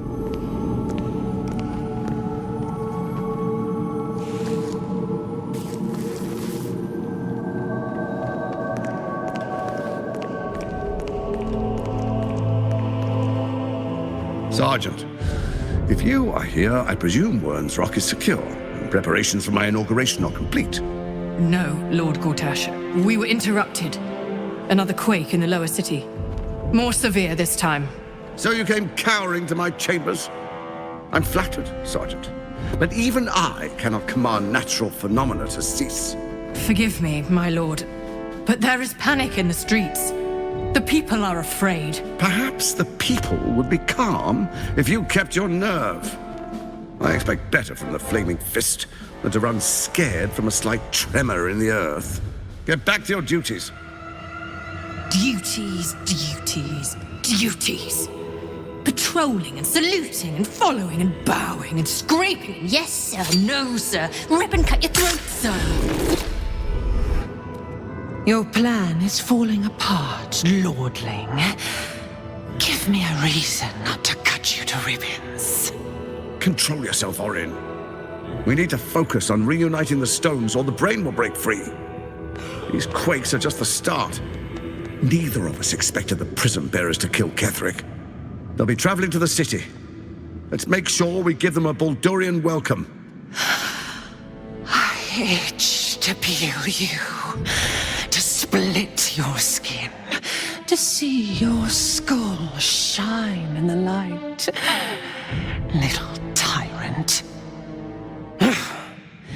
Lucky for you, I harvested a whole family of living flesh in Rivington at high sun.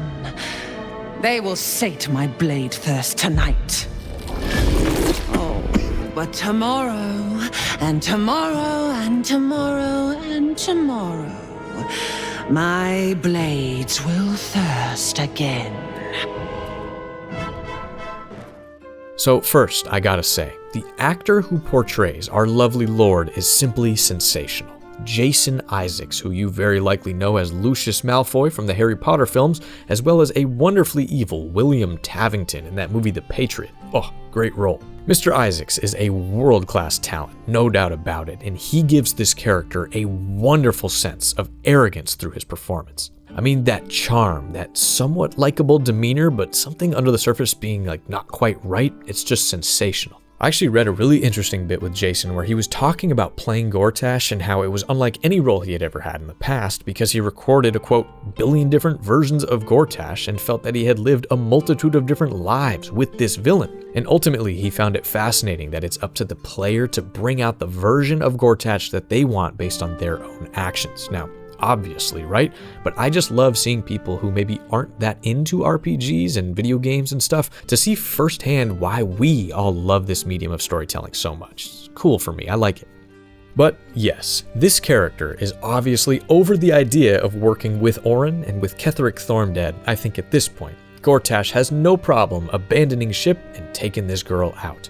Well, as Act 3 begins, we actually learn that both he and Orin desire to kill the other, and of course, the key ingredient for them to succeed is us. So while Orin takes a rather aggressive approach to contact you and make you pee-pee your pants, Gortash kinda just goes about his business privately and waits patiently for you to come to him, which I find very appropriate. And that works out just fine from Enver's perspective because guess what? He's a little busy. After the Chosen were able to capture Duke Ulder Ravengard and infect him with a mind control parasite, the way was finally open for Gortash to be crowned at last as Archduke of the city. which I do think makes sense narratively. The citizens were fearful, the politicians decimated or controlled by Enver, and just as we ourselves are heading for the center of the city, we stumble upon the very ceremony of Gortash's anointment, something that we kind of hilariously and awkwardly just walk right into the middle of. This is the first time we get a chance to speak face to face with Gortash, and this meeting is of course even spicier if you have Karlach at your side. Kinspeople, Baldurians, and dearest Duke Ravengard, thank you for joining me on this exceptional day. It's him. Gortash. This is it. I can practically taste his blood from here. Fine. I'll wait for now. But that prick Gortash is going to pay. A moment, please, my friends. An old acquaintance has come to pay her respects. Please, Karlach, come and say a proper hello. My respects? You're lucky I've agreed not to shove my boot up your... Ah, how I've missed your colourful turns of phrase. We must catch up just as soon as I've had words with your little friend. As for you, I understand congratulations are in order. Thorm's defeat hasn't gone unnoticed. You're known for who you are and for that netherstone that you carry. The quakes are a clear warning. If nobody steps in soon, it'll free itself from the authority of the crown. I expect it'll start with turning the Sword Coasts infected. You among them. That prism of yours won't last indefinitely. Next, the grand design. The Mind Flayer Empire reborn. If we're lucky, we'll become slaves. If we're unlucky, well, not the most thrilling of prospects, but it's a fate that can be avoided if you and I come to an understanding. Together, we can still restore authority over the brain. It's not, but it will not follow new orders unless the Netherstones are united to give the command. When it finishes executing its current orders, it will be free to do as it wishes. That will be bad for everyone. Once it is freed from its shackles, I doubt we'll ever be able to bring it under control again. There's an old wisdom. A brittle alliance can never be mended. It can only break. With Ketheric gone, Orin proved treacherous. Baal's chosen wants the Netherstones for herself. She only cares for blood. And your blood and mine are of particular interest to her. Orin changes shape faster than you and I change clothes. You know, she's tricked you before.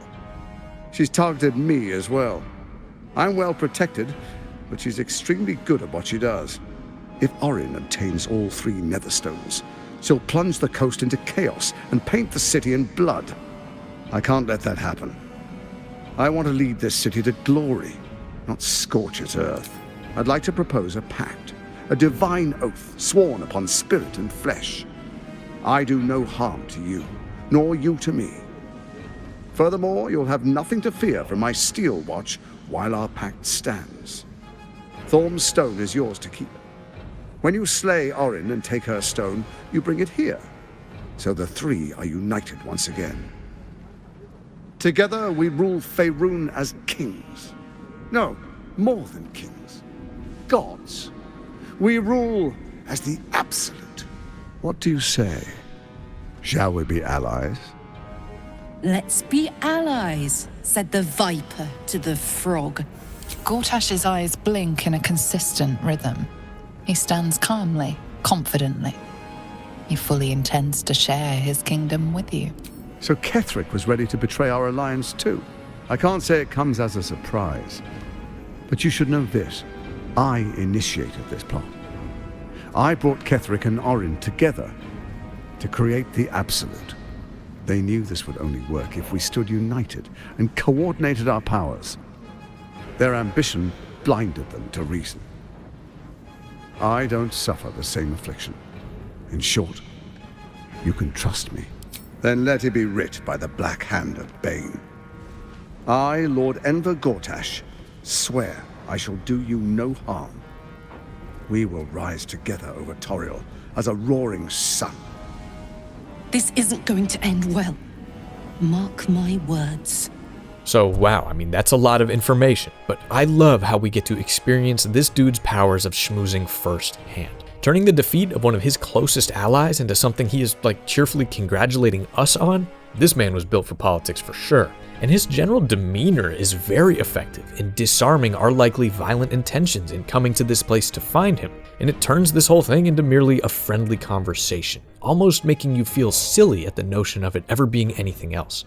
I also adore the tactic he uses right here to say that Orin has a particular interest in killing the both of us. You know, it puts the idea in your mind of you two being aligned against something in some way and plants the seed of potential cooperation. This guy really is a master, and I think the writing Gortash is given is fantastic. He paints an honest vision of the future should you choose to work with him. The people of Baldur's Gate, well, they would be controlled completely, but you and he would rule side by side as kings and lead the city to some brand of glory. There is no subplot to stab you in the back. He seems to admire your strength in getting this far and genuinely wants to share this plan with you and you alone. Now, of course, it's worth noting the particular weight this whole interaction carries if the player is playing as the Dark Urge, his close friend seemingly back from the dead. My favorite assassin. I'm so glad you've returned to my side. We have important matters to address. My reunion with Karlach can wait. Oh, I'd forgotten. Your memories are quite lost, aren't they? Orin told me she'd made a fool of you. Let me clear up some mysteries then. It's about time, I think. He then kind of spins the whole conversation to putting things right as they should have been had Orin not interfered. It's very, very good stuff. And as always, you got to remember there are many branches of dialogue I am not showing in these videos. It's always best to play for yourself and explore these characters firsthand to see all that they have to say and offer. So yeah, if you want to, this is an RPG, you can just attack Gortash right here, right now, murder him and take his netherstone and be on your merry way. But, well, that isn't much fun, is it? Agreeing to help him root out the Ball cult and kill Orin is definitely my preferred way forward, even if you want to come back and betray Enver like in 20 minutes. So on you go with Act 3 then, and the next logical step after this fortress is of course the city. So much to see, so much to do. I mean the murder mystery stuff we talked about with Orin, the end of the Night Song quest, the conclusion of all your party members' narratives. What a big messy treat this final act is. But you will notice as you're exploring Baldur's Gate that Enver's Steel Watch is absolutely everywhere. They're patrolling the streets with the guards, watching every citizen's every move, and if you personally misbehave, well, you're gonna have a rough time on your hands. But I love how it feels like you get here right when this whole plan is like 90% loaded like this, authoritarian robots and all. And I also love how you feel Gortash's presence through them. It's like he has eyes and ears everywhere. So assuming you go and take down Orin as I did, grab her netherstone from her dagger and resurface from the stank, you will now hold 2 of the 3 rocks necessary to control the brain,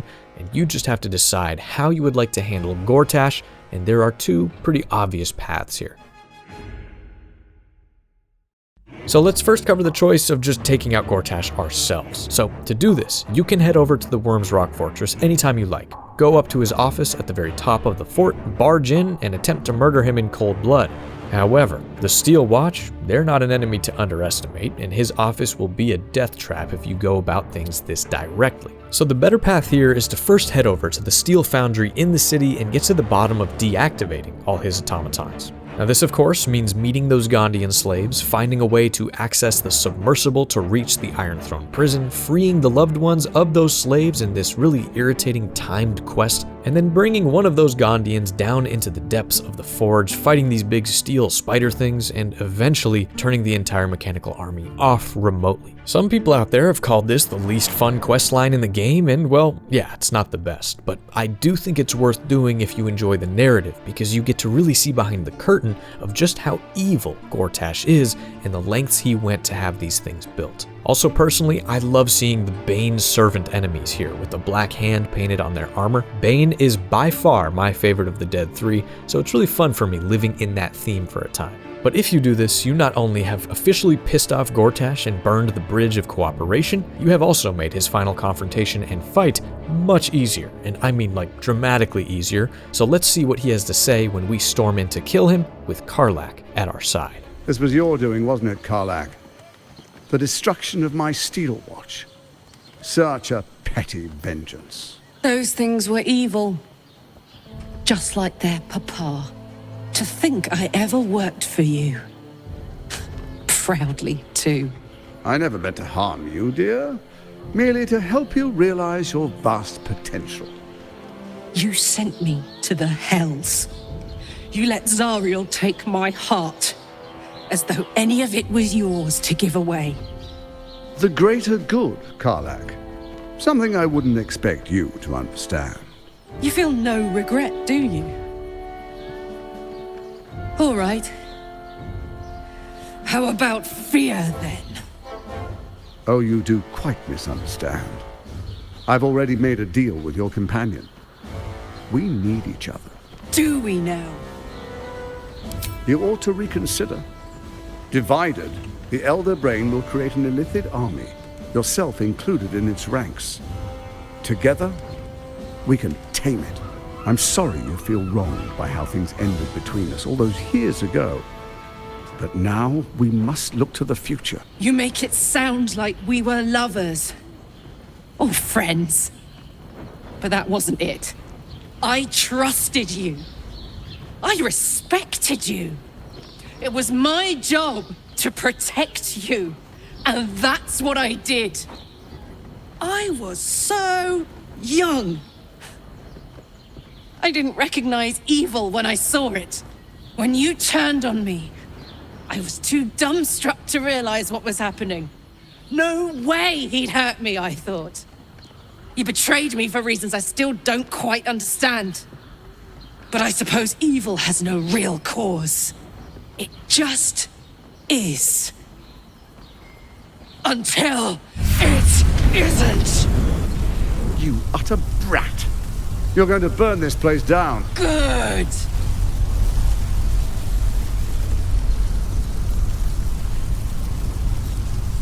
No, you have to stop her. Do it, now! Man, I love that he still, with his back so obviously up against the wall, just tries to weasel his way out of it and still kind of work with you. It's obvious it's because he has no other options and his strategic rope has simply run out. But yeah, this little fight, well, I'm gonna be honest with you, it sucks. It's lame, like super lame, compared to the incredible fights that Orin and Ketheric offered us. Because first off, well, it takes place like in his office instead of some badass Bane-themed purple throne room or something. And second, as we know, this guy's just not much of a warrior. He sits back there with his crossbow, a few guards come out to help him, and it's as simple as zoning out the ads, slapping the hell out of this man until he falls. You are then able to go over to the deceased lord, pluck the final stone out of his golden gauntlet, and the emperor comes out and like makes it about him. God, he's an annoying prick. We'll get to him in a video someday, I'm sure. But a very cool detail should you decide to kill Gortash with your own hands. If you use the Speak with Dead spell on him, something very unexpected happens. You seek Gortash. His soul is already suffering at my hands. That is the fate of all those who fail me.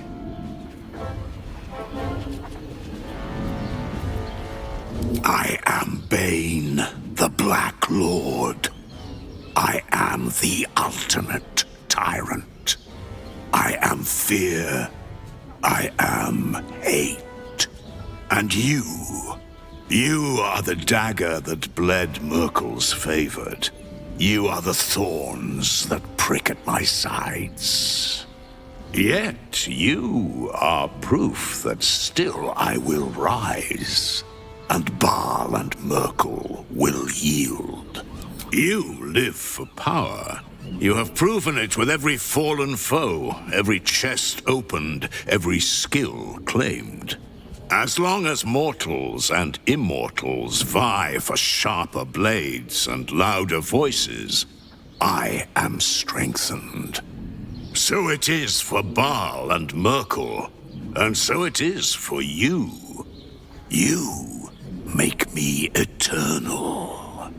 So cool. This is maybe my favorite detail in the whole game, and I just love the idea that by slaying his chosen, we have only further cemented the inevitability of hatred, of tyranny, and the lust for power to be aspects of existence. So this is, well, it's a fine way to deal with Gortash. It's nice to be able to bring him to justice in his high office. It feels like a fitting end for this type of antagonist, but also, overall, it feels a bit half-baked, a bit incomplete. Now personally, I cannot believe he doesn't have some sort of Ultra Bane transformation like the other Chosen have. I mean, especially considering Bane has been known to possess individuals and morph into a monster with leathery black skin and massive claws in the lore. Larian, what the hell are we doing here? This would have been amazing to see in game, but alas, this is what we have, a sort of whimpering death to one of the most powerful men the city of Baldur's Gate had ever seen. But thankfully, this is not our only path. Should you agree to work with Gortash wholeheartedly and bring him the 2 Netherstones as proof of your loyalty, you will see this scene. I commend you for putting an end to Orin's madness. She must be screaming bloody murder in the hells even now. My involvement with Orin was never a true alliance. A mad dog understands the yank of the leash and the hand of its master, but it cannot be an equal. You can be my equal. We will raise a black keep in Baldur's Gate. Then we will conquer the Sword Coast and unite all its peoples under our rule. But first, the brain awakens. We must act now. Faithful, come forward.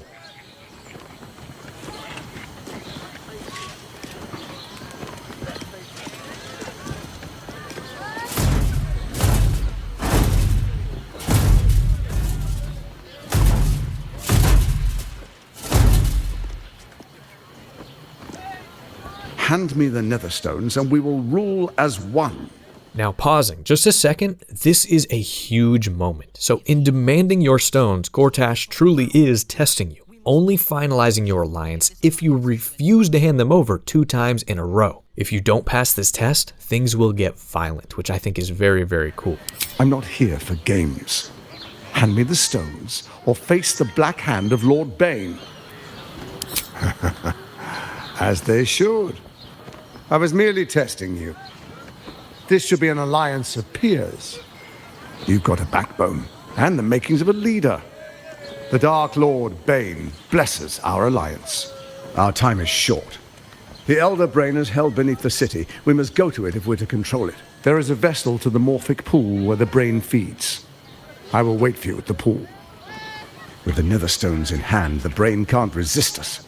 We will be absolute, with an infected army at our beck and call. First we take Baldur's Gate, then Faerun.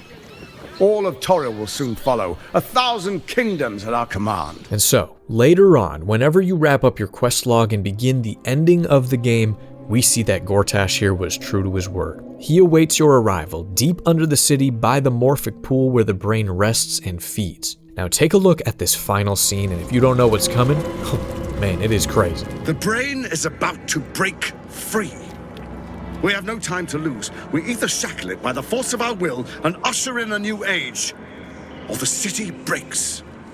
You have survived shadows, defied gods, and overcome many challenges to be here. But that doesn't mean you're ready for what comes next. For that, you will have to be much, much stronger. You're right to be afraid, but there's no room for cowardice or complacency. The brain has grown incredibly powerful. Confronting it is madness, but there's no other way. If either of us falters, both of us die. Come, let's end this.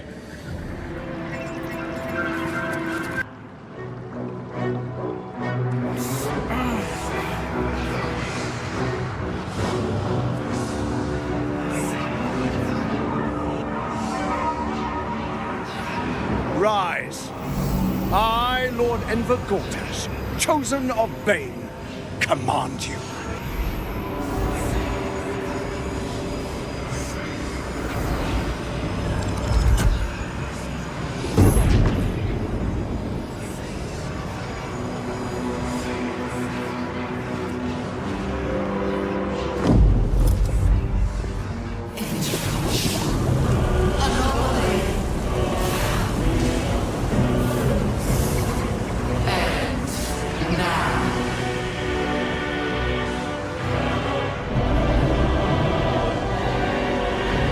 Dark Lord, how did it grow so large? You think you know why you are here? You are wrong.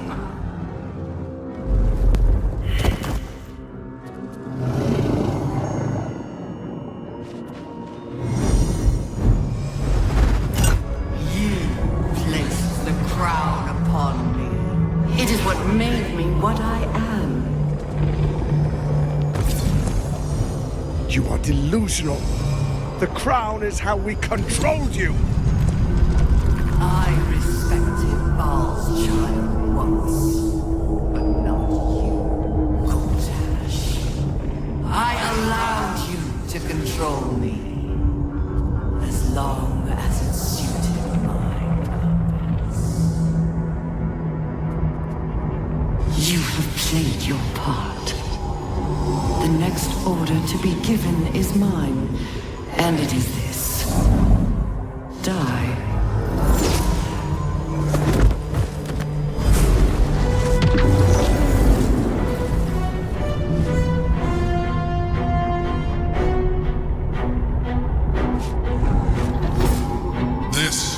This is not over. Wow, just like that. The hand of Bane, Enver Gortash, gets his brain microwaved at the drop of a hat and flops to the floor, dead. Now, this path of working with Enver is my favorite way to fully explore the character, because this brain, from the beginning, was playing the Chosen. They thought with their stones, with the crown, with the power of the Dead Three, they could come to completely control something so powerful, and they were flat out wrong. The brain was guiding events throughout the entire story, playing possum and biding its time to take the reins, rejecting its so-called masters and seeking to advance the grand design, or in other words, the return of the ancient Illithid Empire with its new powers from the crown. There's a lot of fun stuff here we could get into about the Netherbrain, about the Emperor, and the sort of true ending act of Baldur's Gate 3, but I'm sorry to say those are indeed stories for another time. As far as this video's villain is concerned, this is the moment of his ultimate failure. His final seconds of life are flooded with the realization that for the first time, he wasn't several steps ahead.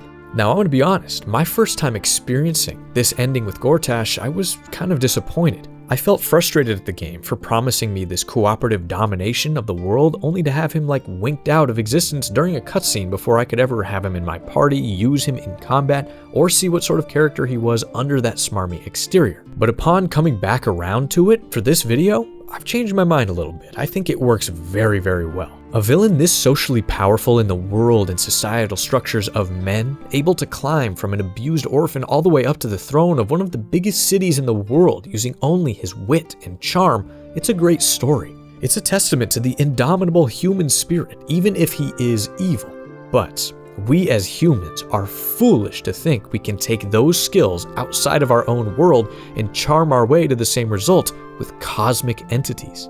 This villain in so many ways embodies the hubris of man, and that is precisely why in the opening of this video, I said that this character is perhaps the most human of all the villains in Baldur's Gate 3. It truly is a Lovecraftian fate for our tyrant. Now, I have seen the criticism out there for this character. It's very similar to the criticisms of Orin, that the rushed development of Act 3 led to a disappointing depiction of what really should have been a much more involved and epic antagonist, and honestly, I gotta agree 101%. The spreading of evil across a handful of very, very different characters instead of one traditional antagonist was, well, a very ambitious narrative choice by Larian, and believe me, I think it worked overall. However, I see Ketheric Thorm, who appears in the middle of this game, as by far the most fleshed out and well realized of the Chosen Three. But man, when you get someone like Jason Isaacs to come in and play your antagonist, and it has a backstory with this much potential, you would hope that the character would be in more than 4 cutscenes and 1 lame boss fight. So really quick, in a perfect world anyway, this is what I would have loved to see with this villain. Number 1 is a way to prove your loyalty to Gortash much earlier on in Act 3 and actually recruit him into your party as a companion. Maybe then this would force Karlach and other good line characters to leave your camp for good, but in exchange you could have some sort of control over the Steel Watch. That would feel amazing for an evil, dictator type playthrough. Then imagine you go to your camp to rest and you're put up in the most lavish gilded bedrooms of the dukes of the city with servants and stuff, and then you could storm into Orin's nasty-ass Baal temple after she asked you to kill Gortash with Gortash. Seeing their banter and shit would be hilarious. Now also, I would have loved to have a complete overhaul of the entire depiction of Bane and the powers that he bestowed upon his chosen. Now, believe me, I know, Gortash is trying to be like the president or whatever, so he can't go around with like a Sauron suit of armor or anything. But even within his office, it would have been really cool to see a secret door that led to a purple and black Bane enclave, or little sects of Bane worship in basements throughout the city to show the presence of that god's influence over things. Baal and Merkel got so much incredible visual stuff in iconography with the arenas, the colors, and everything. My boy Bane, straight up, he got shafted. I mean, it's pretty crazy that we don't even know how Gortash and Bane first kind of came together. Becoming a chosen is a big-ass deal, and I just feel like we needed a lot more meat on the bones of this whole connection. And man, again, why didn't he transform into the big leathery thing? When we were talking about Ketheric and Orin, I said that in their own kind of unique ways, they were never cut out to be the main big villain of this story, and ultimately, they worked best as those secondary antagonists.